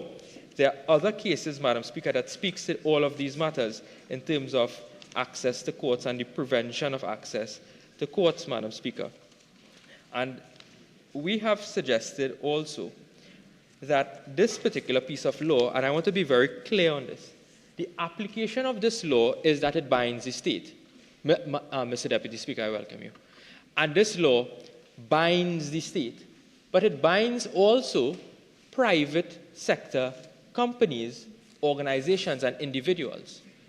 So how the law works, Madam Speaker, is this, that a company, the state, is now required to set up or appoint a whistleblowing officer or whistleblowing unit. And within the legislation, Mr. Deputy Speaker, they're included in the schedule are designated entities that are deemed to be whistleblowing entities or units. So the legislation purports to give protection to a whistleblower who gives information in good faith. Okay, all is well and fine with that. Now, the person who they're giving the information to, what is the qualification of that person? Who appoints that person? When that person can be removed? So the boss man who hires the whistleblowing officer now is the victim or the subject of information being provided. So the whistleblower provides information about the boss man who appoints the whistleblowing officer. What do you think is going to happen there, Mr. Deputy Speaker? They will have to go for what, an external disclosure, because an internal disclosure may not be effective. So we have issues with respect to all of these matters in relation to qualifications, appointments of the whistleblowing officers and the whistleblowing units. And those are matters that are very important in terms of the legislation when you look at it on the whole, because those offices hold very important value and important duties and responsibilities within the proposed legislation that is before us. Because not only do they have to maintain the records of the information, but they are also charged with powers of investigation. They are also charged with powers to ensure that they are keeping proper and accurate records of the information, because a person, according to the proposed legislation, can provide information in writing, and if they decide to provide the information orally, they will be required to take down the information in writing and have it certified. And that particular part of the law, we have to look at in more and greater detail in terms of the recording. But more importantly, is that that person now has to keep confidential the identity of the whistleblower. The Prime Minister emphasized on that point in terms of the confidentiality and the identity of the whistleblower. This legislation is being proposed in an environment where we have a Data Protection Act that is still not yet proclaimed fully. We don't have the information officer appointed, the information commissioner, appointed. So you're asking persons to give information, serious information about corruption and wrongdoing, but you don't have data protection laws that are enforced in order to protect the storage and the transmission of that information. And I think it is very important that that particular piece of law work hand in hand with any single version of whistleblowing legislation. Because you have, in these times that we live in, you must afford protection to these persons. They are blowing whistles on corruption. And I would imagine it's persons who are in high office, persons who have some level of power, persons who have some level of influence. So yes, we understand that those persons must be protected, but we are on this side proposing that this bill and submitting that this bill does not offer the protection for those persons who have deemed it fit to come forward and make disclosures with respect to wrongdoing. Mr. Deputy Speaker, I want to move on with some other points in terms of the retroactivity section of the law. When you look at clause 5 of the bill, and this can be found at page 6. At clause 5 of the bill, I want to read clause 5 into the record. It says that this act applies to any disclosure made after the coming into force of this act, irrespective of whether or not the conduct or the improper conduct to which the disclosure relates occurred before or after the coming into force of this act. Now, when legislation is passed, there's a presumption that you go forward, you don't go backward. With respect to clause 5 of the bill, this is allowing disclosure of information before the coming into force of this act. The act has a proclamation clause, so it will take effect whenever it is proclaimed. So a person can give information and be protected for blowing a whistle on respect to matters that are before. That also can affect the legitimacy and the constitutionality of that particular piece of this piece of legislation, Mr. Deputy Speaker, with the issue of retroactivity of the law. I want to go on to another issue which I touched on briefly, which is respect to the separation of powers. And my colleague, whoever decides to stand up after I conclude my presentation, I want to, in particular, bring your attention to clause 20 and 22 of the bill. Clause 20 and 22 of the bill, I'll start with clause 22. While clause 22 determines or is drafted in such a manner to allow a person some relief before the High Court, it seems as though that the legislature, in the manner in which it is drafted, is giving the High Court an instruction or a direction on how it should consider or rule on a particular matter. Now, the courts of law in Trinidad and Tobago, and this is settled law also coming out from Hines against the Queen, that Privy Council decision that talks about the doctrine of separation of powers, that every person basically must stay in their lane. The legislature legislates, the courts, the judiciary, is responsible for the interpretation of the law, and the executive is responsible for the administration of the affairs of the people in accordance with the Constitution. So each various arm of the government has its own role, and they must be kept separately in terms of the separation of powers. But it seems as though that this is giving somewhat of a direction or an instruction to the High Court, and this might be an offending provision. Also, there's another matter which deals with the sentencing of a person with respect to whistleblowing. And if the person is an accomplice, the legislation is now directing the court of mitigating circumstances it should consider. Now, sentencing is something that is treasured, and that is a function of the courts and the judiciary. So the legislature ought not to be telling the courts what to do or what to consider with respect to sentencing. Just like bail is a judicial function. Sentencing is also a judicial function. All this Parliament could set is a maximum sentence with respect to various offences. And this is what it says. In any criminal proceedings instituted against a whistleblower, based on the fact that the whistleblower was the perpetrator of or an accomplice in the improper conduct disclosed by the whistleblower, the court shall, in giving its judgment or decision, take into due account A, the fact that the disclosure was made by the whistleblower, and B, whether the whistleblower has assisted the police to apprehend any other person involved in the commission of an offence.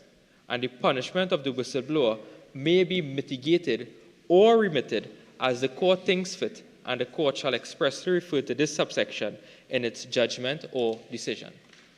So basically, the legislature is directing the court on matters of mitigation and sentencing. It's actually telling the court that you must refer to this decision, this section, this subsection, whenever you're giving a judgment or a decision on the matter. So I welcome and I hope to hear the views of my colleagues with respect to that particular provision at clause 20, because I know the government said that they're going to amend the legislation. So that is something we could probably look at in terms of further amendments. Also, I just want to touch back on the issue of the application of the law. The application of the law is in such a way that it is not only for those persons who are paid by a private company.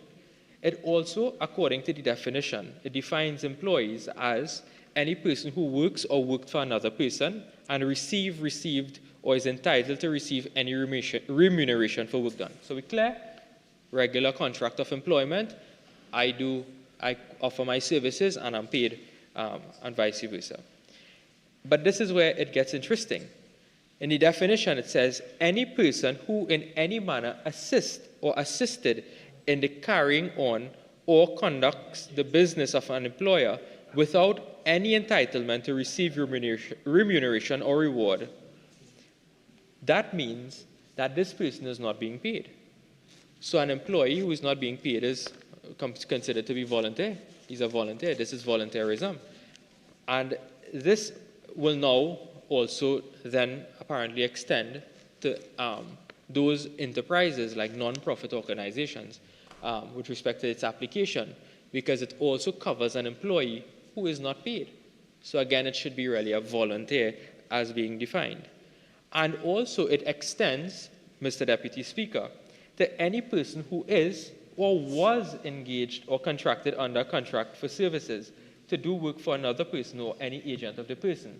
Simply means that if a person believes he has been wrongfully terminated, wrongfully dismissed, he can now be a whistleblower for what took place in the company while he was there. So you will have issues of malice that can develop with respect to how persons now provide information. And then that person is prima facie granted some level of immunity. Honourable Member, you just have about 2 more minutes of your initial speaking time. You are entitled to an additional 15 minutes. You care to avail yourself? Thank you very much, Mr. Deputy Chair. And that person, Mr. Deputy Speaker, can in fact provide information through malice, as I mentioned before, and prima facie he gets immunity. It will only be for someone to now challenge to say that the information was not given in good faith. We have to wait for the court to decide whether or not the information was given in good faith before that person can receive some compensation for whatever wrong or loss he may have suffered. With respect to improper conduct in terms of the legislation, improper conduct is now defined as any criminal offense. Any criminal offense. There are some very trivial summary offenses that are criminal offenses. So why not properly refine and define criminal offenses? Obscene language is a criminal offense. Insulting and annoying language is a criminal offense under the Summary Offences Act. So that scope of the legislation is extremely wide, and that brings me back to the point of the rule of law argument that I had submitted earlier in the beginning of my presentation. With respect to the retaliatory action, and this was a very fundamental change that was in the initial legislation that was not brought over or carried over into the 2022 version. So the 2015 version had in it, Mr. Deputy Speaker, a definition of detrimental action which included dismissed and suspended. So let's go to the beginning of this thing. Detrimental action. Whistleblower decides to provide information about somebody in a company, in the public sector. And that person somehow is instituted with some disciplinary action. That person now somehow is the subject of an investigation, and just because he provided the information. And that is a real risk that can happen. So the legislation now wants to address that particular matter in terms of retaliatory action. And the legislation gave a definition or gave instances with respect to what is detrimental action. But one particular category was removed that was in the 2015 version, and that was if the person is suspended and dismissed and suspended. So that is no longer considered to be detrimental action, which I think is the first thing somebody may do if they want to victimize the whistleblower. So I'm asking, why was that removed? Because detrimental action now only is unfairly subjected to disciplinary action, demotion, harass, intimidated, victimized, transferred, refused transfer, and a whole other host of other categories, but dismissed and suspended, which was previously there, was in fact removed. And that person, if he is suspended or dismissed, is not falling within the definition of the law in terms of retaliatory action based on the bill as currently drafted in its form. So those are some of the issues I raise with respect to drafting, some inconsistencies in the legislation. But I also look at some recommendations that other jurisdictions have considered to encourage whistleblowing. And there are two jurisdictions that have whistleblowing legislation, and that is the jurisdiction of Jamaica and also the United States of America and also Australia. And in those other jurisdictions, what they do is offer rewards for whistleblowing. So persons may come forward. It's like 800 tips. You offer $100,000, come forward, say what you hear. So in this case, what they're saying is that if you provide information on wrongdoing or corruption, you will be given some compensation with it. So these are some of the other recommendations, some of the other inbuilt incentives, as we could call it, within the bill, public awareness and campaign training. And we have to look at really the operationalization of this entire structure. Before the procurement law, and I give the example in this regard, the public procurement law requires a procurement officer to be appointed in every single department of government that is in charge of procuring goods and services for government agencies. In this bill, it requires now a whistleblowing unit or officer to now be appointed, hired, established within those public bodies and private sectors. So it will, in fact, take time for the operationalization for this. And what is the enforcement or supervisory body for all of this? There's none. There's an absence of a supervisory or body for all of this, for all of these disclosures and all of these officers and units. And what the bill also proposes is, as I mentioned earlier, give a definition or a list in its schedule of the designated authorities that can be designed or communicated as designated authorities for persons to provide information. Mr. Deputy Speaker, what time do I end? You end at 4:54. So you just have about 11 minutes. Thank you very much. And I want to go through the list of the designated authorities, the Auditor General, the Board of Inland Revenue, and that is an issue on its own with respect to secrecy provisions and staff there, because under Section 4 of the Income Tax Act, they are sworn to secrecy. There's a declaration of secrecy with respect to officers of the Board of Inland Revenue. So how are they going to now apply this whistleblowing protection law to that particular secrecy provision within the Income Tax Act? You have the Bureau of Standards, the Central Bank of Trinidad and Tobago, the Children's Authority, Customs and Excise. But interestingly, there's now the Elections and Boundaries Commission. Why is the Elections and Boundaries Commission declared as a designated entity for whistleblowing? Now, I understand the other authorities have a quasi-investigative jurisdiction where they could look and investigate into particular matters within their remit. But why the EBC? Why is the EBC considered as a designated entity under this law? Is it that if we have a problem with the Parliament, we go to the EBC and report it if the Parliament doesn't have a whistleblowing unit?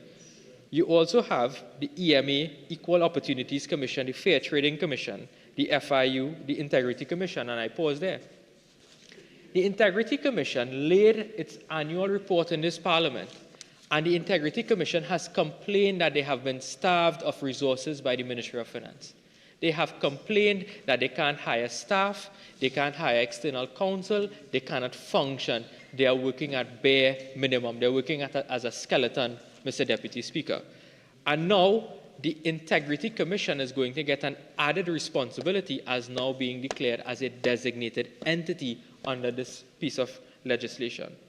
You also have the OSHA, the agency and the authority, the Office of Procurement Regulation, the Office of the DPP Ombudsman, the RIC, the TTPS, and the Securities and Exchange Commission.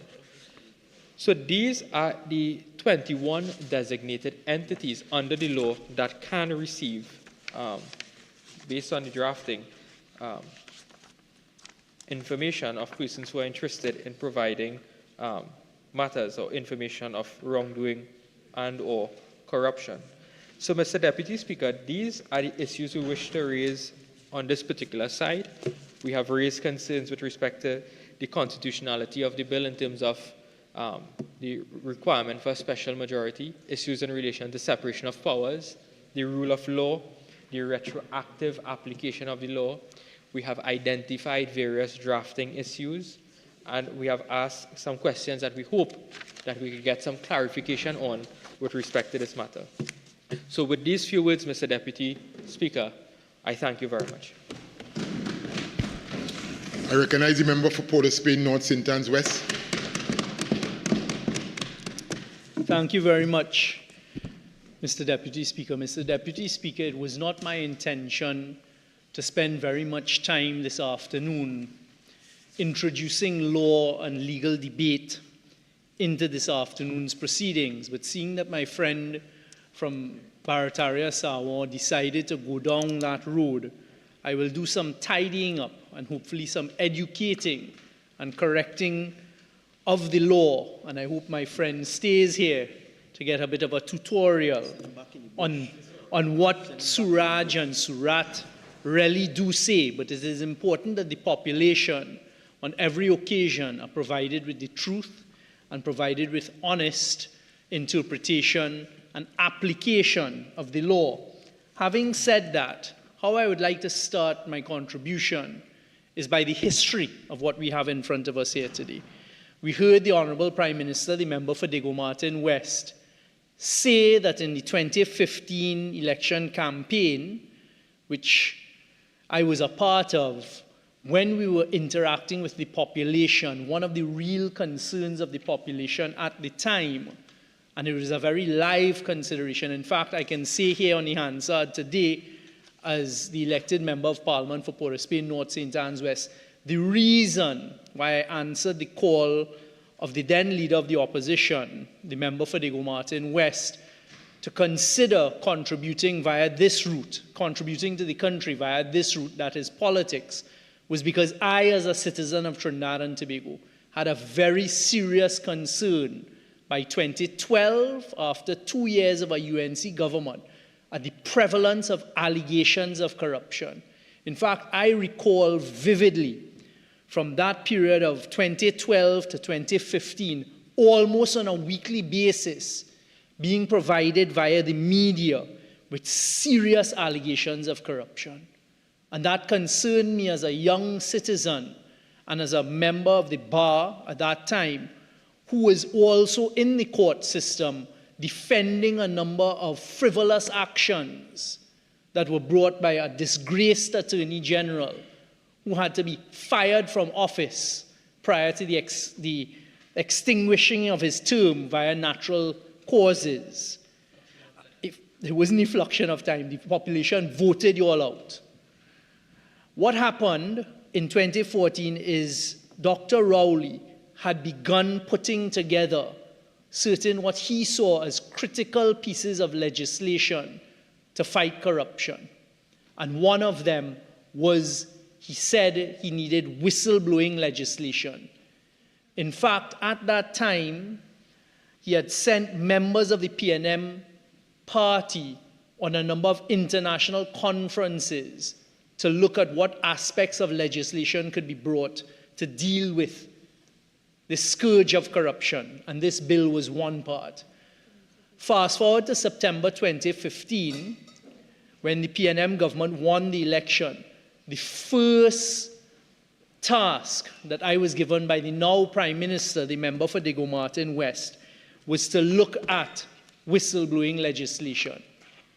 So I came into this concerned about country with a background as a lawyer, and Dr. Rowley, the member for Diego Martin West, provided me with a file that he had compiled from a number of lawyers of legislation from around the world and a number of jurisdictions, all centered on whistleblowing legislation. And I recall looking at that file over a weekend to do what I was tasked to do, assist in the drafting of whistleblowing legislation. I looked at Malaysian legislation, Jamaican legislation. If I remember correctly, at the time, there was also Canadian legislation and legislation from New Zealand, all acts that were whistleblowing acts from those specific jurisdictions. And not one of them, not a single one of those pieces of legislation had any requirement of a constitutional majority.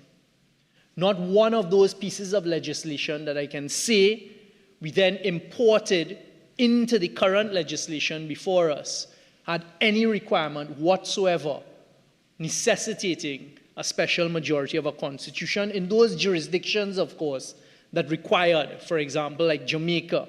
I believe Malaysia had similar constitutional provisions at the time.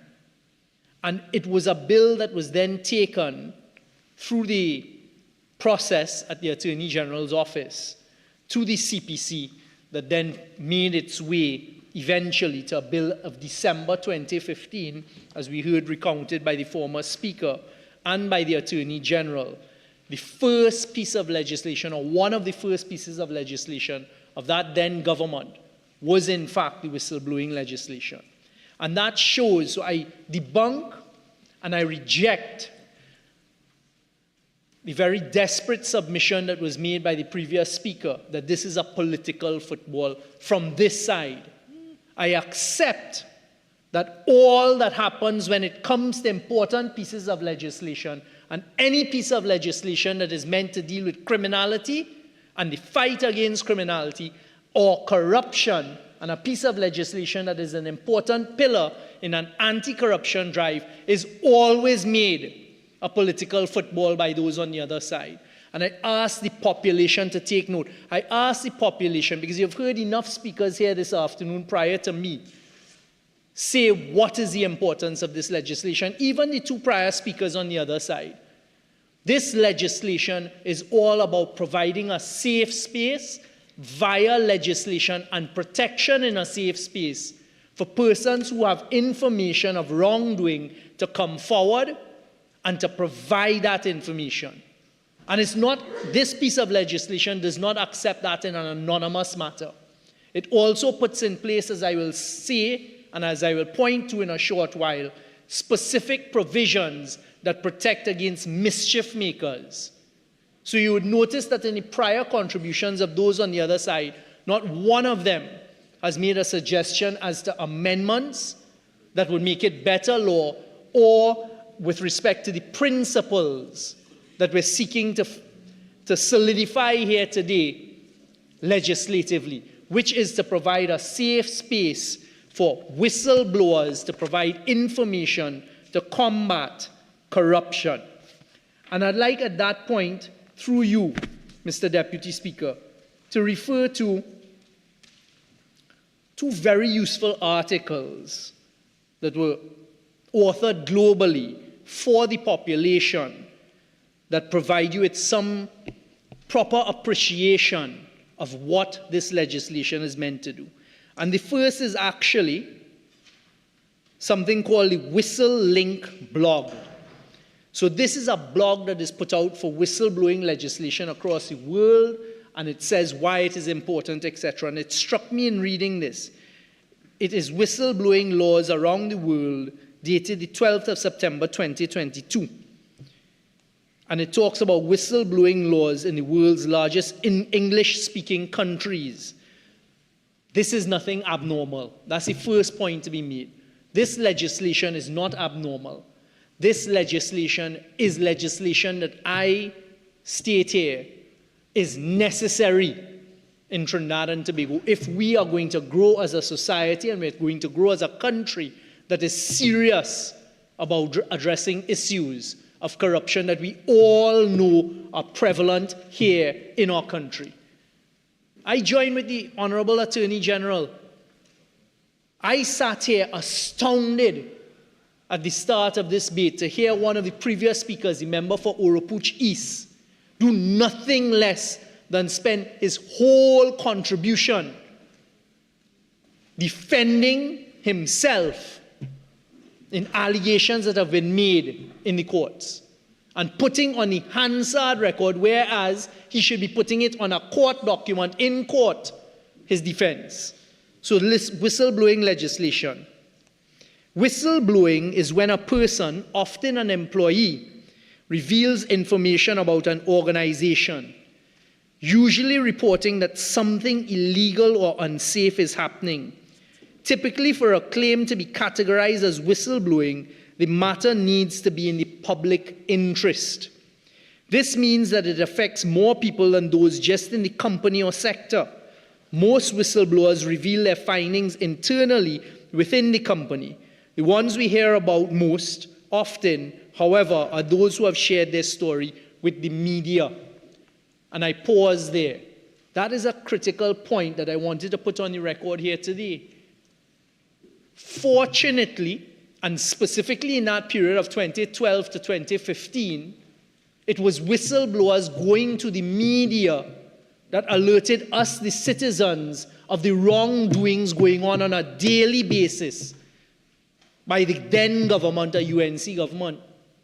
And what we're seeking to do today, because you see, when you go to the media, your source, you can give the media documentation, you can give the media information that the media then has a responsibility to do some verification on, apply the tenets of responsible journalism to, and then publish it for the public consumption.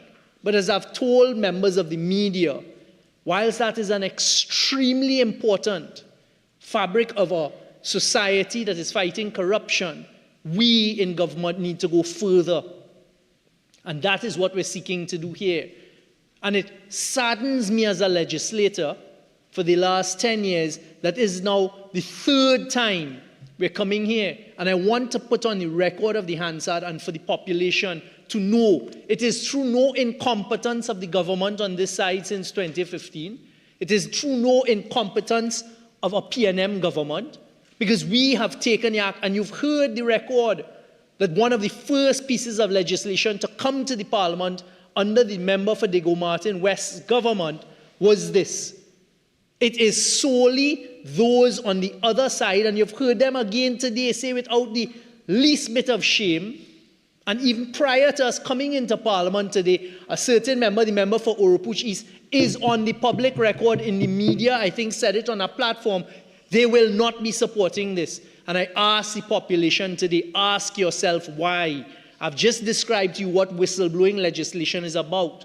We want to codify in statute and legislation protection for whistleblowers in Trinidad and Tobago. Whistleblowers have an important part to play, not only in the public sector, also in private sector. And we're seeking to protect you. We are seeking to protect you when you have information of wrongdoing, that you can go forward in a very structured manner, protected by legislation, to give your information. We're also protecting the people who may be subject of allegations. Because as I'll come to in a short while, the legislation says you can't do it anonymously. Identify yourself. And you sign a statement that you must stand by. We've also provided protection to make sure that you have to cross a certain threshold before you come forward as a whistleblower. You have to be, and I'll get into it, knowingly, or you have to be, you have to have reasonable suspicion. That's not the exact language which I'll come to. But there are protections built into this. But the main first point is this legislation is necessary in a society that is serious about fighting corruption. And it is those on the other side, Trinidad and Tobago, who are standing in the way of this protection for whistleblowers. And I asked myself why in 2014, I asked myself why in 2015 when we brought the legislation. I was on that Joint Select Committee. It was one of the first Joint Select Committees in this Parliament I was appointed to. And I sat there. The Attorney General at the time was a member for San Fernando West. And we went to every meeting and we sat there and we went through legislation from around the world. Most of which, in fact, I can't recall a single one of them requiring any constitutional special majority. Not one. And you come here today and you hold up a piece of advice, and I want to tell people, because I'm a lawyer, and you would not have disputes in court, and you wouldn't have cases being heard in court if every single lawyer had the same interpretation of law and every single lawyer had the same opinion on a subject. So to say there is an opinion that says something, fine, but it is one opinion. And what another point to be noted is that CPC's opinion was dated, AG, when was it? 2018, I believe. So the opinion that has been referred to by the member for Barataria Sawa was an opinion given by the Chief Parliamentary Counsel, who is a learned person, and the opinion is dated. It is dated, my recollection, because I was on the Joint Select Committee, it was around 2015 or 2016, because it was before that first Joint Select Committee. So let's say 2016. And the dishonesty of the prior speaker, the law developed since then. And I'm going to get into now the Suraj Surat twisting that we just heard, because we've been completely misled by the previous speaker. He has a responsibility as a lawyer, and he has a responsibility of an elected member of Parliament, not to intentionally mislead anyone. March 18, 2016, the Suraj decision that is now the law of Trinidad and Tobago is dated June 20th, 2022. So a CPC gives an opinion in 2018. The law has moved on from that, in fairness to the CPC. And the previous speaker knows that. And what Suraj, and another proposition made by him is that Suraj is the same thing as Surat. I sat here in complete shock to hear such a submission from a member of the bar. I mean, I'm astounded. And I asked the member for Barataria Sawa, don't let those around you mislead you. Don't take the medicine that some on the other side have taken and they can't return from. You are a young practitioner. You have a responsibility to the bar and to the country not to mislead people intentionally on the law. Population, through you, Mr. Deputy Speaker, what Suraj did is there was a lot of dispute going on of that previous Privy Council decision called Surat. And Surat really says that our rights in sections 4 and 5 of the Constitution, the entrenched rights, absolute rights.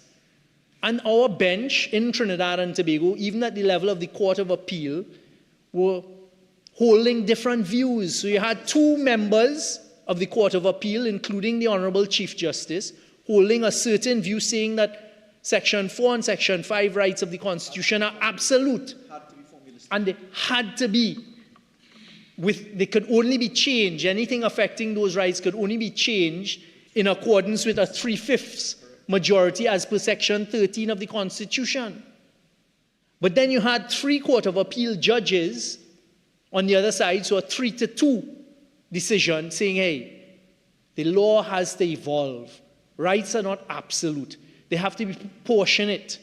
So in other words, the legislation, us, the Parliament, can pass law once it's in the public interest and is proportionate in its infringement of the rights of Sections 4 and 5. And I promise my colleague and friend, the member for Diego Martin Northeast, who's not here, who is quickly doing what he does, one of the things he does best, researching and providing me with information on how Suraj evolved, Surat, etc., that I will acknowledge his research. He likes to tell us how many masters in law he has, but he still is not called to the bar. But I acknowledge his research and the good research that he was able to do in literally 5 minutes as a practitioner, a non-practicing attorney, to show what Suraj did was it actually solidified the legal principles that not all Section 4 and 5 rights are absolute.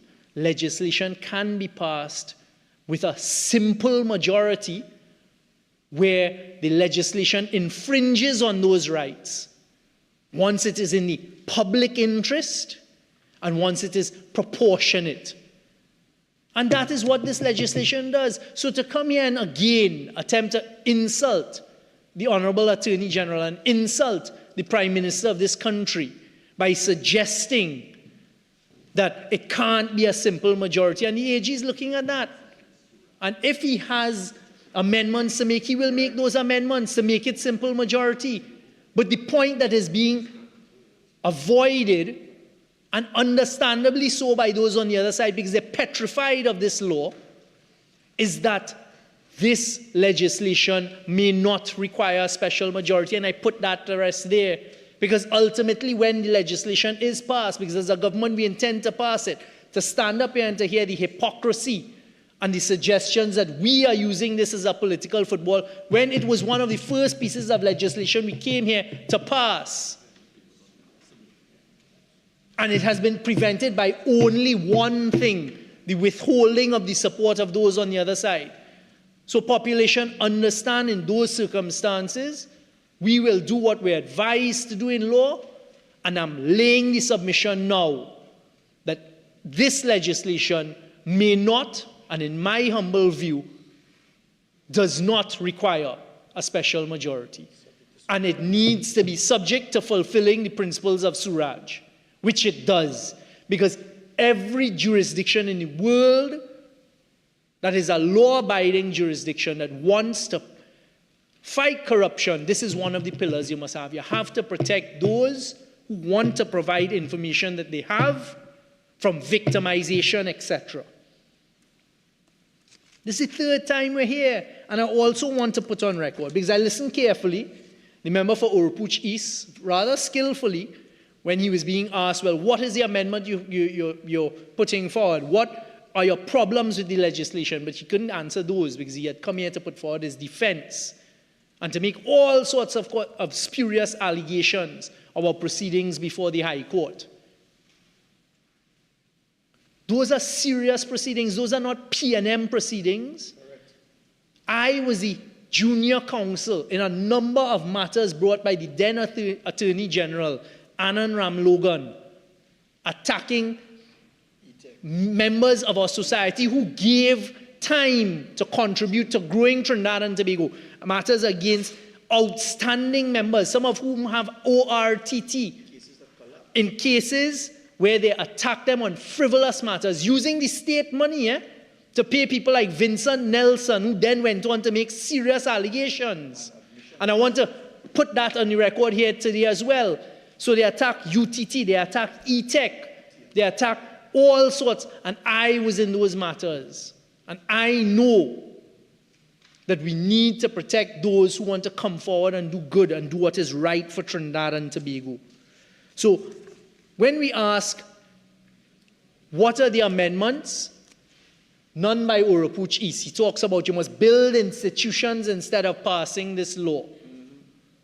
In the schedule, I want the population to understand, in the schedule to this act, we have identified a number of institutions that are the institutions whistleblowers can go to. 21 of them. We don't need more institutions. Designated authorities, the Auditor General's Department, the Board of Inland Revenue, the Bureau of Standards of Trinidad and Tobago, Central Bank of Trinidad and Tobago, Children's Authority of Trinidad and Tobago, Customs and Excise Division, Election and Boundaries Commission, the EMA, the Equal Opportunity Commission, the Fair Trading Commission, the FIU, the Integrity Commission, National, etc., etc., etc., till 21. But in a typical shift, duck and hide and bob and weave, the submission was, let us have another rebuild institutions and build institutions. This legislation is to rebuild institutions. This legislation is for institutions to have a safe space and a legislative process for people to come forward with information. So, on every previous occasion, the opposition has not supported this legislation, and we've heard their two previous speakers say today, once again in Parliament, because one of them was screaming it at the top of his voice, outside of Parliament, that they're not going to support it. But they have not ever said what is objectionable. I heard the member for Barataria Sawa, to his credit, try. He tried to say what was objectionable, but I listened carefully, and not one of those submissions made sense.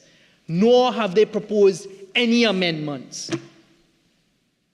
Not a single amendment and not a single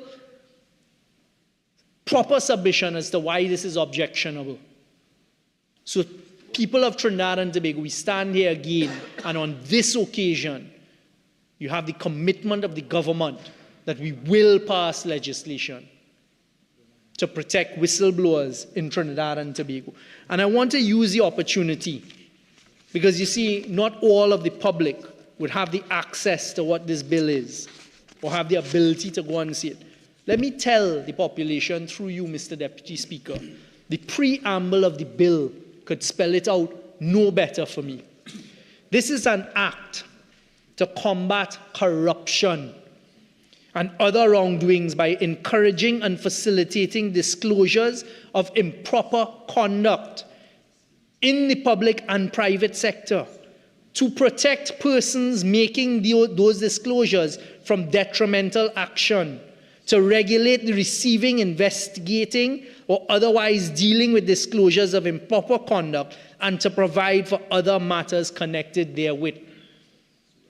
That is the preamble and the purpose of this legislation. Which decent, law-abiding citizen would have a problem with that? Look at the first few words of it. An act to combat corruption. You could stop there for me. As a citizen of Trinidad and Tobago, you can stop right there for me. You are passing legislation to combat corruption. That is the reason I got involved in politics in the first place, with my naive self. And then it's an act to combat wrongdoing. And I want the population, once again, we stand here and see who is objecting to an act to combat corruption, who is objecting to an act to combat wrongdoing. And unfortunately, it is those on the other side, those who spirited off $17 billion in cash from NGC. $17 billion in cash. Have we as a population become numb? Do we not understand what that means? That is one state enterprise.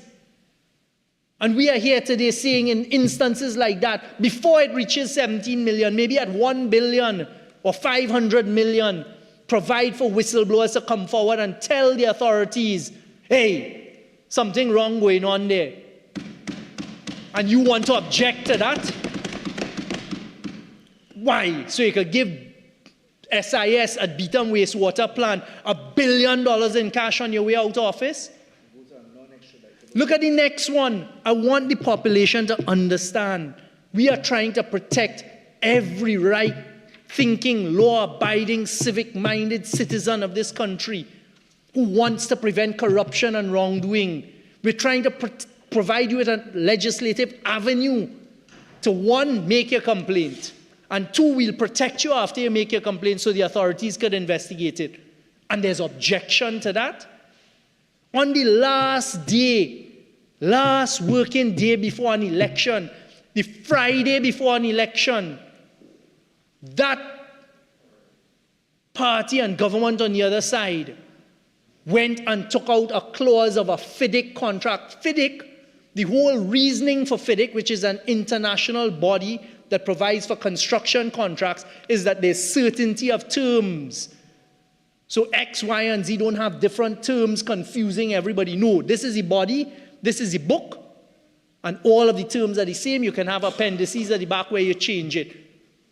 One of the easiest ways to terminate a contractor is if he or she or it or they become bankrupt and have financial problems. Because otherwise it's a dispute. He say, she say, they say, it say, everybody say. So FIDIC provides that if a company is bankrupt or in judicial proceedings, you can terminate it. So let them go sort out their business, give the employer the opportunity to give the contract to somebody else and get the work done. On the Friday before an election, they on the other side went and took that out of a contract with OAS that was in bankruptcy proceedings in Brazil since March of that year. So in March 2015, they're in judicial proceedings in Brazil for financial difficulties. And in September, the election was on September 5th, the Sunday was the 6th, the Saturday was the 5th, so it's September 4th, 2015, they took that out and almost cost the taxpayers $1 billion. If we had whistleblowing...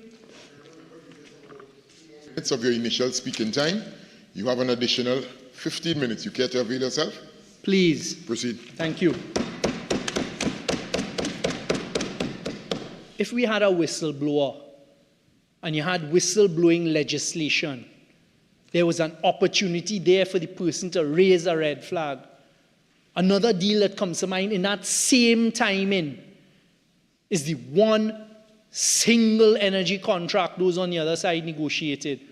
And I'll keep repeating it because population, this is what we have to know. And that was negotiated. And it was on the Friday, the same 4th of September, that they were pushing hard for the Attorney General to give what is an AG's opinion to close off the whole deal. The public servants at NGC had written to the Minister of Finance and the Minister of Energy and told them, don't do this deal. They pressed ahead. You know what saved this country? Red ink on a file on Monday, 7th of September, 2015, the day of elections. People in the polls voting them out of office. And the public servants had to protect Trinidad and Tobago in red ink, telling the Attorney General, the then Attorney General, don't sign the AG's opinion for these reasons. I have been a minister now for 9 years, and I have never seen the public servants on a single file before me put in cautionary language, don't do this. That is as big a red flag as you could get. But again, if there was whistleblowing legislation, it may not have even reached there. Because you see, the schedule I just read out would have provided for a whistleblower at NGC, a whistleblower in the AG's office, a whistleblower at Ministry of Finance, to go to some safe body here, not controlled by the corrupt, and to raise a red flag. And we're hearing objection to that here today. Stop holding my country, Trinidad and Tobago, back from fighting corruption. And we know why, We know why they're objecting, because we had to be subjected to 40 plus minutes by a previous speaker as he made his personal plea and defense. It was the most astounding thing. Talk about a conflict of interest. Come out here and talk about P&M litigation and a P&M case. Well, if it's P&M litigation and case, go and put that in your defense. Because the judge is not a P&M judge. So go and put that in your defense. Why have you avoided? 2018 it was filed, 19, 20, 21, 22, 23, 24. For 6 years, you can't put in a defense. If you make an allegation against me, I sue you. If you make an allegation against me and you have me as a defendant, I put it in my defense because I want my day in court to tell the truth and to show what you've said isn't true. But if you have something to hide, that is a different question. You duck, you hide, you bob, you weave. And that is the behavior you're seeing.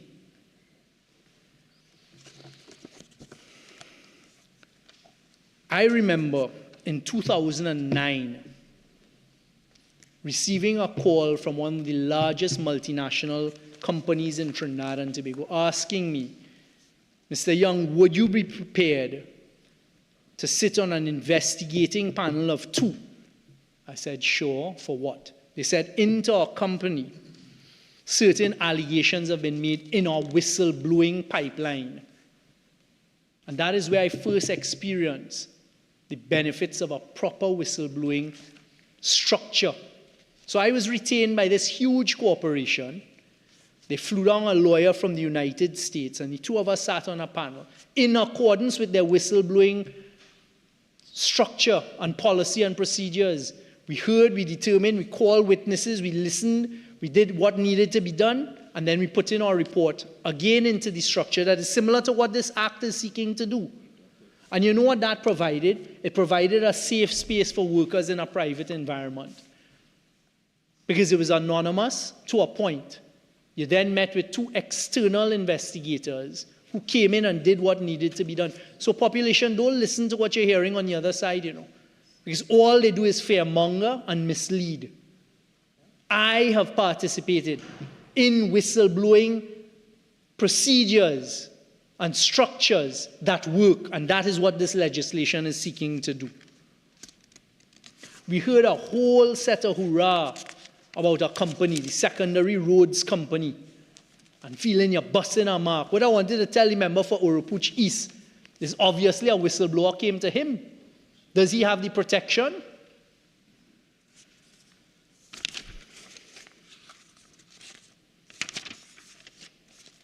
I think I've dealt with the legal opinion of the CPC. That's in the domain of the Honorable Attorney General. He will deal with that. But the points to be taken away from it, and my submission is, that opinion was in 2018. It is the opinion of one attorney, and 2016, March 18, 2016. Suraj was in June 20th, 2022, and that is where the law is. And it is very progressive law. And if you read the Suraj decision of the Privy Council, they actually say the time has come for them to clarify what the legal position is. And they actually say Surat and all of the discourse around Surat needs to be clarified, and this is what the law is. And there is no absolute right. And I have read this bill from the preamble down to the 21st entity listed in the schedule, and see nothing there that is disproportionate. And this fulfills public interest, as you've heard all on this side speak about. The member for Diego Martin Northeast is here, so in his presence, I thank him for the research he did. Not just the research, the learning. Improper conduct. In my last few minutes, I want to tell the population what is the improper conduct we're seeking to protect. A whistleblower, and this is the conduct that a whistleblower can bring information on. The first is a criminal offense. B is failure to carry out a legal obligation. C is conduct that is likely to result in a miscarriage of justice. It's a long list. I don't want to go through all. G, an act of reprisal against or victimization of a whistleblower or person related to or associated with a whistleblower. Those are just 4 examples of what improper conduct is. And immediately, any layperson, any member of the population can see what it is we're trying to stop and the acts of corruption we're attacking. I heard reference to Clause 5 of the bill. This act applies to this, and this was the whole retroactivity point. And it was wrong again. Clause 5 says, this act applies to any disclosure made after the coming into force of this act, irrespective of whether or not the conduct of the improper conduct to which the disclosure relates occurred before or after the coming into the act. So this is not providing protection for whistleblowers prior to the act. That is where retroactivity will come into.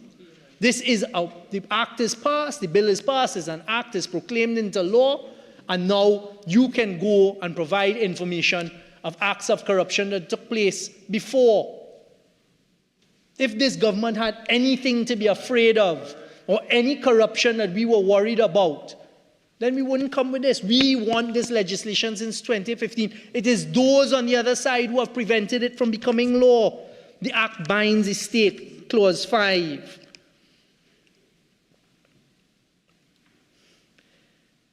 Disclosure of improper conduct, Clause 7. And this struck me. Clause 7.2. A disclosure under subsection 1 may be made. B. Although the improper conduct occurred before the coming into force of this act. C. In respect of information acquired by the employee whilst he was employed in the organization. So it's providing protection for them to come forward. A disclosure made in relation to a member of Parliament shall not amount to a breach of privilege. Clause 8, a disclosure is protected disclosure if, and this is where you provide protection and you try to weed out mischief makers. So Clause 8, a disclosure is protected disclosure if it is made in good faith. So you have to make your disclosure in good faith. If you know you're making your disclosure in bad faith because you're vexed up with this one and you say, you know what, I go send the authorities on him or her, that's in bad faith. C, at the time of making the disclosure, the whistleblower reasonably believes, based on the information he has, that 1, the information disclosed and any allegation contained in it are substantially true. So this is what I was referring to when I said reasonable suspicion. The law is really, you must reasonably believe that the information you have that you want to disclose is substantially true and the allegations contain a substantial. If not, you're in trouble and you're in breach of the act. So this weeds out the mischief. AC2, the information disclosed tends to show that his employer, another employee of his employer, or person acting on his employer's behalf is engaging, or is preparing to engage in improper conduct. Thank you, Madam Speaker. This is what I was referring to before. It is these types of things we could prevent in the NGC matter, in the energy deal, the only energy deal they negotiated between 10 and 15 matter. If you think wrongdoing is about to happen and you're making it in good faith and you have reasonable belief that it is true, the information you have, you could stop it. Why would we want to prevent someone from having that protection? And look at what it says as 8.2. A disclosure is not a protected disclosure if the whistleblower discloses information which he knows or ought reasonably to have known is false. So you can't even make an argument that you're going to provide a pathway for mischief makers, because that deals with it. And one in particular that I looked at, thought about, and generally agree with. 10.1, subject to subsection 4, disclosure subject to subsection 4, disclosure made anonymously is not protected disclosure. And the policy behind that is, again, to avoid mischief. And you heard the speakers previous on the other side, basically sending a signal, what I call a dog whistle, to potential whistleblowers. Boy, in this climate, you have to be careful who you say what to, etc. In other words, threatening people. Well, this legislation is to prevent you from being victimized. This legislation is to make it a criminal offense if I blow the whistle and you come and victimize me or threaten me. That can be a criminal offense. So we're adding protection that doesn't exist to persons who want to do what is right. This is for citizens who want a better Trinidad and Tobago. This is for people who want to fight corruption. So anybody who opposes it, my submission is the only reason you would oppose whistleblowing legislation is because you don't want to fight corruption. I was going to say you participate in it, but I'll refrain from that. There is no reasonable reason whatsoever to not support this legislation. It fulfills Suraj because it is in the public's interest and it is more than proportionate. Madam Speaker, how much more time do I have? You end at 5:32, so you have a little under 3 minutes. You have about like 2.5 minutes. Thank you. A lot could be said in that time, Madam Speaker. Part 3 of this bill adds for protection on whistleblowers. Then you go to what the previous speaker for Barataria Sawa was referring to, Part 20, immunity. 21, subject to subsection 3, nothing in this part shall prevent the institution of criminal proceedings against a whistleblower where the whistleblower was a perpetrator of or an accomplice in any improper conduct to which the disclosure relates and which constitutes a criminal offense. And he then went on to make another amazing submission, and not amazing in a good way, saying that what this is doing now is breaching the separation of powers when we're telling the judiciary you must give consideration to a whistleblower who has provided information in criminal prosecution as to how you sentence him or her. It is trite law that the legislature, us here, are allowed to give guidance via legislation to the judiciary. In fact, Suraj as well, I believe, touches on some of that.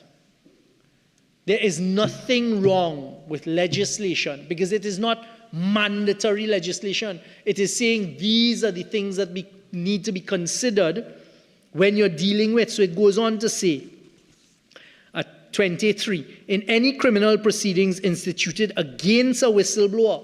So remember, the whole purpose of this legislation is to provide for whistleblowers to come forward and a safe space. But it also says, if you, the whistleblower, as happened in the EMBD matter, if you, the whistleblower, are also involved in the wrongdoing, you're not going to get full immunity. But we encourage you to come forward.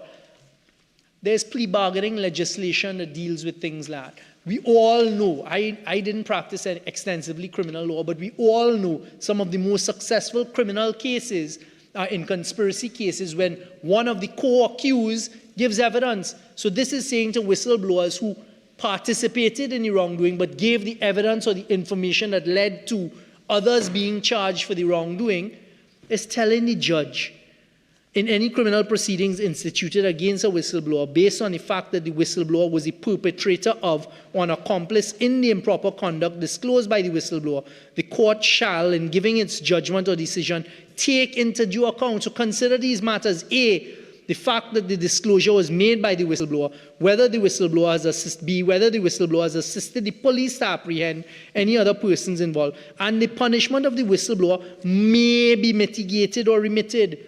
So there is no breach of separation of powers, unlike what was said by my friend prior. So, Madam Speaker, in closing, I tell the population with fear of contradiction, this legislation is something that was promised in 2015. We will pass it, and this legislation is to fight corruption, as it says in its preamble, and misconduct. And with those words, I thank you for the opportunity to contribute. Member for Caroni Central.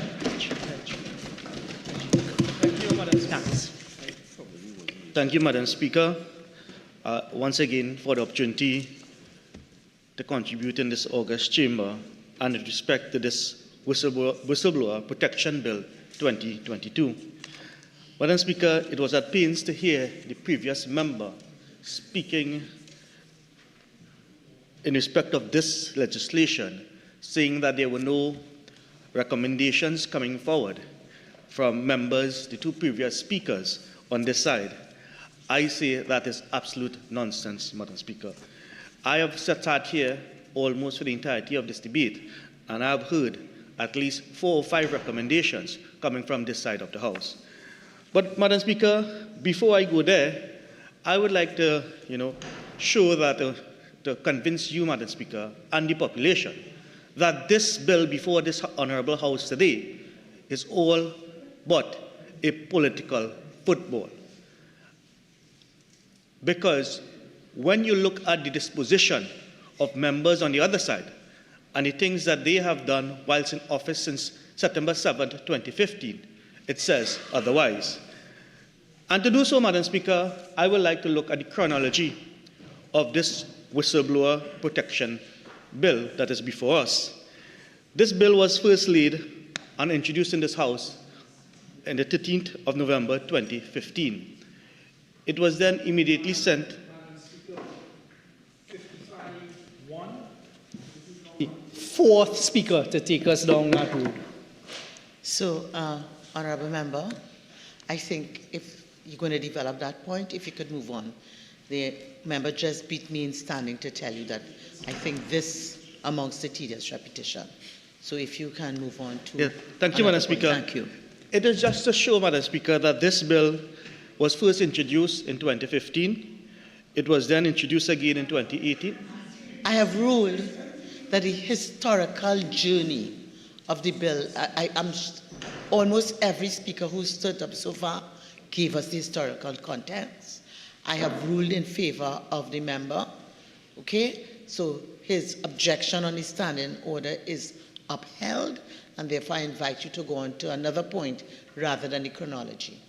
Yes. Madam Speaker, thank you for your ruling. This is the 5th occasion that this bill is before this House. I say that.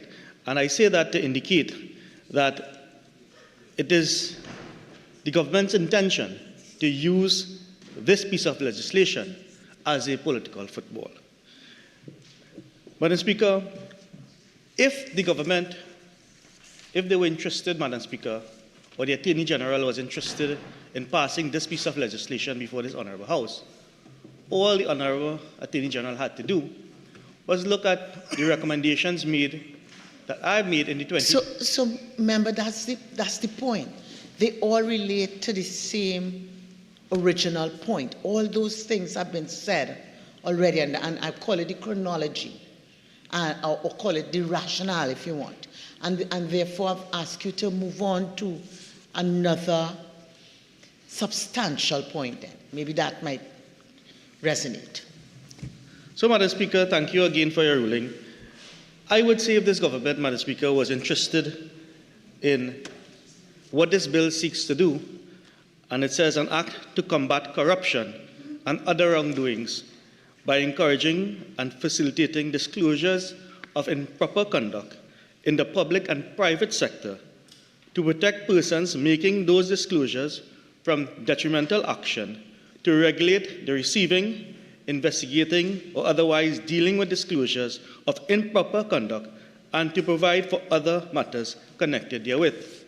Madam Speaker, when you look at the history of this government and the disposition of the head of the cabinet, Madam Speaker, who said this, not in this parliament, but in a public meeting, the Honourable Prime Minister indicated a code, a Musiasi code, we keep each other's secret.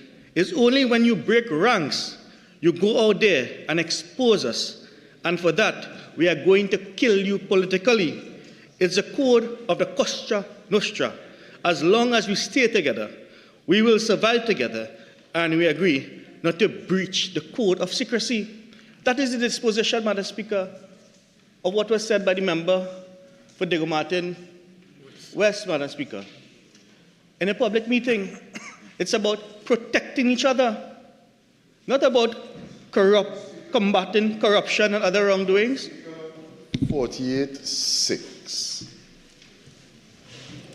Okay, what I'd ask you to do is you're relating to corruption and other wrongdoings in the public domain.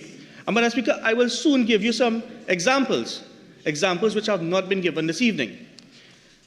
And it deals with, Madam Speaker, for example, the Malcolm Jones issue. Who withdrew the Malcolm Jones issue? So, member, while, I think it's the flip side of this bill. I'm going to give you a little leeway, but I think, to me, you're bordering on 48.1, all right? You've read what this bill is about, and it's really about the flip side of where you're going. So I'll give you a little leeway, but I am cautioning you on 48.1.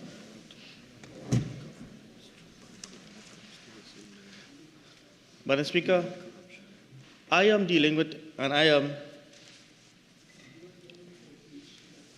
contributing with respect to the combating of corruption and wrongdoing in the public domain, Madam Speaker, which this bill deals with.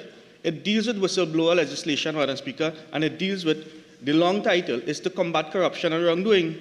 And I'm asking, who was the government that withdrew the Malcolm Jones case before the civil courts? It was not members on this side. Who were the members who withdrew the Ken Julian case before the High Court of Trinidad and Tobago? It was not members on this side.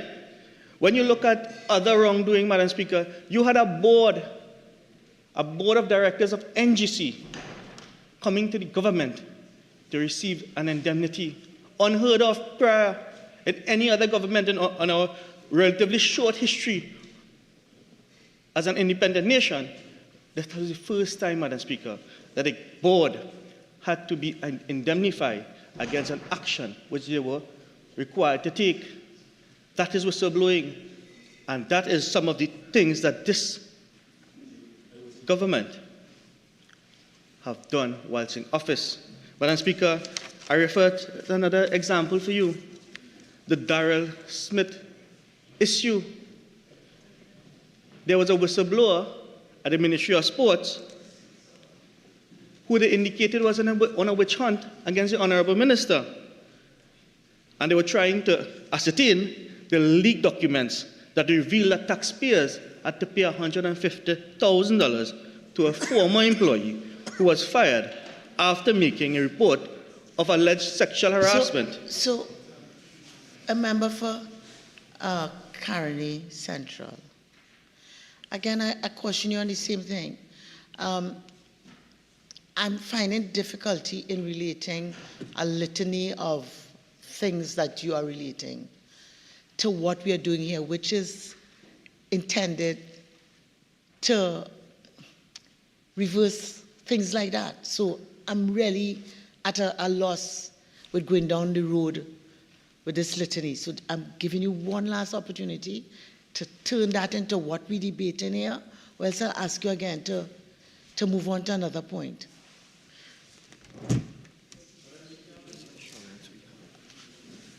This government does not have a good track record of dealing with corruption issues, and that is why I made the first point that this is being used as a political football. I leave that there, and I will make my second point now. This bill, Madam Speaker, gives us no assurance, and based on their track record, which I was trying to point out, that they are serious about combating corruption and other wrongdoing, Madam Speaker. When you look at this bill, Madam Speaker, it contains quite a number of clauses. And one of the clauses, or under the definition here, is detrimental action. And Madam Speaker, I think that there are some things in this bill, when you look at the definition of detrimental action, which will create a parallel system, because the things are under the definition here are conduct which can be dealt with. There are present configurations and processes to deal with what we call detrimental action. And you look at unfairly subject to disciplinary action, somebody who has been demoted, somebody who has been harassed, intimidated, or victimized, transferred against his will. There are provisions currently either in any form of employment that will deal with all these actions which this detrimental action refers to. unfairly refused transfer promotion. Most of these organizations, or some organizations, there's some form of HR procedure, human resource procedure, which will cater for these actions which they are deemed detrimental action, subject to term or condition of employment or retirement from employment that is altered to his disadvantage. Madam Speaker, many of these things can be addressed via a union or via the industrial court. When you look provided with an adverse reference or refuse a reference, well, that is something which I'd like to elaborate more on, because this government, it was the same Minister of Finance who wrote an adverse reference against Jawala Rambaran. There was no whistleblower legislation in place, but he was able, Jawala Rambaran, that is, Madam Speaker, was able to access the court, Madam Speaker, and was able to get redress. And he was a former central bank governor, unfairly denied an appointment to any employment, professional office, again, HR procedures in industrial court, threatened with any action specified in 8-H, otherwise adversely affected in respect of his employment, profession, office, otherwise suffering injury, loss, or damage in relation to his employment, family life, career, profession, trade, or business. There are two institutions that will deal with that, Madam Speaker, or two that I can relate to, which is the Factory Inspectorate and/or the OSH Authority.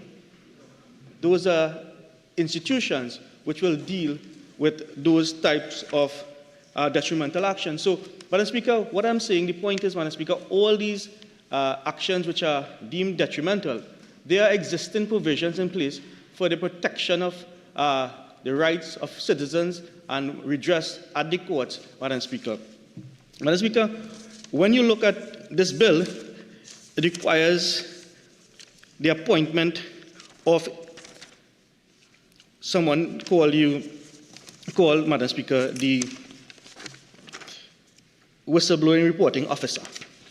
And again, Madam Speaker, I must underscore, there is nothing in this bill that speaks to the qualifications of the whistleblower reporting officer. And I say that, Madam Speaker, because when you look at the variety of improper conduct, somebody has to be properly trained and or have sufficient experience to deal with the litany of offenses of improper conduct which they will be required to rule upon. And one in particular jumped out at me, Madam Speaker, and that deals with, Madam Speaker, where that reporting officer has to determine whether an action or a report is defamatory or not. That here, Madam Speaker, is a section I'm just having now 1 minute here to find that, Madam Speaker. It is, Madam Speaker, section 10.3, and it says where the whistleblowing reporting officer or whistleblowing reports unit, after having taken into account all the relevant circumstances, consider information in an anonymous disclosure is likely to be defamatory or libelous, the officer or unit shall subject the information but keep a record of it in the event that the person who discloses information becomes known and liable to criminal or civil proceedings. They are required to determine whether something is libelous or not, Madam Speaker. What is their trading? What they are doing, Madam Speaker, is actually making the whistleblowing reporting officer soft targets, because employees now, let's say there's an officer in an organization, and that officer either becomes a target or he can become a hero. And in our society, given the nature of the state of this country, I will say they will become a target more than a hero, Madam Speaker. Because when you look at, for example, our witness protection program, that has collapsed, Madam Speaker. That has collapsed. So there's no guarantee that this whistleblowing reporting officer will not be subject to the same type of treatment and or fate, Madam Speaker. There is no safe house for this whistleblowing reporting officer. Madam Speaker, and it's important that we quote, for example, something that was said by a former member, Mr. Prakash Ramada, on the 10th of January 2018 at the Joint Select Committee on National Security. He said, "It may surprise many to have learned that the Witness Protection Program, there are persons who were given the benefit of witness protection, and they have been in that system for more than 11 and 12 years. What we had done was meet and speak with the Chief Justice and the Director of Public Prosecution to try and fast-track those cases that have involved people under protection, because we had so many people that needed to be kept in protective custody." So, when they are being kept in protective custody, Madam Speaker, that is at the expense of the state. We are now adding another category of persons, in my view, Madam Speaker, in my respective view, to be in protective custody, and those persons are the whistleblowing reporting officers. Madam Speaker, in respect of the bill, Madam Speaker, you look at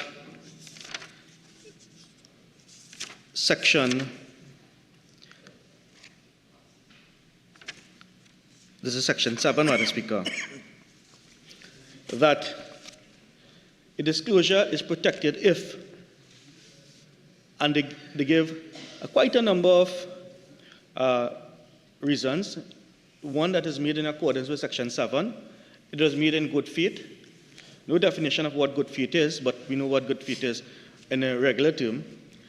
At the making of the disclosure, the whistleblower reasonably believes, based on information he has at that time, that the information disclosed and the allegations contained therein are substantially true, and the information disclosed tend to show that his employer, another employee, or his employer, or persons acting on his employer's behalf is engaging or preparing to engage in improper conduct.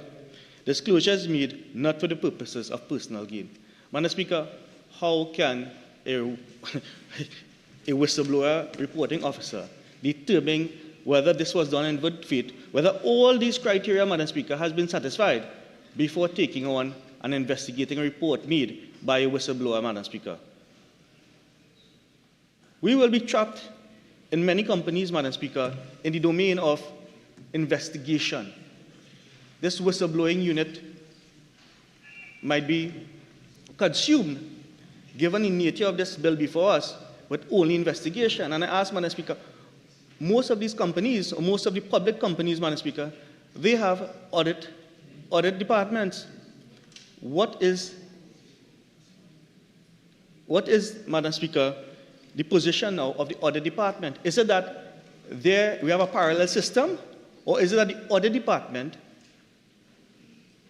will now come to nothing, and the whistleblower protection unit or the whistleblower officer will be the center of all investigation? Because all public institutions, Madam Speaker, that I am aware of, they have an audit department that will take complaints and will also have an investigation power, Madam Speaker, without there being a whistleblowing unit.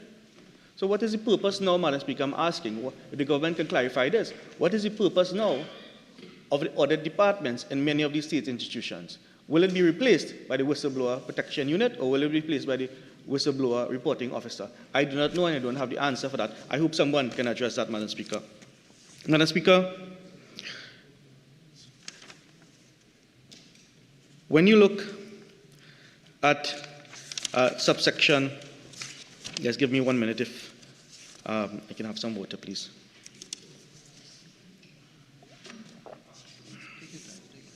And you look at some of the things traversed by the two previous speakers on this side, Madam Speaker, in respect of the recommendations.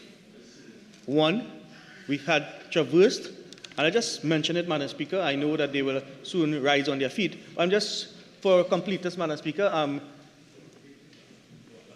I am about to let you know that the issue of retroactivity of the bill is something that we have raised previously and has not been addressed 2 years after. The issue of the issue of, Madam Speaker, recommendations. I sat here and heard the Honourable Member for Samoa Barataria indicate that there's a reward system in Jamaica and United States and other jurisdictions, Madam Speaker. But the previous member indicated there was no recommendations coming from this side. And I would like to just traverse that issue a little bit, because in the Jamaican system, which has been tried and tested, because they have had their, what you call, their Protected Disclosures Act since 2021, is an opportunity for us, Madam Speaker, to learn from their quote-unquote mistakes or their shortcomings, Madam Speaker, is that they have learned that in whistleblowing legislation, it is more encouraging for whistleblowers if there is a reward system in place, including monetary rewards. The same applies to, Madam Speaker, United States of America. The same applies to South Korea and other jurisdictions, Madam Speaker, according to my research. And it says, legislation that offers financial incentives to persons who disclose corrupt practices in comparison to legislations like Jamaica, which seeks merely to avoid retaliation against whistleblowers, has noticeable positive results. So if we are looking for positive results, Madam Speaker, in this jurisdiction, or in Trinidad and Tobago, with respect to whistleblowing and to combating crime and wrongdoing, we should offer some form of incentive for those whistleblowers, because all whistleblowers, again, Madam Speakers, it's just not the whistleblowers, it's also, I said, the whistleblower reporting officers. They will be subject to attack and being targets. The whistleblowers themselves will be another layer of persons which become soft target for those, for their job that they are doing, Madam Speaker. So, Madam Speaker, when you look at this bill in a whole, if the government, Madam Speaker, was serious about having this matter and this bill passed, Madam Speaker, and not being used as a political football, they would have at least looked at our presentation or read our presentation of a Hansard from 2022. They would come and sat with us, make recommendations, or listen to our recommendations. They would have at least, Madam Speaker, taken note and made amendments before coming and laying this bill again in the same format and with the same words, Madam Speaker, without amendments before this Honourable House. Madam Speaker, so in those circumstances, I want to indicate again that this bill is nothing more than a political football used by the government. Football that they... Madam Speaker, Standard Order 55(1)(b), the amount of times he has said political football. All right? Oh gosh. This cricket season. World Cup coming up. So, members, if we could have a little order. I believe the member for Caroni Central is just summing up to come to his conclusion. Member for Caroni Central. Yes, thank you, Madam Speaker. The member for St. Joseph wasn't here for most of the contribution, so I do forgive him for his shortcomings, Madam Speaker. But, Madam Speaker, as I wrap up, this government refuses to listen. The last time I debated in this House, I told the government about, and that was, Madam Speaker, with respect to the ICC World Cup taking place, some parts in Trinidad and Tobago, I told the government certain things with respect to traffic management issues at the Brian Lara Stadium. I know this bill is not about that. No, but while it might be topical, okay, it doesn't relate to this topic. And all we on here is this topic. So please move on. Thank you. So, Madam Speaker, yes, thank you, Madam Speaker. You're blowing the whistle. Madam Speaker, I am just blowing the whistle of what took place at the game on Wednesday, which, Madam Speaker, I attended as well, but it was poorly planned. Madam Speaker, so what I'm saying, Madam Speaker... Member, apparently when I rise and I, unless maybe I say, and I so rule, maybe you don't appreciate, okay? But I think you have left that point, so I expect that you'll move on. Madam Speaker, that is just one example, Madam Speaker, of why this government continues to fail in respect of this whistle. I think I need to go back. Move on. Please. Well, Madam Speaker, if the government listens if the government listen to those on us on this side, Madam Speaker, Listen. and listen to our recommendations, and they are serious about passing this piece of legislation, we will not have some of the calamities we are having in this country. I thank you. Member for St. Joseph. Oh, Madam Speaker, thank you very much for allowing me to make a presentation. And for the sake of the Hansard and representing the constituents of St. Joseph, I need to put on the record what the bill is about. An act to combat corruption and other wrongdoings by encouraging and facilitating disclosures of improper conduct in the public and private sector, to protect persons making those disclosures from detrimental action, to regulate the receiving, investigating, or otherwise dealing with disclosures of improper conduct, and to provide for other matters connected therewith. Madam Speaker, it is incumbent upon me to once again thank the people of St. Joseph for having me here, and to recognize the Honorable Prime Minister for his erudite piloting of this piece of legislation, which was born out of over 30 years of experience in this Parliament. He was able to contextualize the issues. I also want to recognize the Honorable Attorney General, who spoke second, for explaining the law. And then I want to recognize the Honorable Minister of Energy and Energy Industries for talking about how the law has evolved and how the member for Barataria San Juan is stuck in the past. Madam Speaker, according to the UNC, do nothing, say nothing, see nothing, leave it as it is. That is called the definition of madness, doing the same thing over and over and over and expecting a different result. Madam Speaker, after Caroni Central, I can only say, listening to that contribution was like having a root canal with a Hilti. It was painful. And a root canal with a Hilti with no anesthetic. It was really, really painful. But when he had to be looked at, the honorable member, several times on the standing order, I can only say that altar classes are free, and they are online and in person. Please attend an altar class. Madam Speaker, this is 48-4. 48-4. I say no more. Yeah. So, member for St. Joseph, I think we could be a little more parliamentary than that, and the honourable member that I know you to be, I don't think we have to go into that area at all. I fully agree, and I withdraw it. Thank you. But speaking about whistleblowing and corruption, the honourable member should be reminded of an incident at TSTT, and I will say no more on that. Madam Speaker, Oropouche East, made some astounding revelations here today. And he spoke about strengthening institutions, and that we should strengthen institutions.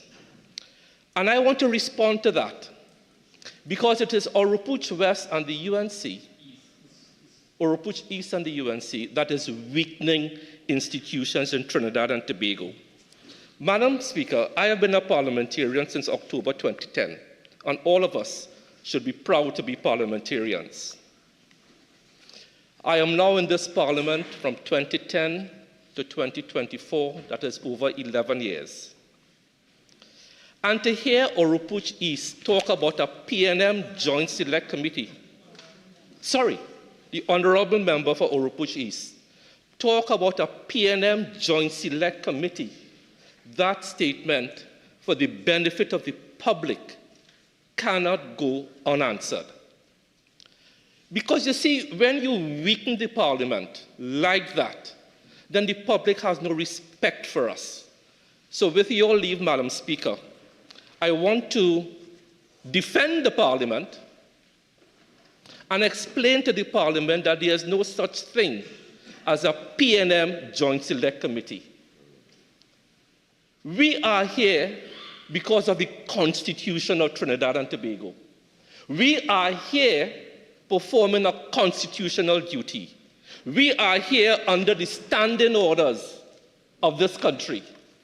And Standing Order 97 speaks about the establishment of a Joint Select Committee. And this is what the Honorable Prime Minister was speaking about when he piloted that the opposition members are not coming to a Joint Select. And this is what the Honorable Member for Oropuch East spoke about, a P&M Joint Select Committee. For the benefit of members of the public, Standing Order 97 of the Parliament of Trinidad and Tobago, this green book that we should hold sacred.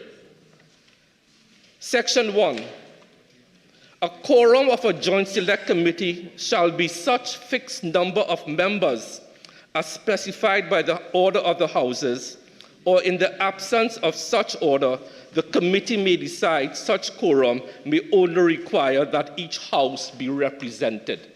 It did not say the PNM, the government, or the UNC.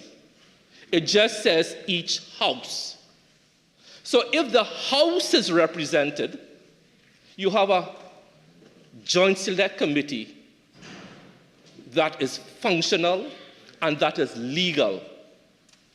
If the Joint Select Committee on Infrastructure into the Point Fortin Highway, which is a matter of great concern for the country, where whistleblowers have come forward about the land acquisition, and the Honorable Member for Superior tells her members not to attend the Joint Select Committee, so that under this whistleblower legislation, evidence could be heard.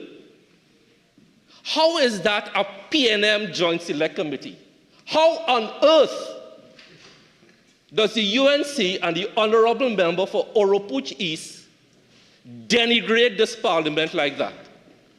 We should all be ashamed that a parliamentarian could do that to this honorable chamber. And those words get carried throughout the Commonwealth. We are a proud member of a Commonwealth of Nations. There is no such thing as a UNC Joint Select Committee or a PNM Joint Select Committee. There is a Joint Select Committee. And if you don't want to participate, that is your business, because you may have things to hide. So that's the first point I want to make about institutional weakening and who is weakening the institution. That is the Parliament of Trinidad and Tobago. The second point I want to make about institutional weakening and about corruption and about whistleblowing and about the avoidance of responsibility for $280 million was when, in opposition, we were in the towers and there was a motion to discuss an issue with FCB for $280 million, a loan to some developers by then chairman or CEO First Citizens Bank, Larry Hawaii, who then became Minister of Finance. And when that matter came to the Parliament, a Speaker of this House said we can't discuss it because it's sub judice. It was a total fabrication. Madam Speaker, I just want to rise on 48.1. I don't believe this forms part of this debate. Overruled. This is so relevant to white-collar crime, it is not funny. So no wonder, on February 2022, and I quote from Loop News, Opposition leader Kamla Prasad-Bisesa, the honorable member for Siparia, is of the view that the Whistleblower Protection Bill is a legal nightmare for citizens and will not support it. The link between that and the refusal of a then Speaker to allow a debate in the Parliament to weaken the Parliament so that Larry Howard could get a free pass on $280 million is something that the public should be reminded about every day and every night. So don't come here and play Pontius Pilate. Don't do that. Your history of 4-5 short years of corruption is well known. Well known.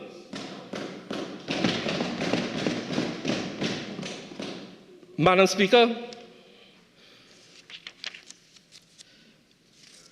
we are discussing this bill only in the context so far of white-collar crime.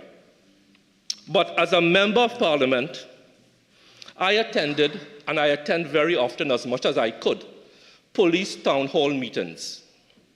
Last night I had the pleasure of attending a police town hall meeting for the St. Joseph Police Station in the Curep Community Center. There were close to about, if I had to guess, 60, 80 people there. It was very well attended. Residents from Curep, East Grove, across the main road where the constituency of St. Augustine is. So you had people from St. Augustine. You had people from as far as up to the honorable member for Tunapuna because he is up in the Maraca side, Elizabeth Gardens. So it's a wide cross-section of people. And the issue is crime. The issue is car stealing.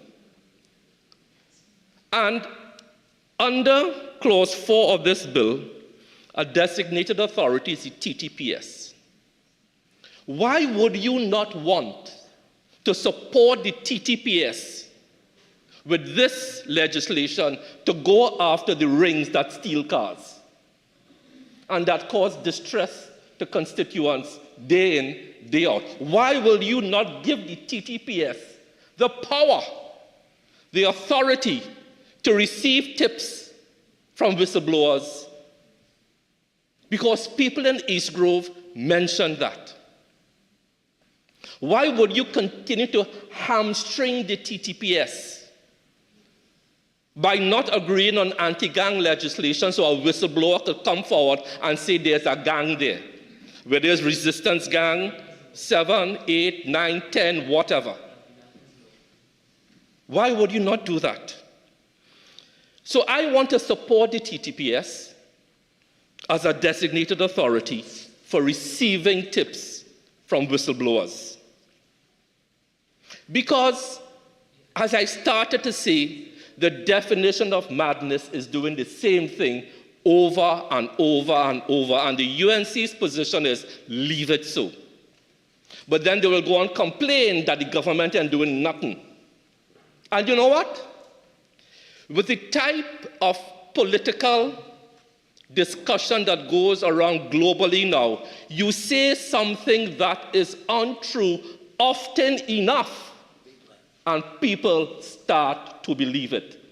I can't use the L word here, but let's just say the big untruth. They are proponents of the big untruth globally. And you just say it over and over and over, and the unsuspecting man in the street starts to say, well, you know what? If they're saying it so often, there must be some truth. So the government is always accused of doing nothing. But when we try to come here to speak to our colleagues opposite, to do something, all we hear is no, no, no. Bring the statistics, bring the data. Well, let me tell you something. I did a walk through Champlain 2 Sundays ago. I met a statistic who was chopped. I met a statistic as a result of home invasion. I met a statistic whose car was stolen. Those are statistics. But our friends opposite revel in crime. It's a cause célèbre, and I leave that there. Madam Speaker, I have to rise on 48.6. The member has made a proper statement against members of this House. Okay, so member, I'll just ask you to find another way to see. Withdraw that and find another way to see what My friends opposite I withdraw. My friends opposite have no problem with seeing this country in the grips of crime, and when we come here to ask them for their support, they do nothing. That's it. Madam Speaker, the member for Oropuch and the member for Caroni Central, they went back in history about this and that. The only thing they didn't go back to was probably World War I. But I want to put on the Hansard today what is probably the biggest corruption in this country, perpetrated upon the taxpayers of this country, and I will link it directly to the provisions of the bill. So, what does the bill speak about? When one looks at the different sections, we have the interpretation section, disclosure of improper conduct, and that is my first jump-off point.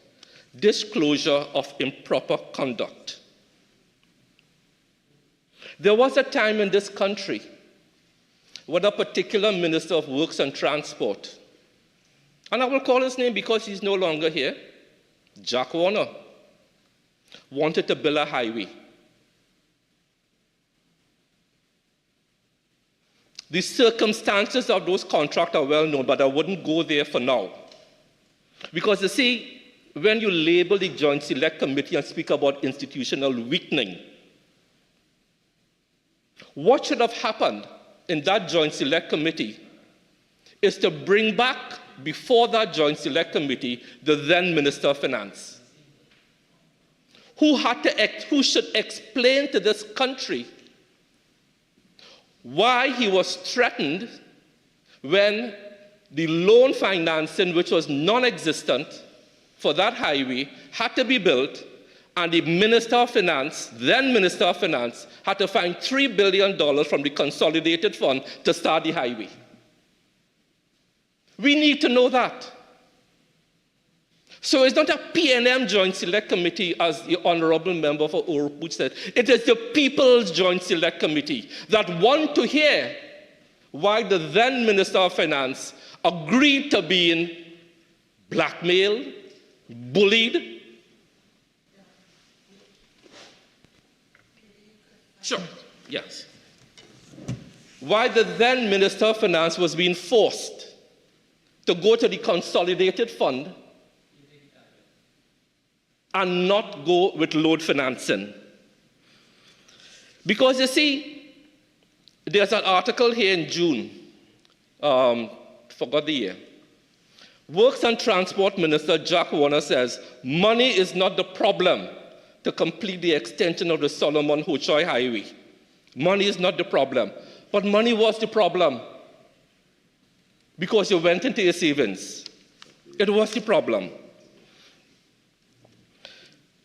So we need to know the details. And that is why we want people like then Minister Carson Charles to come before the Joint Select Committee, the People's Joint Select Committee, to explain what happened with that highway. Because you see, Section 4 of this bill, information protected by legal professional privilege, does not apply. But what you would like to hear is anonymous disclosures. Anonymous disclosures. Because you see, Madam Speaker, in July 2015, and I have to quote the article, Jack, The headline doesn't say the honorable member. It just said, Munilal begged OAS for millions. I'm sorry, member. Remember, when you're quoting, you are adopting. Yes, sure. Yes? So the honorable member, Munilal, begged OAS for millions. Here, we refer to either constituency sure. or office, okay? So the honorable member for Oropuch East begged OAS for millions. And I quote, on the political front, corruption accused Jack Warner claims that a top UNC official went to OAS, the Brazilian construction company, begging for money to finance the party's election campaign. OAS is the contractor responsible for the controversial Point Fortin Highway and has long been reported to be linked to Warner's former mentor and ex-FIFA president, Howe Havilange. You're talking about corruption, FIFA. You want to know who is Howe? Let's go. Chuck Blazer, a former FIFA executive, cooperated with the U.S. Federal Bureau of Investigation as part of their inquiries into corruption at FIFA, and admitted to the FBI that he and FIFA executives accepted bribes in return for voting for South Africa to host the 2010 FIFA World Cup. It was at that World Cup that the deal with OAS was consummated in a hotel room with then Minister Jack Warner. To tie that quickly to the bill, thank you. Good. Tie it in when we go to the section that deals with internal procedures for receiving and dealing with disclosures. And I will read the section. I believe it's section 5. And it speaks about detrimental action. Detrimental action, which is defined as any act or omission that results in a person being subject to a term of condition, treated unfairly. Disclosure means what is defined as a revelation of information by a person. This is revelation of information, square within the four corners of this act. So, Madam Speaker, the UNC has absolutely no moral authority to lecture anybody, especially on this side, about corruption. There is no member on this side, no member that is under investigation by the police. I have been in this parliament since October 2010. Many of my members, many of the other members have been here for 30 years. But in 5 years, the stain of this country between 2010 and 2015 is something that the world will not forget and should not forget. We will never go back to those dark days. Madam Speaker, designated authorities, Section 13, and this is within the four corners of the Act. Section 13, the National Physical Planning Authority of Trinidad and Tobago is a designated authority. Let the population understand that. The National Physical Planning Authority. Into the same highway corruption scandal, a committee by planner James Armstrong, former independent senator, and I quote, under land tenure and acquisition, and the country needs to know this. This is a public document. It is a report of an independent review committee. Various observations were made with respect to property acquisition practices related to the project. It has been reported that entry onto the property for executing the project might have been made without Section 4 authority as required by legislation. This is why you need whistleblower legislation, to bring these dark, hidden secrets to light. It must be stressed that improper land acquisition procedures are the cause of substantial delays. That is why the Joint Select Committee was set up for this specific purpose. But the UNC will not participate in the Joint Select Committee. And we refer to it, Madam Speaker, not bringing you into debate, but these are your Joint Select Committees. It must be stressed that improper land acquisition procedures are the cause of substantial delays, and this is where the corruption comes in. This is why we need people to come to that Joint Select Committee. The last line says, the policy and arrangements for ex gratia awards in many cases appear to be unsatisfactory. That is nice diplomatic language to say bubble. That is nice diplomatic language to say corruption. That is nice diplomatic language to say people get money that they did not deserve. That is nice diplomatic language to say the taxpayer was taken for a ride. So if you are so concerned about transparency, if the UNC is so concerned about accountability, why not take part in the Joint Select Committee and refute all these allegations? Why not? What is there to hide?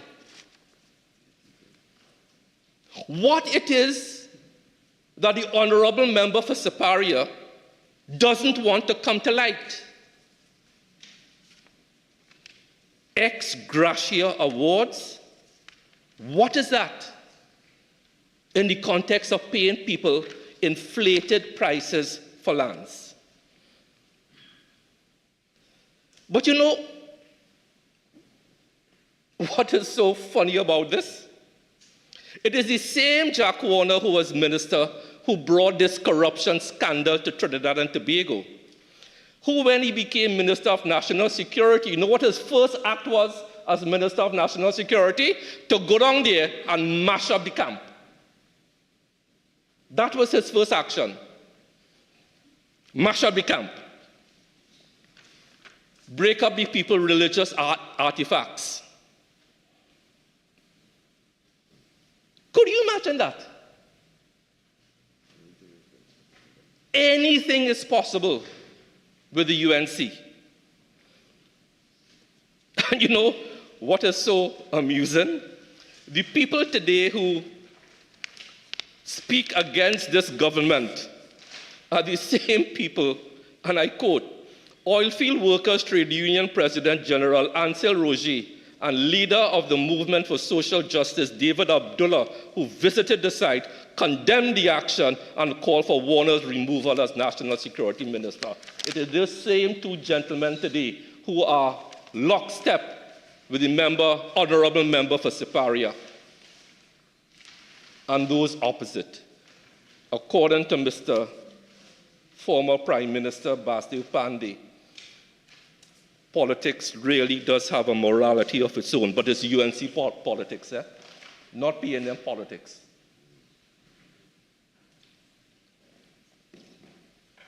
Madam Speaker, we in this country cannot go on doing the same thing over and over. The honorable member for Oropouche East spoke about workplace culture. That workplace culture, and those were his words, I took notes, does not allow for people to adopt whistleblowing legislation or units. And again, according to the UNC and the honorable member for Oropouche East, do nothing, Honorable say Member for nothing. St. Joseph, you have 1 minute left of ordinary time. You're entitled to 15 more minutes to wind up your presentation if you need it. Thank you. Okay, please proceed. So according to Oropouche, the honorable member for Oropouche East, the Honorable Rudal Mulilal, leave it so. Leave it so. Don't bring anti-gang legislation, leave it so. Don't bring bail amendment, leave it so. Go to the court and get bail for murderers, leave it so. And you know what is galling about that lawyer who goes to the court so often? The amount of free advertising he gets on TV every single night. Every single night, free advertising. Man, he couldn't, that is manna from heaven. With his name, company name, against all, anyhow, he's not paying for it, so let the Law Association deal with that, but I doubt it very much. Leave it so. But then when things happen, what the government doing? But when we come here to do something, all we get is no, niet, nein, no, that's Russian, German, non-French, right? I could give you the whole thing. It's just no after no after no after no, and then what the government doing?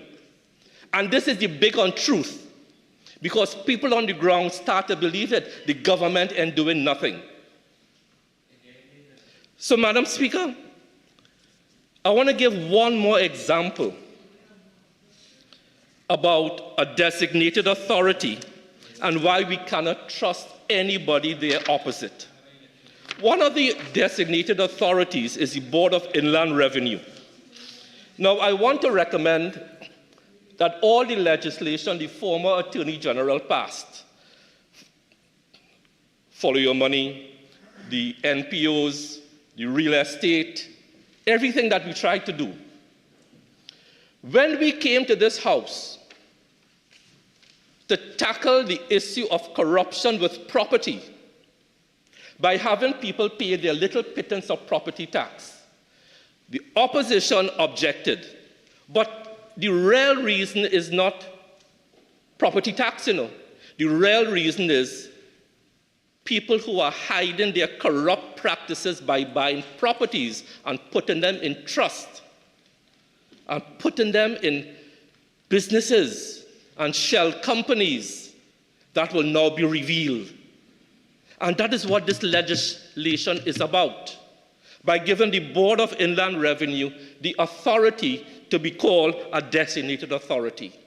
So every time we come here in an attempt to uncover and unmask corruption, they always come up with some straw man, with some figment of their imagination that some members of the public believe in, why we can't collect. It's not about property tax.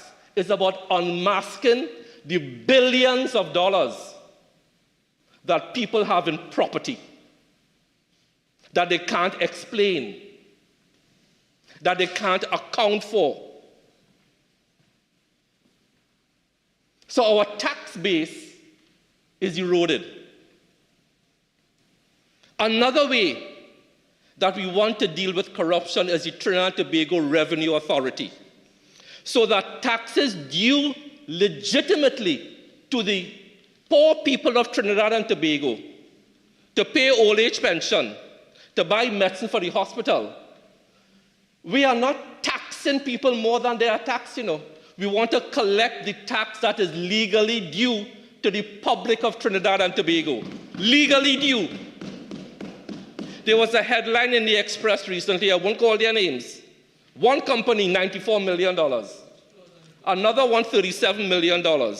That is monies under the BIR, Clause 4, Section B. Honorable Member for Barataria San Juan. That is the clause I'm referring to.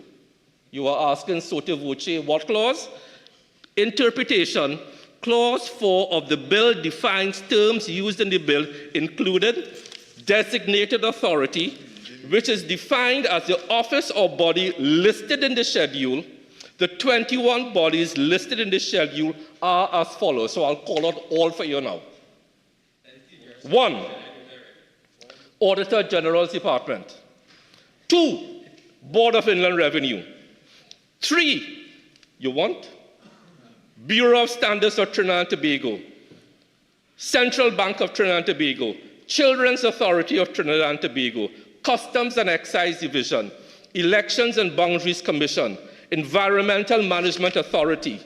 Equal Opportunity Commission, the Fair Trading Commission, one that they are afraid of, Financial Intelligence Unit of Trinidad and Tobago, Integrity Commission of Trinidad and Tobago, National Physical Planning Authority of Trinidad and Tobago, which I referred to earlier, the James Armstrong report, Occupational Safety and Health Agency, Occupational Safety Health Authority, Office of Procurement Regulation, Office of the Director of Public Prosecutions, Office of the Ombudsman of Trinidad and Tobago, the Regulated Industries Commission, the Trinidad and Tobago Police Service, to which I referred to earlier in my meeting last night with residents of Curep, St. Augustine, and the Trinidad and Tobago Securities and Exchange Commission. That is the locus standi in which I talk about property tax. That is the locus standi that I use to unmask the UNC and their hypocrisy about not wanting people with 10 and 12 multi-million-dollar properties to be unmasked. That is corruption. But according to the honorable member for Oropuch East, leave it so. Don't change nothing. We like it so. Well, we on this side don't like it so. We on this side want better for Trinidad and Tobago. We on this side want a country that could once and for all be not classified and looked upon the way that we are. Let's pass something. Let's do something.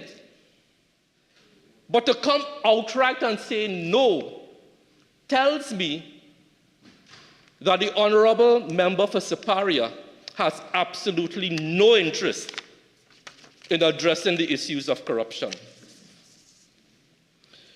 Madam Speaker, I think I have supported this bill enough with examples for both white-collar crime and, more importantly, with my constituents with blue-collar crime. Last night at that town hall meeting, one of the issues that we saw, and something which has been pioneered in Tunapuna constituency, and I want to put on public record my appreciation for Mr. Neil Budusing on the issue of crime with the TTPS as a designated authority. At a meeting held at Exodus Spaniard, a conversation with the Prime Minister, he told the Honorable Prime Minister what they were doing in Tunapuna, the constituency of my colleague here. And we are adopting that in St. Joseph. We are adopting that. With cameras being placed with a centralized monitoring station, so that when crimes are committed, they can be seen in real time. You have video evidence.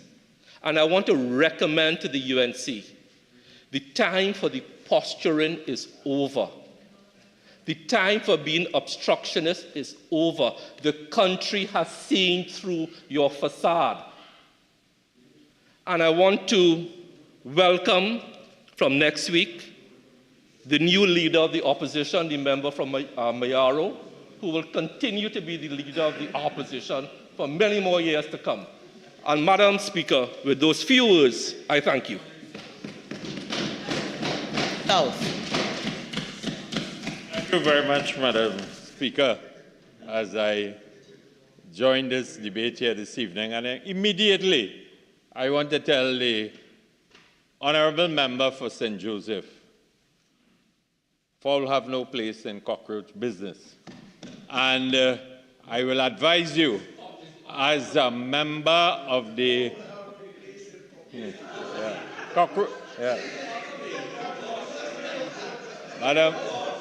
Madam Speaker, Madam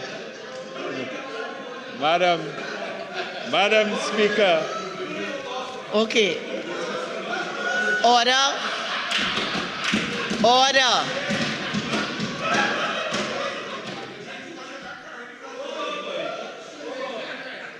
Order, please.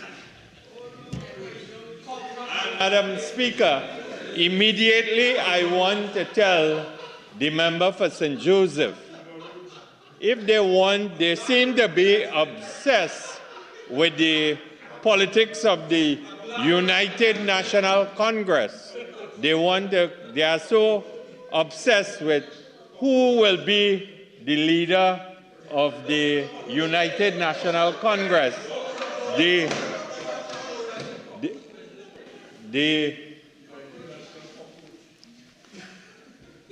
Okay, so can we now compose ourselves and continue the people's business? Yes, Madam Speaker. They are very obsessed, but I want to tell them, concern themselves. Concern themselves.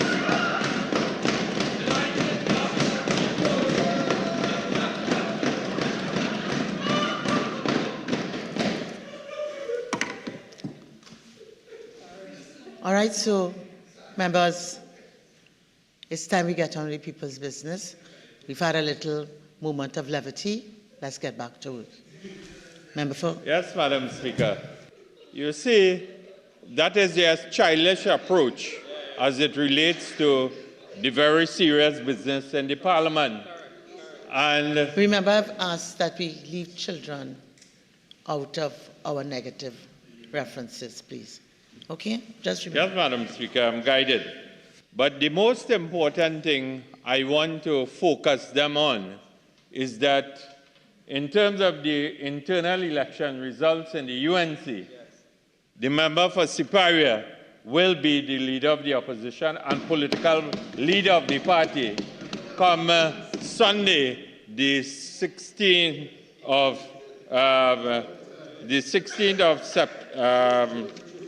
June. The 16th of June, Madam Speaker.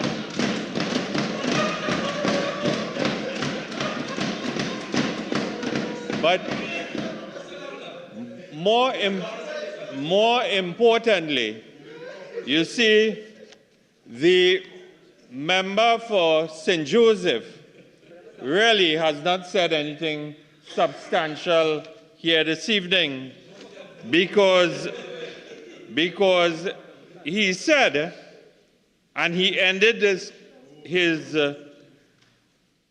remarks or his contribution by focusing on the internal affairs of the UNC. But more importantly, Madam Speaker, and he quoted during his presentation a conversation, or not conversation, but a famous quotation that is associated with former Prime Minister Basdev Pandey, that politics has a morality of its own. And that indeed was displayed by the member for St. Joseph here this evening. And I want to remind him and take the opportunity to remind him of his hypocrisy and the party's position that he belongs to in the government of Trinidad and Tobago, because he attempted to create this narrative. But just remember, I know it's artificial to be saying the honorable member, but remember, it's not he and he and he and he. So you have to find a way, okay, to balance it. No problem, Madam Speaker. I'm guided.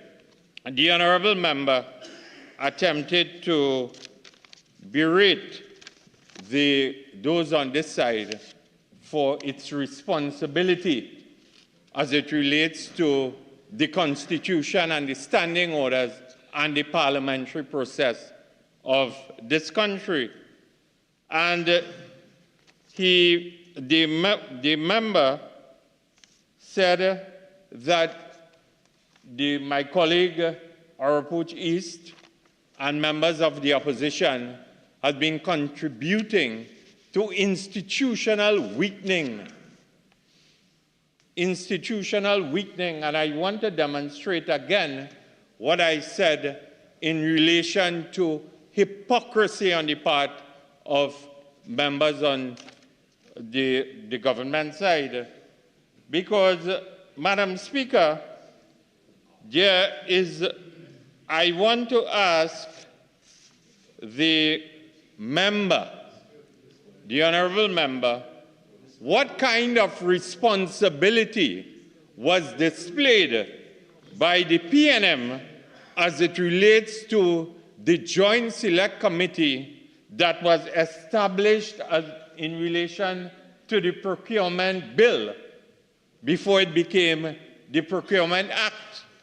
We must never forget, because it was the PNM, and I'm quoting from an article dated the 29th of February 2012.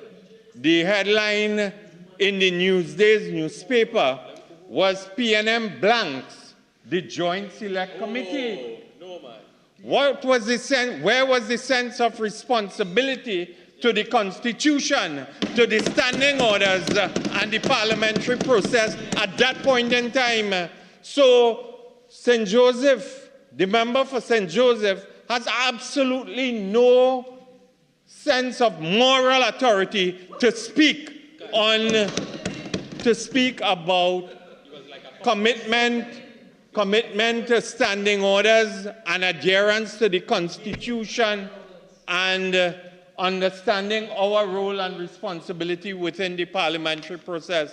So immediately I will debunk the argument that was put forward in attempting to accuse the opposition and my colleague Orapuch is for attempting to weaken and undermine institutions, Madam Speaker.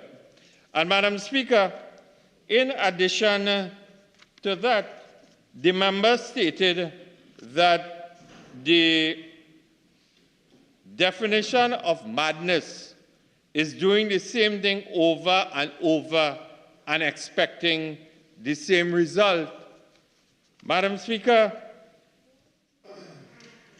I have consulted with a number of my colleagues, and the bill before us here today, not a comma, not a full stop, not a word, not a sentence has been changed as it relates to the bill that is before this House today.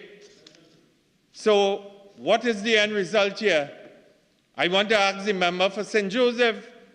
They are doing the same thing over and over and over again, expecting a different result. A different result. Member for St. Joseph, you ask yourself whether you all are adhering to the definition of madness or insanity here this afternoon. And during the presentation, because apparently the member for St. Joseph in his contribution was before wanted from where I sat and listened, he wanted to convince his colleagues apparently that probably general election is in the air, and he's before the screening committee on that side and attempted to go in the direction of issues impacting the constituency of St. Joseph, and said that he attended a town meeting and went in the direction of addressing the issue of crime in the constituency of St. Joseph, and wanted to focus on the opposition not being of assistance as it relates to the anti-gang and dealing with the issue of gangs and so on in the country. Well, I want to put it on record, on the Hansard, that the opposition gave its support to anti-gang legislation, and anti-gang legislation is on the statute books, it is on the laws of Trinidad and Tobago, and that is something that I want to refute or immediately debunk as it relates to what has been put forward by the member for St. Joseph. Madam Speaker, as I said, when you look into the history of this bill, then you must ask, what is the intent of the government here this evening? What is the intent? A lot of my colleagues traverse the issue of the history. And I am not going... that's your admission that we're not going back there? No, I'm not going back. I am not going back, Madam Speaker, to that particular issue, because the history, and as I said, taking into consideration, nothing has been altered. Nothing has been altered, really will not change the results here this evening. And I feel what we have witnessed here this evening, based on the piloting of this piece of legislation by the Honorable Prime Minister, is the greatest, what I would call, act of political grandstanding. Grandstanding, knowing what will be the result, taking into consideration the position that the opposition has adopted as it relates to our position from a joint select committee point of view, and also taking into consideration pronouncements that would have been made by my colleagues prior coming into the parliamentary debate here this evening, and based on commentary which is out in the public domain, Madam Speaker. So, Madam Speaker, I am forced to come to the conclusion that this is an attempt by the government to engage in what I would term changing the national conversation, hoping that what they come and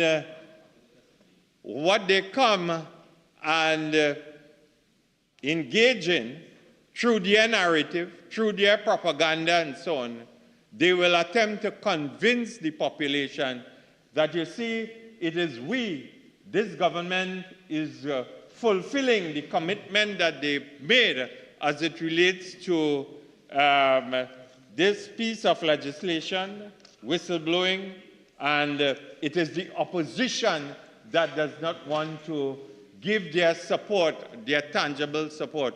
At the end of the day, the opposition, through the position articulated by the leader of the opposition, has consistently said that we will support legislation when it is in the interest of the people of Trinidad and Tobago, when it protects the people of Trinidad and Tobago, and, as I said, does not impact upon the rights of the ordinary citizens of this country.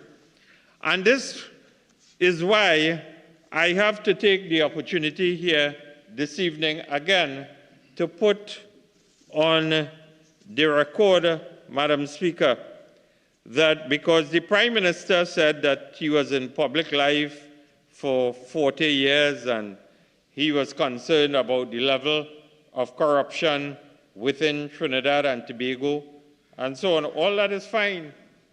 All that is fine. I don't think that anybody on this side is not concerned about corruption occurring, whether it is in the public sector or the private sector, Madam Speaker. But, Madam Speaker, we have a responsibility to ensure that we are not bullied or not cursed based on the narrative that the Prime Minister and members of the government have attempted to create. Because the narrative was, one, talking about corruption and allegations of corruption between 2010 and 2015. This is what I would term to be PNM propaganda or half-truths. Where is the proof? Who is before the courts in terms of criminal prosecution for actions, taking actions as it relates to between 2010 and 2015? And if indeed the old talk or the rhetoric that has been created here this evening, Madam Speaker, I want to ask some very important questions as it relates to this piece of legislation.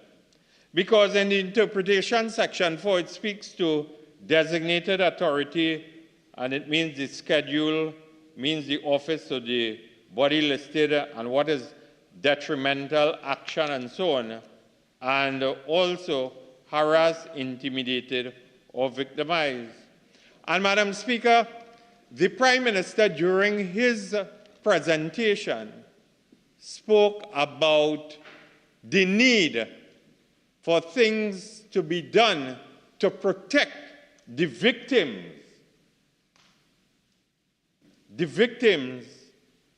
of those, because I'm looking at the piece of legislation, this piece of legislation, I'm looking at 4C, harass, intimidated, or victimize.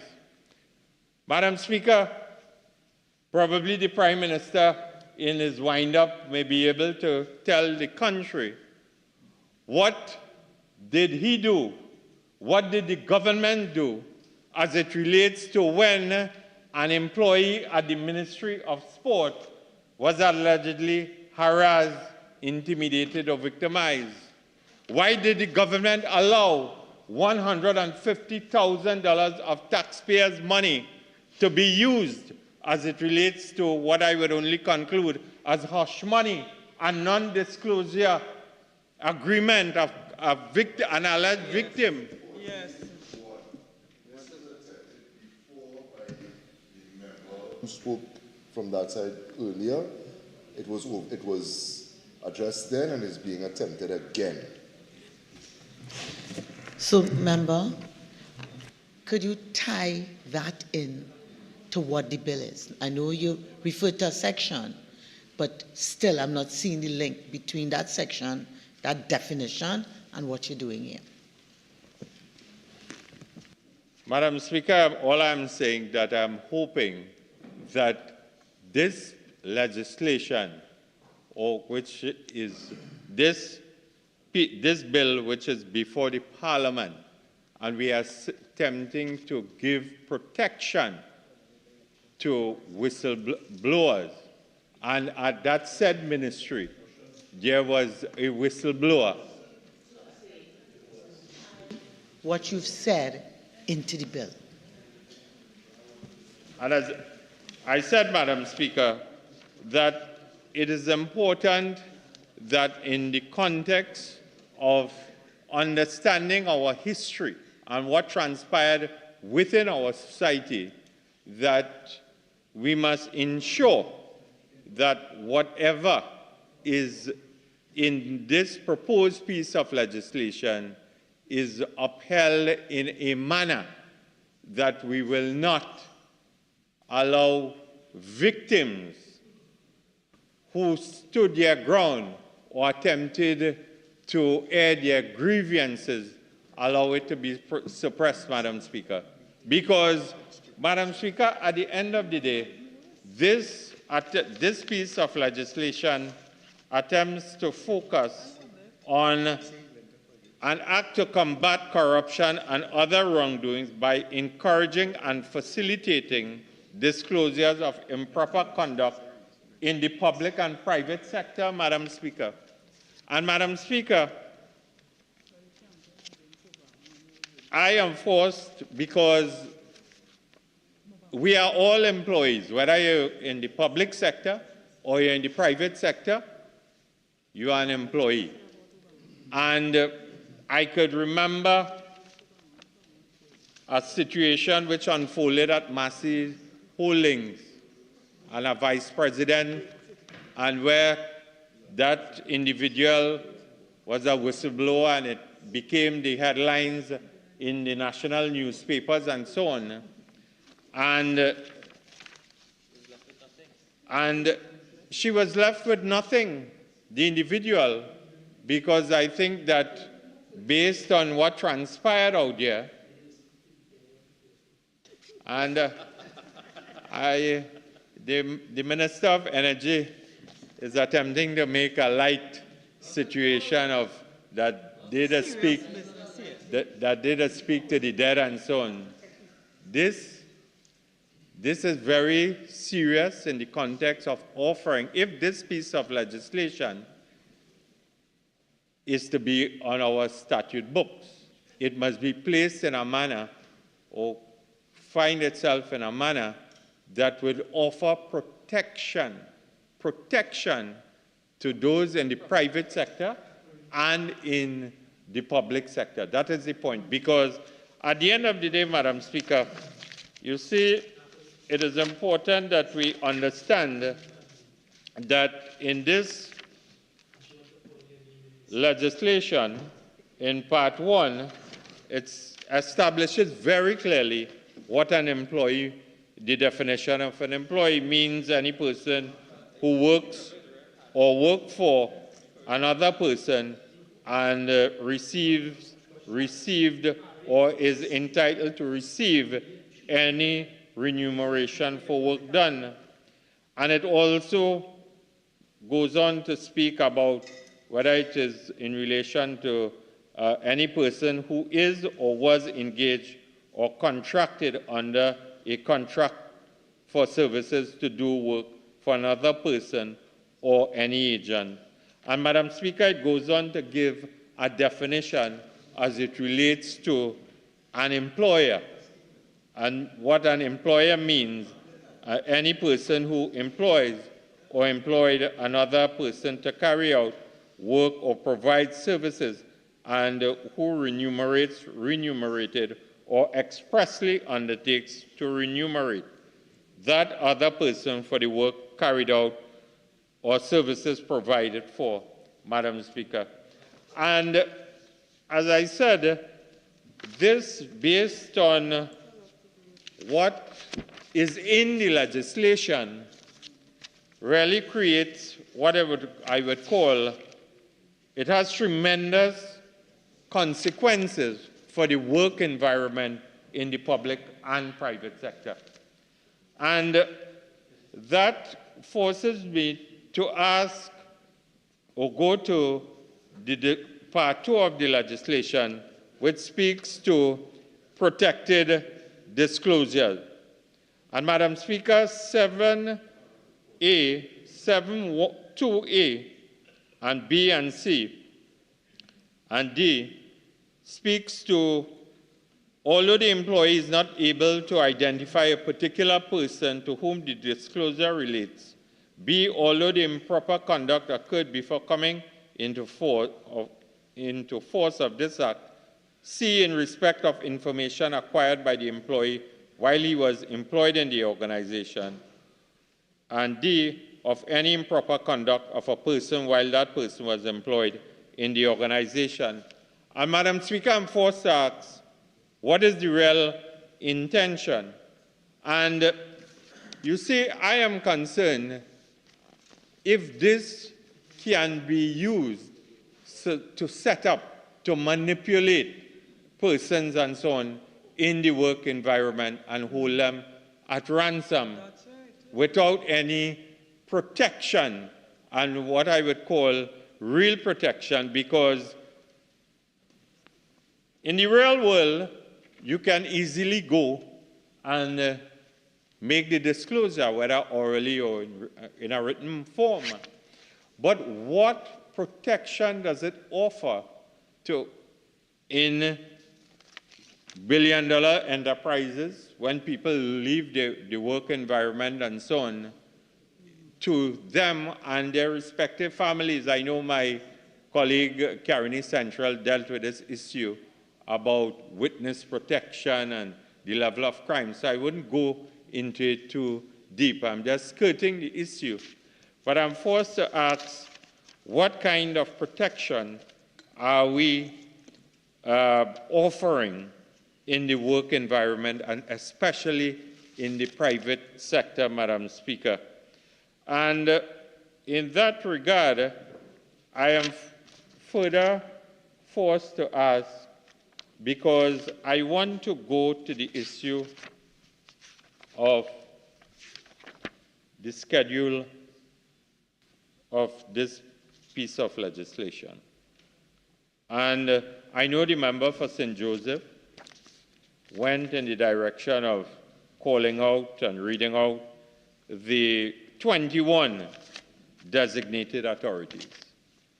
And I do not know how 21 found itself into the schedule.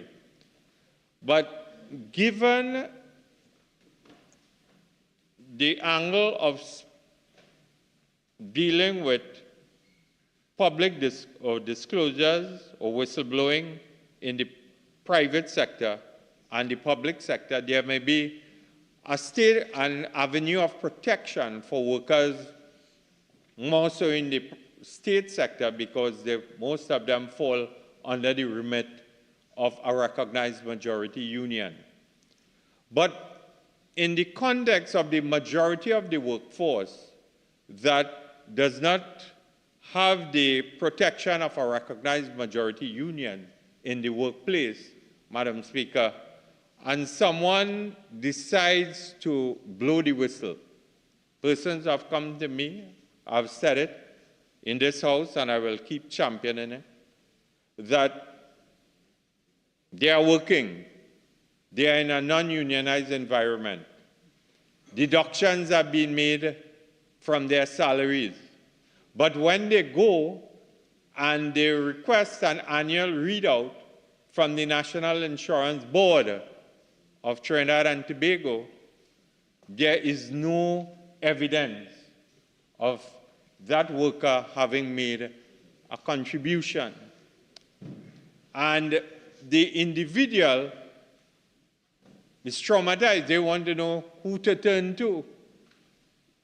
Sometimes they ask, and I have asked them, have you taken it up with your employer? Their immediate response will be, if I take it up, I will be dismissed for raising this particular issue.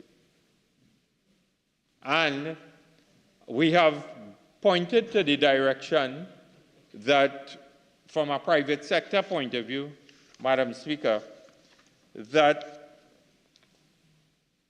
the establishment of whistleblowing or whistleblower units in the workplace could be established. But in the private sector, who pays the piper calls the tune. And in that regard, the whistleblower listening to the complaint or what is before him from the individual is ultimately responding. Honourable Member, you have 1 more minute of ordinary time left. You're entitled to 15 more minutes to wrap up your presentation if you wish. Thank you. You may proceed. So it means that you are... Yes. Yes, so you may proceed. Thank you, Madam Speaker.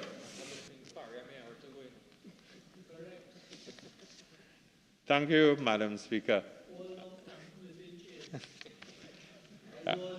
And coming, well, as City Minister of Energy, just be paying attention to the meetings of the United National Congress. Yeah. So it tells me that they are very concerned and anxious about the results of the internal elections in the United National Congress. But more important, some order. I would love to hear the last 15 minutes of this presentation. And I ask all of you all to support me in my hearing. Yes. Member for Vancouver South. Yeah. Thank you. Thank you, Madam Speaker. And as I said, the issue of the establishment of whistleblower report units within the private sector and the independence is what is of concern to me, based on what I've just alluded to in the context of national insurance contribution and so on. And based on the issue of the volume or the sums of money in the context of the national insurance system, and from that angle, I would have said that, of the firm opinion that this should be one of the designated authorities within the schedule. Also the issue of, because again, workers within or outside of the fold of the unionized environment and so on, they go from time to time to the minimum wages board. They make reports of exploitation and not being paid the appropriate salaries, the appropriate compensation in the context of the minimum wages order and so on. So if the government was serious about offering protection to those within the private sector and from the point of view of whistleblowing units, the establishment and so on, I think that they have to ensure that some thought process is given in expanding the schedule as it relates to the designated authorities. And from a public sector point of view, Madam Speaker, I have to ask the question, does the designated authorities have the capacity to carry out the investigative function which is being asked of them under this piece of legislation? I see the Occupational Safety and Health Agency is within the schedule.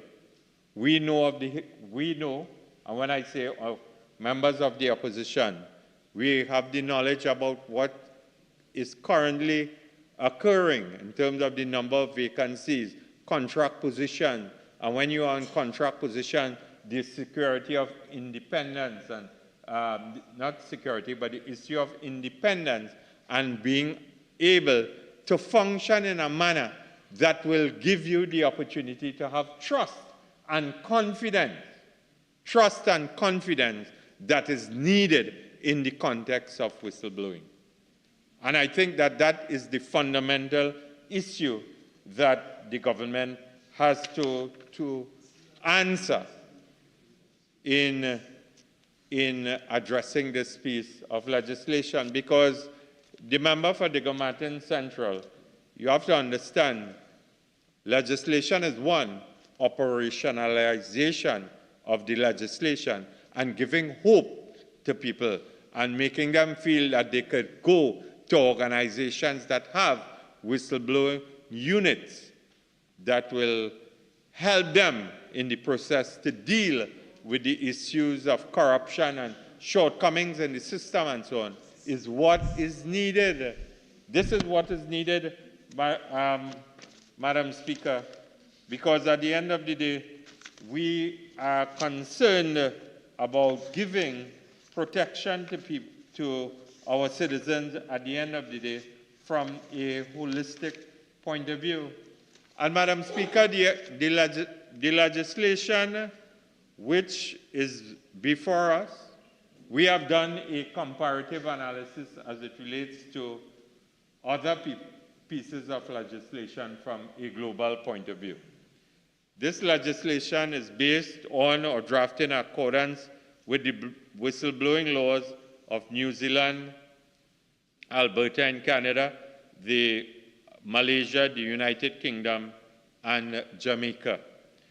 4 of the 5 jurisdictions which have been highlighted or pointed out by myself have massive shortcomings with their whistleblowing laws and are indeed making the move to amend the legislation, their respective pieces of legislation. New Zealand found shortcomings in their laws and presently has a new whistleblowing bill being debated at the committee stage of their parliament. Alberta has undertaken a review of its whistleblowing law due to shortcomings, and it is before the Legislative Assembly for amendments. In November 2021, Madam Speaker, MPs in the UK Parliament called for a review of the whistleblowing legislation laws due to the shortcomings that have been identified. And the government, in our estimation, is attempting to push through legislation that has been globally proven to be faulty and short in offering hope to persons within who seek that sense of protection, who seek that sense of comfort. Because the Prime Minister, in his presentation, said that it is designed to encourage people who have information on corruption to come forward and give the desired information.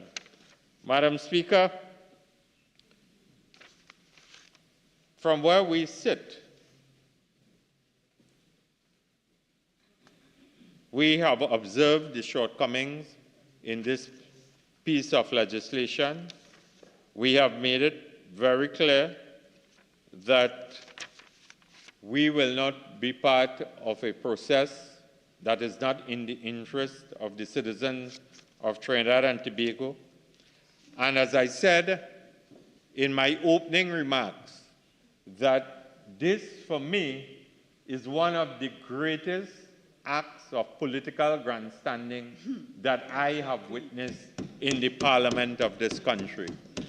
The government is fully aware of the outcome because the government did not change a comma, a full stop, a word, or a clause in this particular piece of legislation.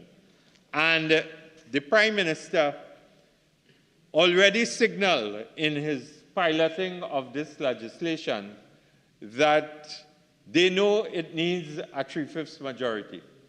And if it fails, he has already advised, or he will be advising the Attorney General to come forth with the appropriate amendments to ensure that it is passed with a simple majority.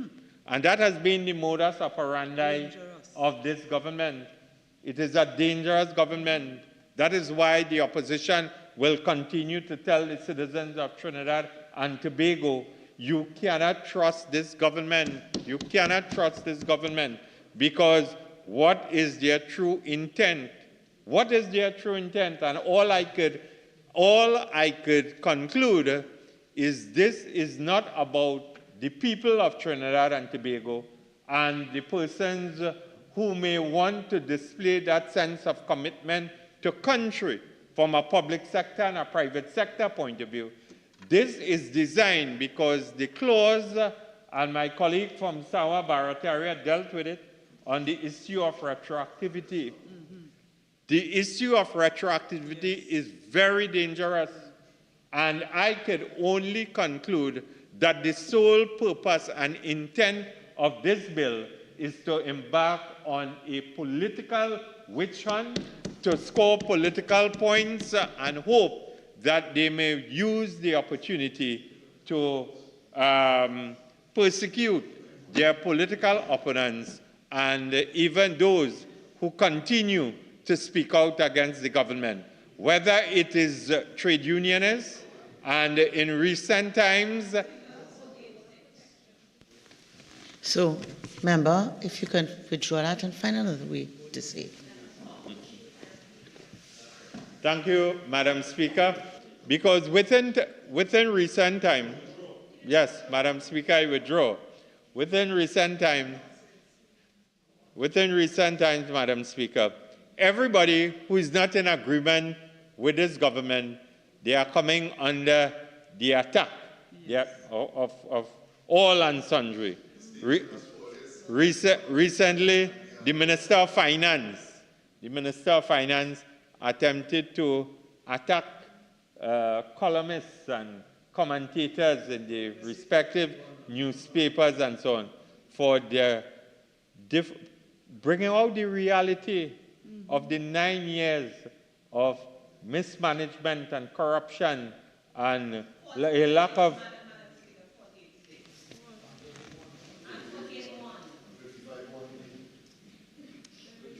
So, member, you will withdraw that word, find another way, and just remember, you're kind of bordering on your own tedious repetition of your own arguments, okay? So, Madam Speaker, at the end of the day, I withdraw, and I normally comply with your ruling, not the rantings of the... Listen, there's only one ruling here, so let's go on. You have withdrawn. You can find another way to say what you want to say, and let's get on with it.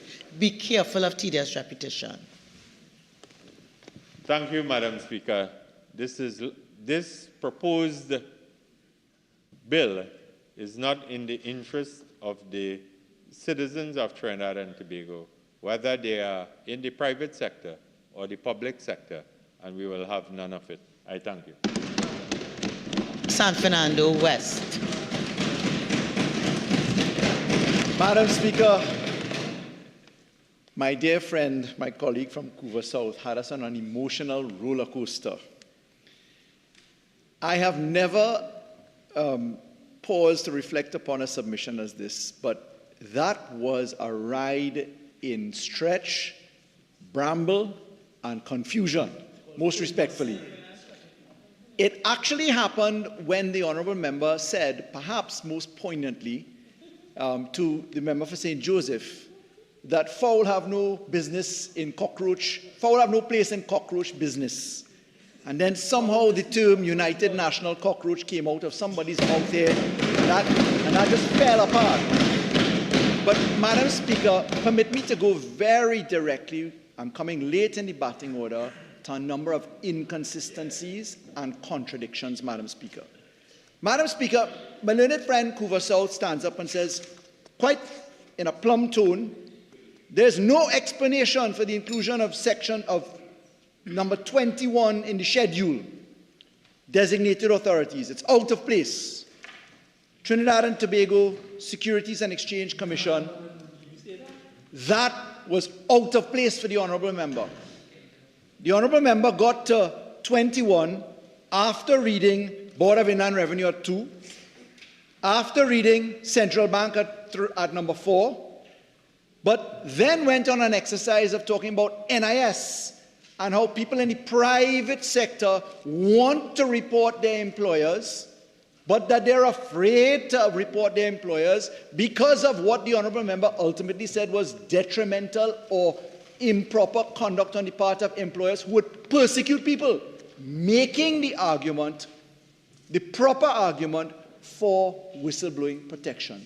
But what surprised me was that surely the honourable member knows that we had the FCB scandal of shares in the APO, the additional purchase offer that happened, where a Minister of Finance in the UNC government ran away from accountability in this House by subterfuge, Madam Speaker, in being called upon on a motion by Diego Martin West, then leader of the opposition, to hold the Minister of Finance accountable for the FCB scandal, Madam Speaker.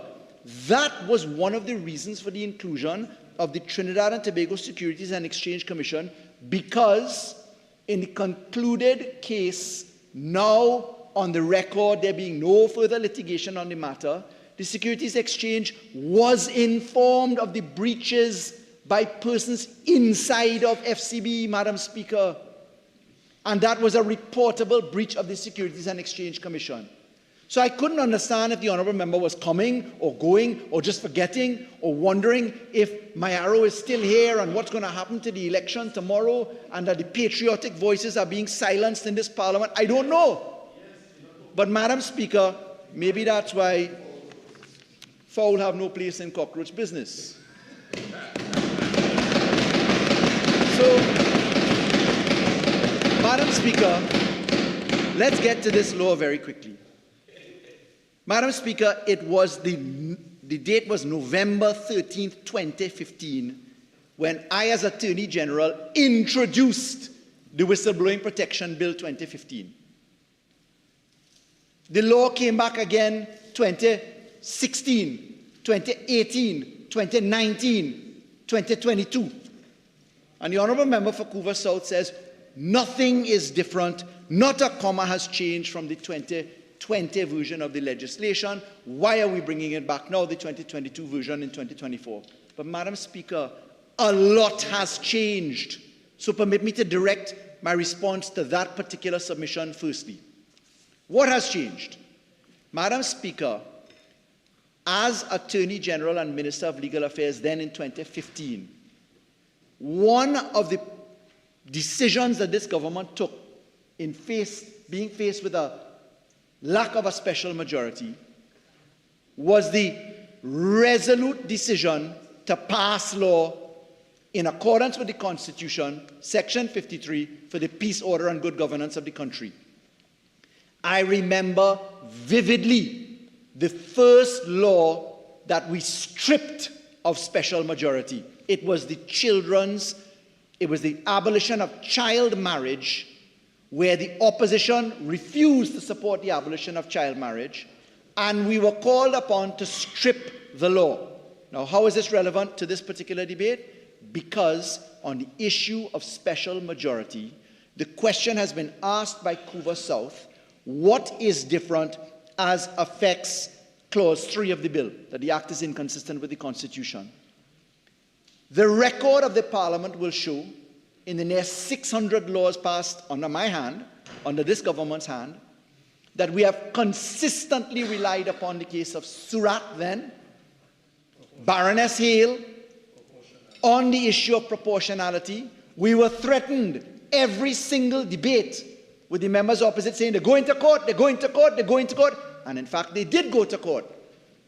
And it was in the case of Dominic Suraj that the Privy Council was called upon not only to uphold the public health regulations which we had drafted, but specifically to consider the issue as to whether formalistic compliance was required, i.e. you needed 3/5 of the votes of the Parliament, or whether in the face of abrogating a Section 4 or Section 5 right, you could rely upon mere proportionality. And Suraj, therefore, is the first answer to what is different. In 2015, we did not have Suraj. In 2018, we were faced with the case of Francis and the minority decision of the Chief Justice. We were then faced with the decision of Nerves coming out of the CCJ, and the CCJ upheld, some argue, the minority view in Francis, and therefore Suraj was critical to decide that simple majority law could pass on the basis of proportionality. So that's the first difference. The second difference, Madam Speaker, and very critical to pointing out the problems that the UNC have today. Maybe not all of them, because some are silenced perhaps. But the second problem that the UNC has, and in answer to Couva South, is what is different? The Public Procurement and Disposal of Public Property Act is the second point of difference. Madam Speaker, in attempting to answer the submissions from St. Joseph, Couva South said that St. Joseph should not have raised the issue of public procurement because there was a boycott of the Joint Select Committee. Madam Speaker, I was a member of the Joint Select Committee in opposition, and I can say that the reason that the opposition then, the PNM opposition, suspended continuing with that Joint Select Committee for a short while was because the government refused to put the policy behind public procurement on the record. They came with two legislative proposals diametrically opposed to each other and would not decide for years on what the policy the Chief Parliamentary Council should use to draft the law. It was only when they concluded the policy that we returned and completed the Joint Select Committee on that law. But, Madam Speaker, there is a further point tied in answer to Couva South as to what is different.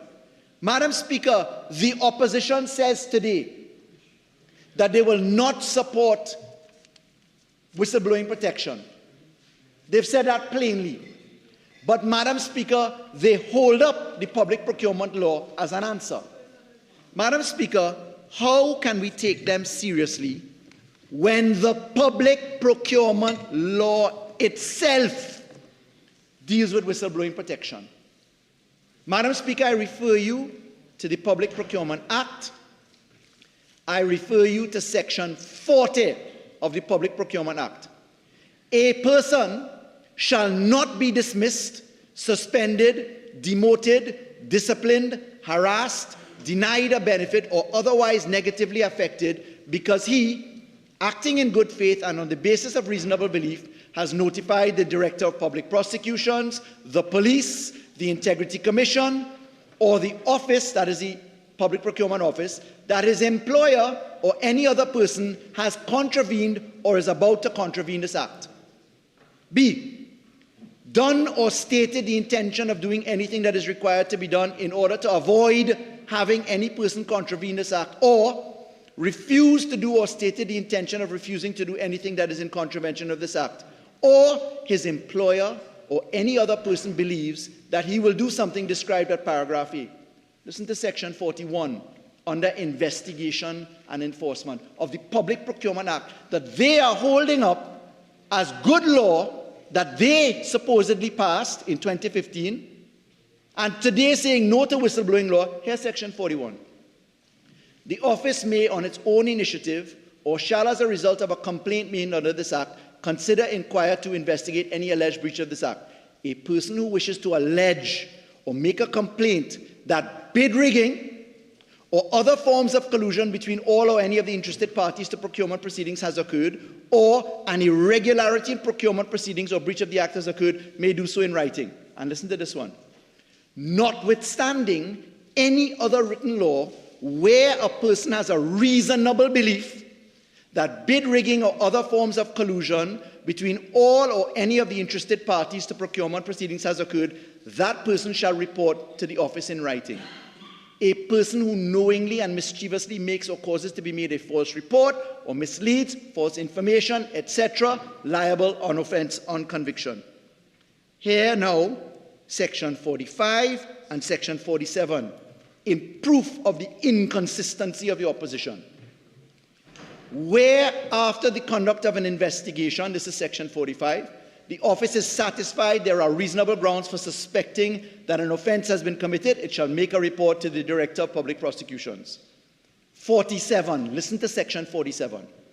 Notwithstanding any other written law, no person shall be regarded as having breached any duty to which he may be subject by reason of his communication in good faith to the office of any information or opinion on a matter which is relevant to any function of the office under this act, whether or not in response to a request made by the office. Listen to the bill, Madam Speaker, because it's clause 18 of the bill that causes our 3/5 consideration in large part.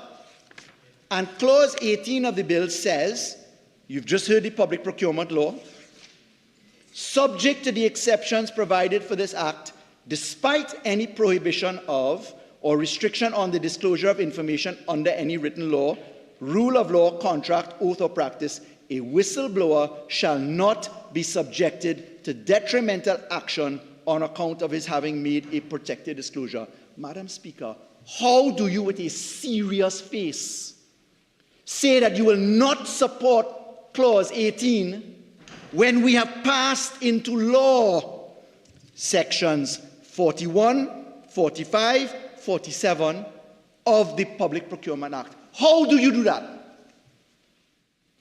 The honourable member wanted to know what was different. We operationalized the Public Procurement Act last year. This is a material distinction between 2015 circumstance, 2018 circumstance, 2022 circumstance. It's why the Prime Minister stopped the debate. It is the Honourable Prime Minister who insisted to our Cabinet that we will, by hook or crook, put on the provisions of the public procurement law, as ugly as it may be to some people. Madam Speaker, do you understand the predicament they're in now today? Do you understand the embarrassment they are in today? The Public Procurement Act is the law. It's being advertised in the papers. But Madam Speaker, I fear that it is Section 60 of the Public Procurement Act in conjunction with Section 4 of this bill that causes sheer panic in the UNC. And let me connect those dots for you, Madam Speaker. Section 60 of the Public Procurement Act is the section that strings together this. And if you'd allow me to get to it.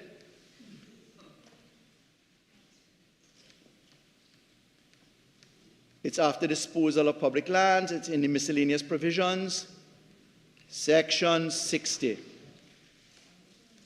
A person of the Public Procurement Act who is involved in or participates in bid rigging or directly or indirectly influences any manner or attempts to influence in any manner any procurement proceedings in order to obtain an unfair advantage in the award of a procurement contract commits an offense. What does Section 4 of this bill say? Section 4 of this bill is, forgive me, not Section 4. Section 4 is the definitions clause.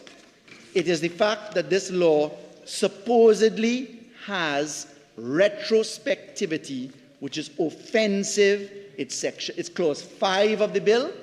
Clause 5 of the bill says, this act applies to any disclosure made after the coming into force of this act, irrespective of whether or not the conduct of the improper conduct to which the disclosure relates occurred before or after the coming into force of this act. Now, point number 1. If we were afraid of retrospectivity as a government within the confines of Clause 5, we now stand in terms of difference in the 9th year of our government. Aren't we not subjecting ourselves fully to the whistleblowing protection law? Are any of us opposed to the whistleblowing protection law? Not a single person has a concern over here. On the other hand, in terms of the law on retrospectivity, Madam Speaker, permit me to say this. The member for Barataria Sanwan was quoting from the CPC's opinion, March 2016, but he omitted, the honourable member, to read this. That's right. The retrospectivity, I quote from the opinion, of the bill under Clause 4 is not objectionable because it does not alter the nature or character of improper conduct which occurred before the commencement of the proposed act, nor does it alter the legal consequences for such improper conduct. Clause 4 does not infringe the right of the individual to protection of the law under Section 4B of the Constitution. Really? Couldn't find that clause? That part of it? And he's smiling, you know. Madam Speaker, I have a lot of regard for Barataria Sanwan. Good debater. But Madam Speaker found one thing today. Knowingly. Purposefully left out the position.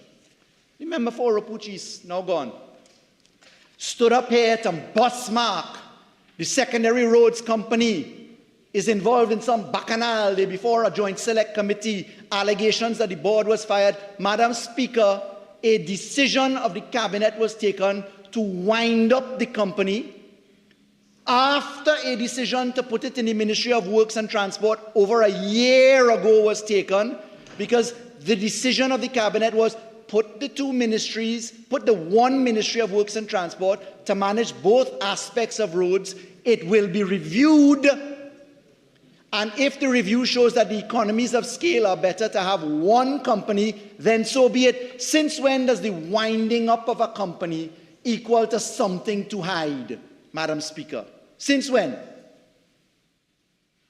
Madam Speaker, it was mere bluff and bramble on the part of Oropouche East.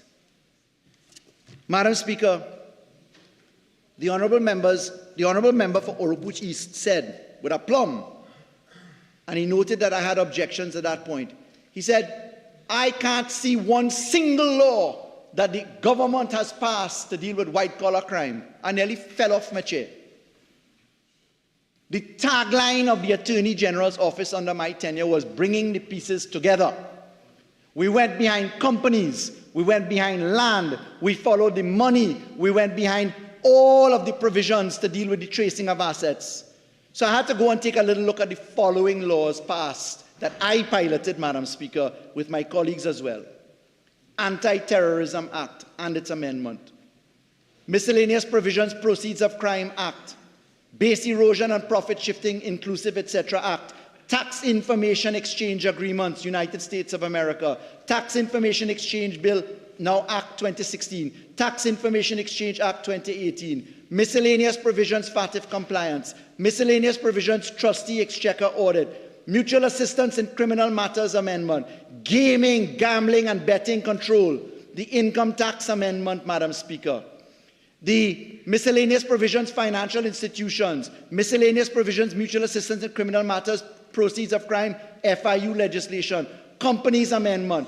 Public Procurement and Disposal of Property Act. Gambling legislation. Miscellaneous Provisions Registrar Companies Registration of Businesses. The Civil Asset Recovery and Management and Unexplained Wealth Bill. The Companies Amendments. Land Adjudication. Land Tribunal, etc., etc., etc., Madam Speaker. A host of laws to follow the money, Madam Speaker. And Madam Speaker, you know what we were met with by way of interaction with the other side? Bramble, delay, brink of default, blacklisting, threatening, Madam Speaker. Madam Speaker, when we demonetized the cash, the $100 note, that was one of the biggest measures led by the Honourable Prime Minister. Nearly $500 million in money did not come back into the system, Madam Speaker. The opposition had no form of support for any of that. None, Madam Speaker. Madam Speaker, when we heard the honourable members opposite say, show us one case, they asked for one case where somebody has faced the courts and they say, listen, not no P&M case, which is what they call civil litigation. They want a criminal case. The state convicted and sentenced Vincent Nelson, Queen's Counsel, who admitted in court that he stole money, gave it to Anand Ramlogan and Gerald Ramdeen in bribery and kickbacks. That's one case. Piarco is ongoing. Civil litigation in Piarco is ongoing. Life sport is ongoing. Madam Speaker, another case, murder in life sport. Murder in life sport.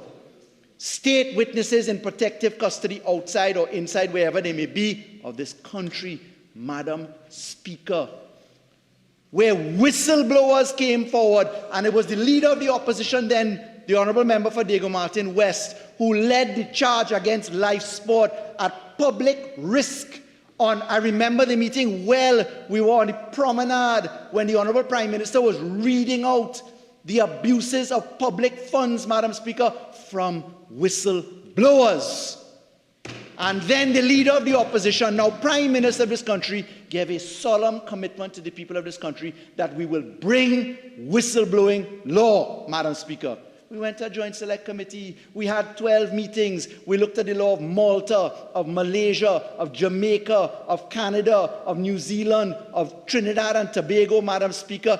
Jump high, jump low. They will not support a single comma in the law. So I asked the patriots today, the member for Kumuto Manzanilla, the member for Chaguanas West, the member for Mayaro, Madam Speaker, the member for Naparima, now that they know they supported public procurement law with whistleblowing provisions exactly similar to these, what stands in the way of your support today? What? Fear of the electorate? What? When does principle become policy and action? When?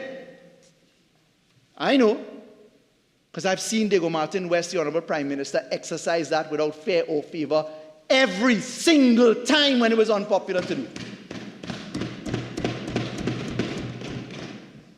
Madam Speaker, I recall vividly all the talk about the Vincent Nelson case, whether an Attorney General should be involved in indemnities and protection for whistleblowers, etc. I remember vividly being excoriated. I said little because I wanted it to go to court. And so I'll be circumspect at this point. But Madam Speaker, this country requires protection. And let me attach on to something that the Honorable Prime Minister said in piloting this law. As he reflected upon a conversation in Diego Martin West, the story he told us about, when the person in private sector said, "What are you all doing about government corruption?" And he said, the Honorable Prime Minister reported to us that if there's corruption in the public sector, the private sector is equally involved. This law proposes not only to bind the state as a clause in this law, but that the private sector has an obligation to have whistleblowing reporting officers, and that there must be whistleblowing reporting units. If you don't trust your officer, or your officer not doing the job, or your officer didn't do what you want, you have a second bite at the cherry. You can do it anonymously. You can do it openly. You go to the DPP, you go to the Integrity Commission. But Madam Speaker, you're not walking with your hands swinging, asking to be protected by gift. You are clothed with Clause 18 of the bill that exculpates you from criminal and civil liability under the condition that you have acted with propriety. You've told the truth. There's reasonable belief. It is not a circumstance. And, Madam Speaker, just like Vincent Nelson, you get into Clause 21. Clause 20, subsection 1.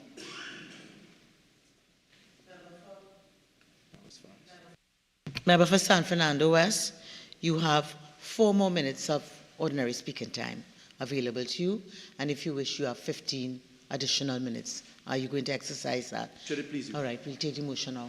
Member, Leader of the House. Very much, Madam Speaker. Madam Speaker, in accordance with Standing Order 15.5, I beg to move that this House do sit until the conclusion of the business before it. Honourable members, the question is that this House continue to sit until the conclusion of the business before it. Those in favour say aye. Aye. Those against say no. I think the ayes have it. Member for San Fernando Thank West. you, Madam Speaker. Madam Speaker, I was saying, Clause 20, no immunity, the marginal note, no immunity to whistleblower if he was the perpetrator or an accomplice. Madam Speaker. And then there are conditions for mitigation for the court to consider.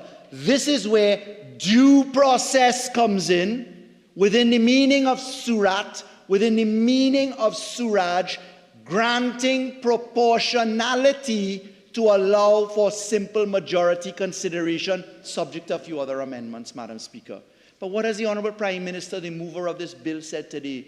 Please support us. The knockout punch I delivered a short while ago, you know. You want public procurement? Take it. Look, the same law in the public procurement law, Section 40. There's a no comeback from that, you know. That is a knockout punch, Madam Speaker. In law, in morality, in logic, Madam Speaker, it's a knockout punch. So, Madam Speaker, it does not offend existing law. It's in fact in pari materia. We have tried for 8, nearly 9 years to pass this law. We have advanced the law by prosecuting the state's interest, in particular in the Suraj matter and in the Chandler matter, which upheld save law, Madam Speaker. We have allowed for internal disclosures. We've allowed for external disclosures. We've allowed for immunity that is conditional upon certain prerequisites, that there's no falsity and serious misrepresentation and wickedness or mischief inside of there. We have said what happens in terms of concerns about the perpetrator or an accomplice, Madam Speaker. Madam Speaker, there is no retrospectivity. The bid rigging that people can talk about is 9 years under the PNM and 5 years and 3 unholy months under the UNC, where we were put to task, Madam Speaker. But Madam Speaker, our country is battling the issue of crime and criminality. I recall piloting the amendments to the Evidence Act to make CCTV evidence primary evidence so that witnesses didn't have to come and say, look the man there, and point him out in a lineup. We amended the code, Section D procedures, to deal with witness identification, etc., Madam Speaker. We have said to people, step forward and come under anonymity. We tried to pass witness anonymous evidence in the Evidence Act. The minority report was under the hand of Barataria Sanwan himself, who refused to support witness anonymity by the court, Madam Speaker. But Madam Speaker, today we are saying, do your part. We make ourselves equally subject to scrutiny. Madam Speaker, there are people who have, at great risk to themselves and with great courage, stood up against what seems to be insurmountable odds. Large corporations, hands that feed them, people who have dropped hands and walked away, been subjected to ridicule because of what they did. I know what it feels like. I was subjected to ridicule for doing my job as the Attorney General and Minister of Legal Affairs, quite properly so. Madam Speaker, the Honourable Prime Minister knows what it is like, Madam Speaker, defending himself as he has so many times before, and our government and this country. But Madam Speaker, I ask the patriotic people amongst us, in the face of the public procurement law, what excuse will you have to offer for not supporting this law? What? I've given you the precedent. It's there. It's there. Madam Speaker, I have nothing more to say other than this is carefully considered law, which the Honourable Attorney General will consider as to the mechanisms by which we can pass law. It is not true to say that the opposition supported anti-gang legislation as it originally came. It is a watered-down version of what it was. I recall having to make those amendments myself. I plead with the members of the opposition, in particular those who call themselves patriots, to do the right thing. If you want a lesson in bravery, there's somebody in the audience you could talk to. Seriously. Do the right thing. Support this law. Madam Speaker, I thank you.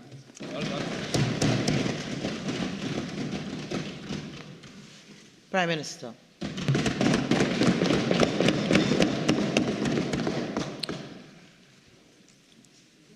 Thank you very much, Madam Speaker. Madam Speaker,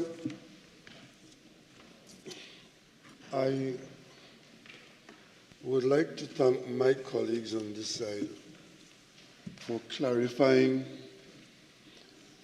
much of the misinformation or the misunderstandings that seem to have seeped into this debate. But I'm not surprised, because this is one of those situations where it appears as though there's nothing that we can say or do that would get our colleagues on the other side to agree to this. I think the member for San Fernando West has put it very clearly, and I simply want to repeat what I understood from what he has said. Unfortunately, it appears as though there is some ad hominem response coming across to us from the other side. It appears as though there are people in this House who have reason not to want to have this legislation on the books. And Madam Speaker, I was a little surprised today at the nature of the substance of what the opposition's first response was by one of its most experienced members, a member for Oropouche East. And what did he say today, Madam Speaker? And this is a debate, and I crave your indulgence to respond to what was introduced in the debate. One of his big points was that we're doing this now because an election is imminent. Well, as far as I know, the calling of an election is the prerogative of the Prime Minister who is in office leading a cabinet. And in 2020, this government was elected for 5 years. The term of this office, this government's office, expires in August 2025. We are in June 2024. So I don't know what imminent election my colleagues are talking about. And they're associating this action with some imminent election. Let me put it to bed, Madam Speaker, as I said earlier. This has not to do with any election that is imminent. It has to do with a commitment given to the country that we will get it done during this period, this term.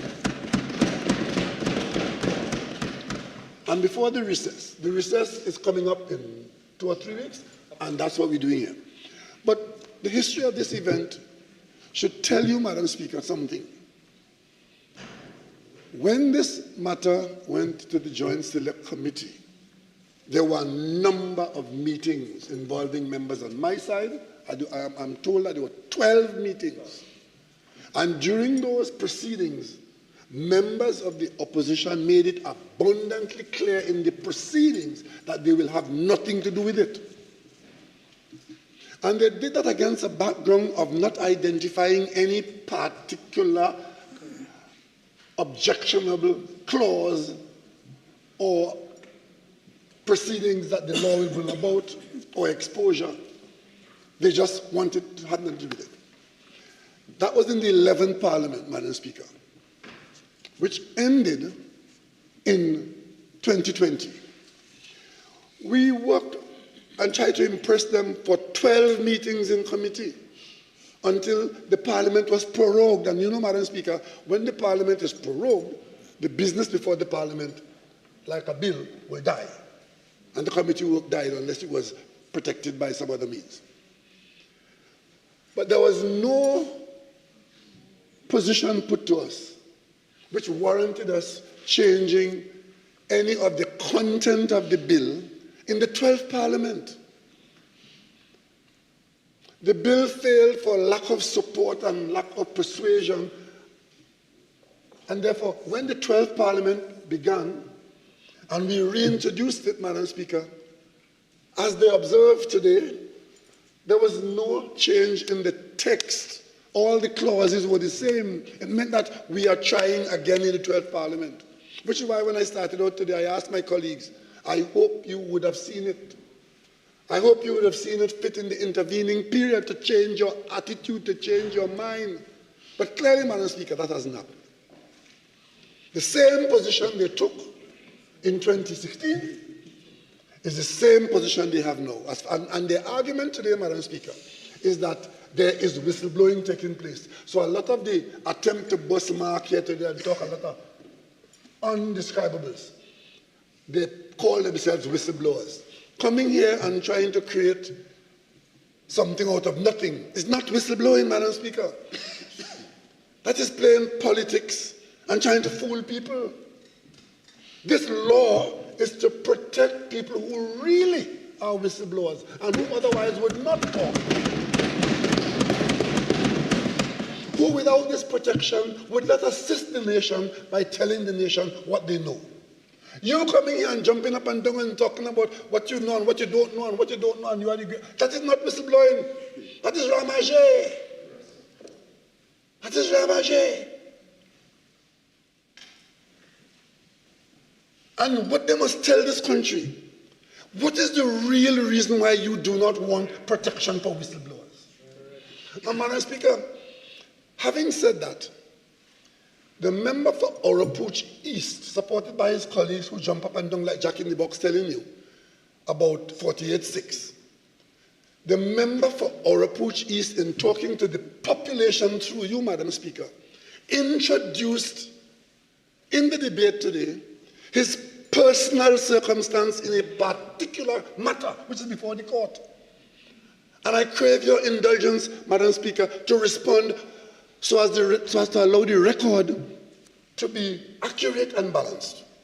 Madam Speaker, you would have heard member for Orapooch East today say 9 years, and all this talk about corruption by the government and the government's friends. Not a soul has had to talk to the police. Not a man has been made to account to anything. Madam Speaker, I want to ask you to be permitted to read a search warrant issued or obtained by the police of Trinidad and Tobago.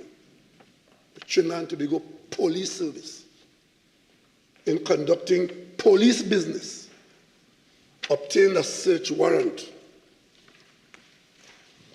under the Indictable Offences Preliminary Inquiry Act, Chapter 1201, Section 5, in the county of St. Patrick. And the warrant issued a demand to all constables, police and Police Inspector Derek Walker, number 12143. This is police worker, madam. And I read, whereas and just in case you all are nervous, this was on CCN TV on the 17th of June 2017, Mark Bassant's story on national television. So you cannot say you didn't know it existed. And that's why you want to know, why would the member for Orapooch East get up here today and pretend that this doesn't exist? Whereas by information on oath given by me, Police Inspector Derek Walker, number 12143 of the Anti-Corruption Investigative Bureau, I, the undersigned, Maria Busby Earl Caddle, Acting Chief Magistrate of Trinidad and Tobago, being a magistrate in the District of St. George West in the island of Trinidad, I'm satisfied that there are reasonable grounds for believing that the material listed in the schedule hereunder is located at a premises, and the premises is named, and such other places off-site of such material, storage of such material. And this is the key word, this is the key sentence. I am satisfied that the said material would afford evidence as to the commission of indictable offenses. And the persons the 9 people who are under this police action, this police investigation, subject to this search warrant. And one of them, person number 1 in this search warrant, is the member for Orapooch East, who comes into the parliament today and puts on Hansard in a debate. The worst attempt that I have seen by a member of parliament to fool the public. This matter is alive and well in the courts of Trinidad and Tobago. Alive and well. Yet, getting up in trying to put his own personal defense to the country under the cover of the privilege of parliament under Hansard, the member for Orapooch East pretends that this government, in talking about dealing with white-collar crime, has not had any action initiated against any person. Madam Speaker, what manner of member is that? And the magistrate went on to say, namely conspiracies, 1, to commit misconduct in public office by the said Dr. Rudal Munila. To commit misconduct in public office. I rise on standing order 48.6 and 48.8, please, Madam Speaker. Overruled.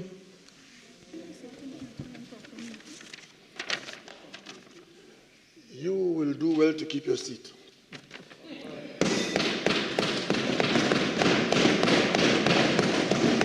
Item number 3, corruptly give advantages to certain person as an inducement or reward for the said person showing favor to certain contractors in relation, and of course, Madam Speaker, it goes on. This is the police work.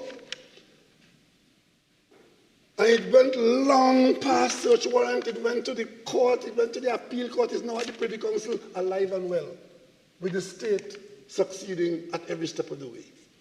Yet, in a debate in the Parliament, the member comes and puts on Hansard that we don't need whistleblower legislation because whistleblowing is taking place. I have found out that the government shut down a company. The government fired a board because the board, somebody went before a committee of Parliament and said something. Madam Speaker, nothing is further from the truth. The government has fired nobody because anybody said anything. We created, in attempting to do a program of road works, a year and a half ago, 2 years, 2 years ago, we established a new state company. And the company was put in the Ministry of Rural Development as part of the Rural Development Initiative. The intention was to use this company to increase the amount of activity that the rural development entities, local government bodies, could do in what we said was a national road reinstatement program.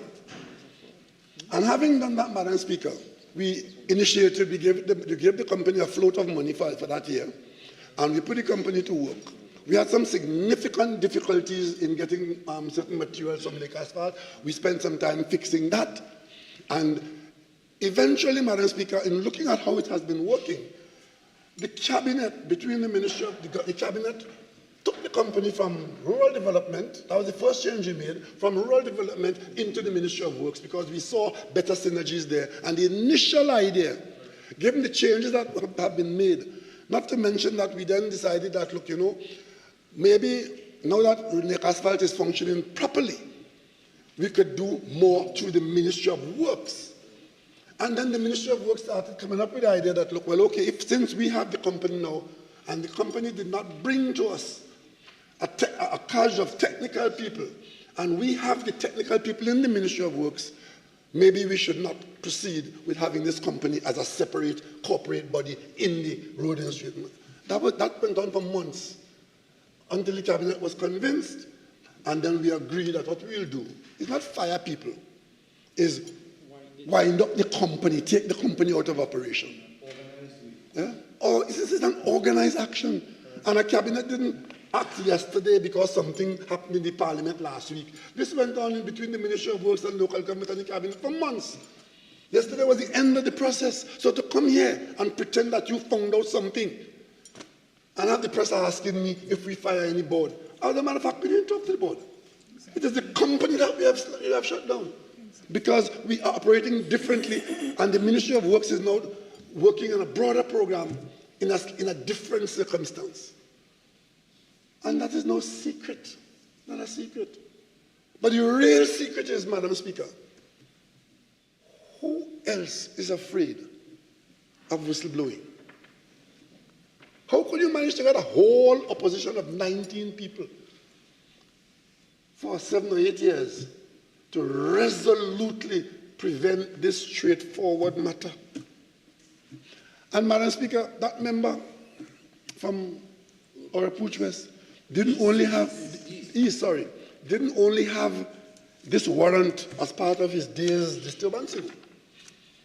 Because how many people in this country have a search warrant issued for them? In a special category of very few. Yes. But the member for Aruka Maloney put this on the Hansard in this very house, Madam Speaker. So the member and his colleagues, they know because it was put on Hansard that this warrant was issued for one of their own. That's right. A chief magistrate started the process here that the police initiated, and you come to the Parliament hoping that we have forgotten and that the country didn't know, so you could come here today and talk about nothing has been done about corruption? Madam Speaker, my colleague from Santana Northwest spoke about the Vincent Melton matter. A senior counsel from England come to Trinidad and Tobago and told this country. And the AG office was instrumental in bringing about a conviction of this senior counsel. And you come here talking about nothing has happened? There are very few countries in the Commonwealth where the Attorney General was arrested for stealing public money. And as a result of that, but this is the only country where as a result of that it becomes a national hero. Exactly. Loved and embraced. Madam Speaker, Like Christmas. they must be of a different ilk to want to make a hero out of an Attorney General that embarrassed and disgraced the country. Whole cash of them. But coming into the Parliament to tell us today that the government has some ulterior motive for elections and they could not bring themselves to support this legislation because it's not good law. Madam Speaker, it has nothing to do with good or bad law. It has to do with self-preservation.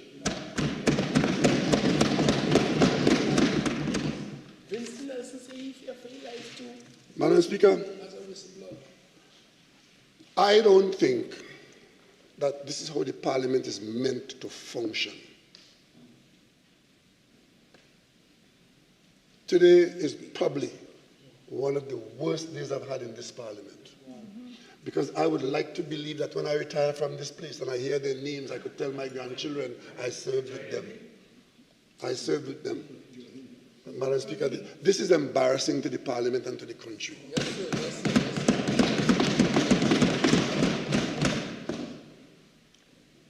To tell us, Madam Speaker, that we should accept what exists and not do anything to improve the country's ability to root out the corruption that we all know about. And he had the gall, Madam Speaker, as a member of the UNC, to come here and seek to use as a political whip the government's building of the highway to Point 14. Madam Speaker, what manner of people are these? Good question. They took out the clause in the contract the day before the general election of September 2015. The clause that says in English, if the contractor is bankrupt, the bond belongs to the government stands forfeited to the government. The contractor went bankrupt since April of 2015, March of 2015. They did absolutely nothing to protect the public money. March, April, May, June, July, August. Come September, as they were on their way out of office, they didn't want to leave the possibility of an incoming government claiming the public money from the contractor, so they took the clause out of the contract. These shameless people.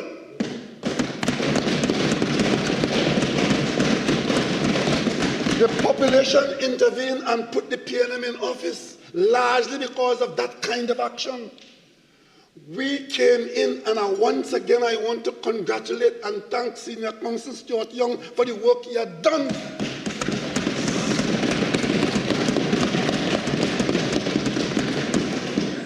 Because he on behalf of the people Madam Speaker, this is not a joke. And there's nothing to laugh about.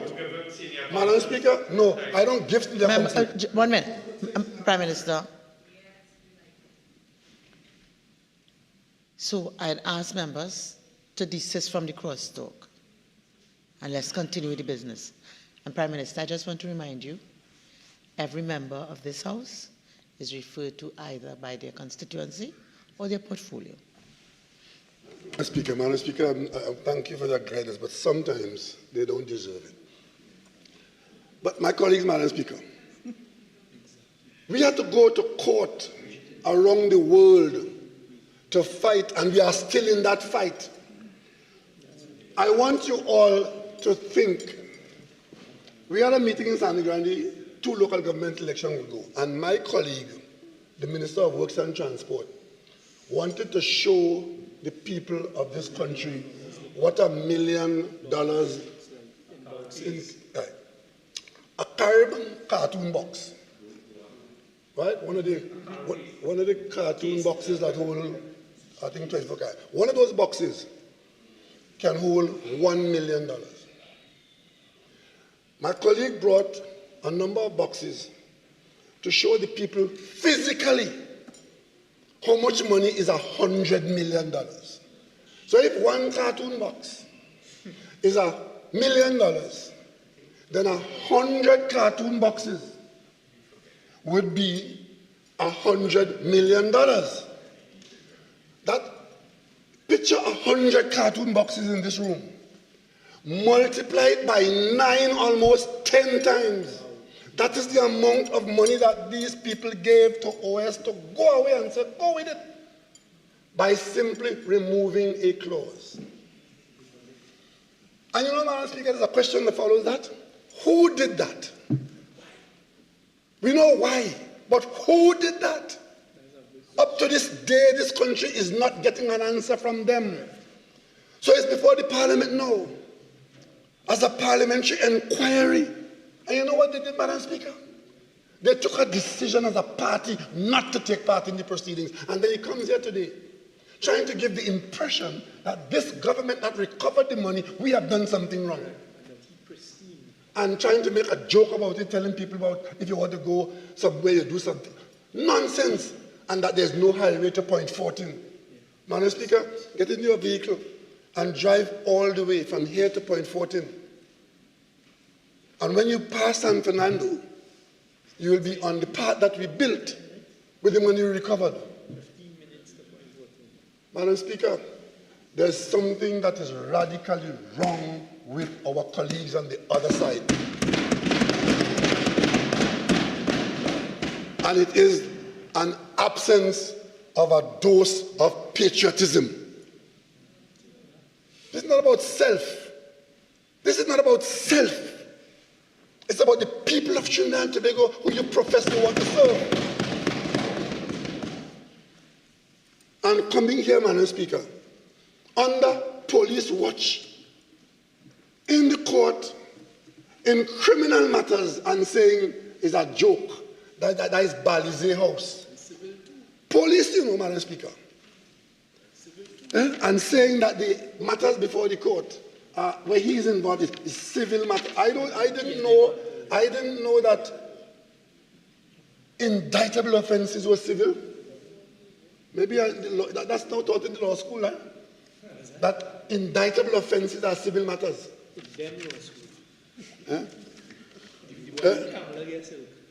Chief magistrate signing a warrant, a search warrant, and all of this kept in secret. Because, you know, Madam Speaker, they are a great believer in secrecy. They believe that through secrecy, they will survive and prosper. So somehow we not to know that this is going on and telling us about civil matter when in fact these are serious criminal jeopardy. The same way, Madam Speaker, they were in government when restitution was paid abroad in Florida, paid by people who were convicted for stealing public money through contracting in Trinidad and Tobago, were tried and convicted, and part of the proceedings, monies had to be returned to Trinidad and Tobago. When they were in office, some of that money was returned. And they never said a word to the people of Trinidad and Tobago. In fact, the words that were said by the leader, Siparia, was that this matter of Piarco Airport is a hoax, and it's PNM people playing politics against UNC people. That was the behavior of the member of Superior, who was Prime Minister when she was saying that, and after she said that, when in fact she knew that people had been convicted, and part of the conviction, they had to have restitution and paid money to Trinidad and Tobago. It's when we came into government. We discovered that the very thing we were talking about had gone further than we had expected, that money was paid and they kept it a secret from the people. A secret to allow them to be able to say that the Piarco prosecutions were in fact politically motivated and there was innocence all around. When people had gone to jail and repaid millions of US dollars to Trinidad and Tobago. What kind of people are these? But these are the very said people who use the Parliament to create Section 34 in the same Piarco matter. Section 34, create Section 34 so that people could get a loophole to not appear in court to answer for the very things that they're saying is a hoax and is PNM playing politics with Piarco Airport project. Madam Speaker, I don't want to waste any more of my breath on this, because I think the population knows enough. But today was the high point of deception, that a member of Parliament could have come here today and do what the opposition or Push East member would have done, attempting to fool the public and create a reason why they're not supporting this bill. Madam Speaker, this bill will be passed into law using the authority that the PNM has on this side if we have to stand alone, but the law will be put on the books.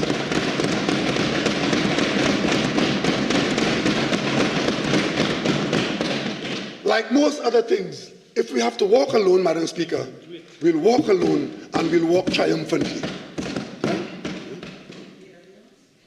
Thank you very much, Madam Speaker. Madam Speaker, I beg to move that this House do now adjourn to Friday, the 21st day of June, 2024, at 1:30 p.m. Madam Speaker, at that time we will continue debate on the bill that is before us now. And Madam Speaker, we'll probably do the bill on polygraph testing.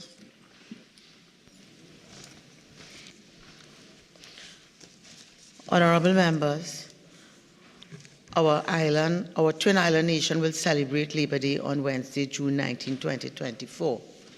Therefore, before I put the question on the adjournment of the House, I now invite members to bring greetings on the occasion of Labor Day. I now call the member for Port of Spain North, St. Anne's West. Thank you very much, Madam Speaker. Madam Speaker, Labor Day is an important day in the fabric of Trinidad and Tobago. Because I'm being reminded I was a comrade. Labor Day celebrations in Trinidad and Tobago were first declared an annual national holiday in 1973, celebrated on the 19th of June, which is this coming week ahead of us. Madam Speaker, Trinidad and Tobago has a very proud history of recognition of the labor movement and the important roles that the labor movement played a few decades ago.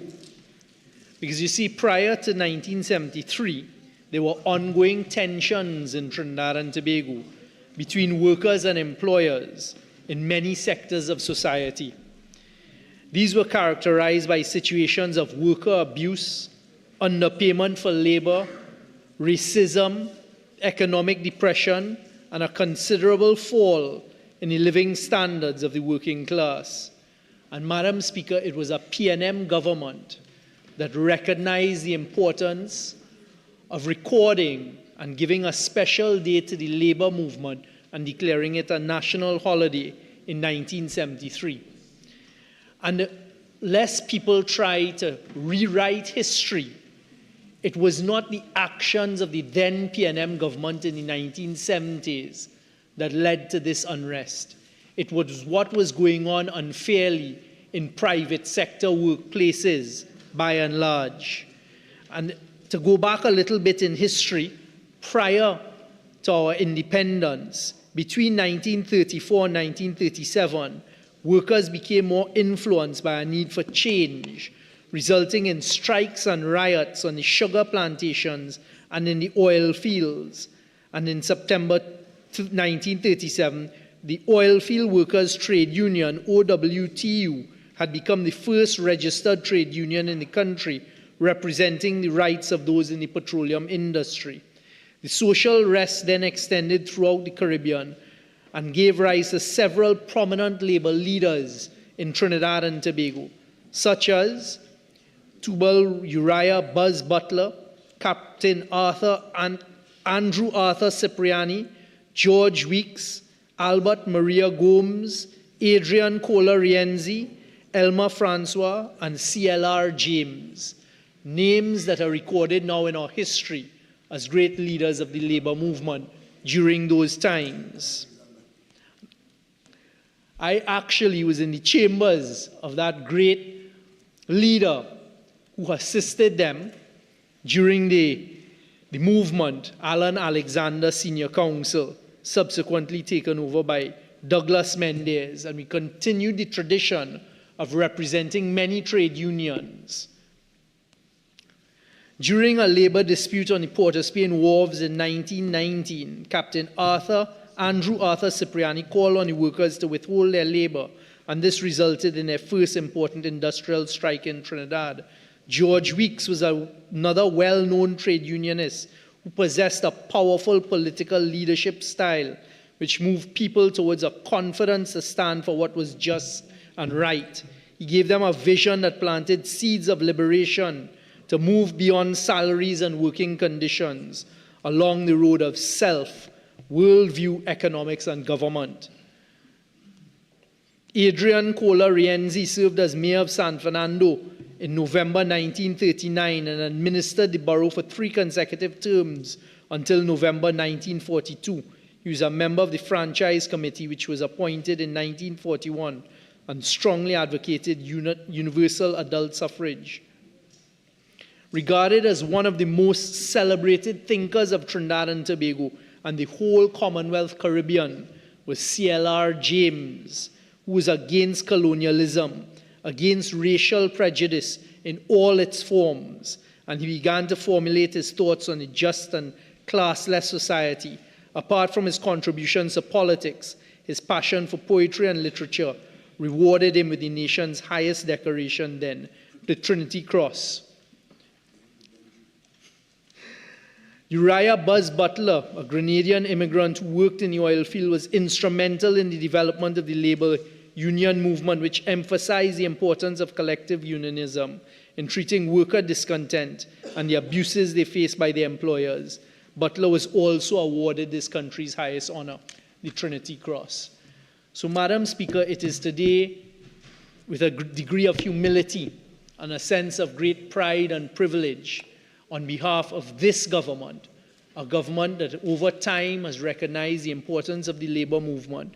And it is not always that one will see eye to eye with the labor movement, but we do respect their fundamental traditional principles of seeking the best interest of the worker, but in a realistic setting.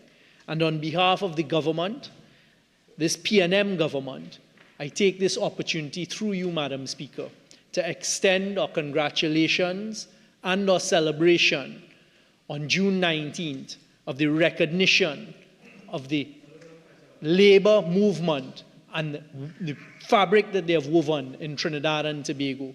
And we bring them greetings and respect for the 19th of June. Thank you. Member for Couva South. Thank you very much. Thank you very much, Madam Speaker. As I join my colleagues in relation to Labor Day, which will be celebrated on next Wednesday, the 19th of June. And we all reflect on the rich contribution of the labor leaders, the respective trade unions, the rank and file of the labor movement in that glorious struggle which started prior to 1937 and is still being continued in the context of the pursuit of people-centered development and improving the quality of life and standard of living of all citizens of our country. Today, I listened to the member for Port of Spain North, St. Anne's West, and he paid homage to a number of the founding fathers of the trade union movement. But it's important for us, as we remember those whom would have contributed, would have ensured that their blood, sweat, and tears was in the labor movement at the leadership level. We will always remember Adrian Cola Rienzi, Tubal Uriah Buzz Butler, Captain Andrew Arthur Cipriani, and of course, Elmas Francois Clotilde Walcott, and we could go on and on. But it's important that I also put on the record the contribution of the former President General of the All Trinidad Sugar and General Workers Trade Union and former Prime Minister of Trinidad and Tobago, Basdeo Panday, in the context of what he stood for on behalf of the working class in Trinidad and Tobago. And we all know the history, we all know where we are. And it is important to ask the labor movement on the eve of another year, where are they, and are the gains that would have been achieved as a result of the struggles between 1934 and 1937, are they still existing today? The right to strike is there, but is there free, fair, and independent collective bargaining? What is the status of, as it relates to health and safety standards in the work environment? What is the level of workers' protection, and what level of recourse do they have within the established judicial process of Trinidad and Tobago? Madam Speaker, in addition to that, the fundamental question must be asked in relation to the standard of living, as I said, because the struggle of the labor movement and the founding fathers were based on improving one's standard of living and quality of life. And I'm forced to conclude that the standard of living of all and sundry within the rank and file of the labor movement is at its lowest since the 1960s. And Madam Speaker, where are we in the context of social dialogue, tripartism, and the need for government, employers, and the labor movement to continue to foster national development in relation to policy decision and national decision? And Madam Speaker, for me, the road that I have walked, it is no longer one of a desirable goal for people-centered development. It has been replaced by a goal of letting the rich get richer, and in terms of where we are, because I do not want to be hypocritical, but I have to ask the labor movement and their leadership to challenge themselves beyond the observances of this coming Wednesday, because the labor observances may be deemed a funeral service for a labor movement which has been destroyed and killed by this government. And as we look beyond the Wednesday of June 19, 2024, on behalf of the Leader of the Opposition and my colleagues, she continues to lead a party with my colleagues who have been in the struggle for peace, bread, and social justice, which we are all proud of in terms of our track record of delivery and service to the people of Trinidad and Tobago in and out of the government. We will end with that famous line, let those who labor hold the reins of power, forward ever, backward never. I thank you. Honourable members, I too wish to extend my greetings on the occasion of Labour Day. Labour Day is a day when, as a nation, we recognize the invaluable contributions of all trade union pioneers. Of course, we cannot speak of Labour Day celebrations without mentioning the indelible mark of Tubal Uriah Buzz Butler, George Weeks, Arthur Andrew Cipriani, CLR James, and Adrian Cola Rienzi. We must also pay cognizance to the efforts of the women of the labour movement, such as Elma Francois, a Vincentian by birth, who laboured as a domestic worker and who turned her fondness for reading to advocacy. Ms. Francois hosted rap sessions by candlelight in squares around Port of Spain to inform and educate the people of her adopted home about the foundations of inequality and the need for trade unions. It was no surprise that this passion for justice led to her being a founding member of the Negro Welfare Cultural and Social Association, NWCSA, which was all-encompassing of both gender and race. Other heroines who rose in the labor struggles were Eldika Allkings and Theresa Ojo, who were instrumental in the Trinidad Working Men's Association Domestics Section, and Helena Manuel, who was the head of the Trinidad Cocoa Planters and Labouring Class Association. Due to the efforts of the aforementioned persons, and indeed the efforts of so many others, we are able to enjoy improved employment conditions and collective bargaining structures, which have brought and continue to bring fairness to employment terms and conditions and stability to employer-employee relations in Trinidad and Tobago.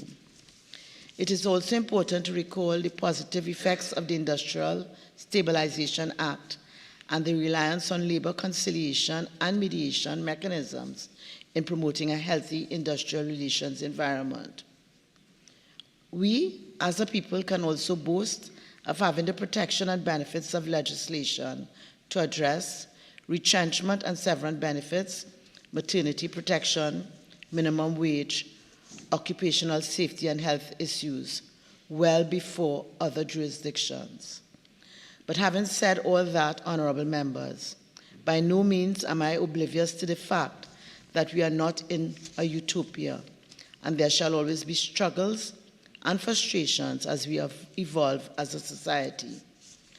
I therefore urge citizens to use this day to reflect not only on the historical struggles of our labour movement and to appreciate the benefits and freedom which the worker now enjoys as a consequence, but also to consider our current context and environment and seek out approaches and mechanisms which are relevant to a modern Trinidad and Tobago in our existing socio-economic circumstances on the global stage and in advancing the cause of the worker as a subset of the common good of Trinidad and Tobago. Honourable members, I therefore take this opportunity on behalf of the Parliament of Trinidad and Tobago and on my own behalf to wish all citizens a peaceful and reflective Labour Day 2024. Honourable members, I'm to advise that the matter that was on the motion for the adjournment has been withdrawn by the member for Faisalabad. Honourable members, the question is that this House do now adjourn to Friday, the 21st day of June 2024 at 1:30 p.m. All in favour say aye. Aye. Any against? I think the ayes have it.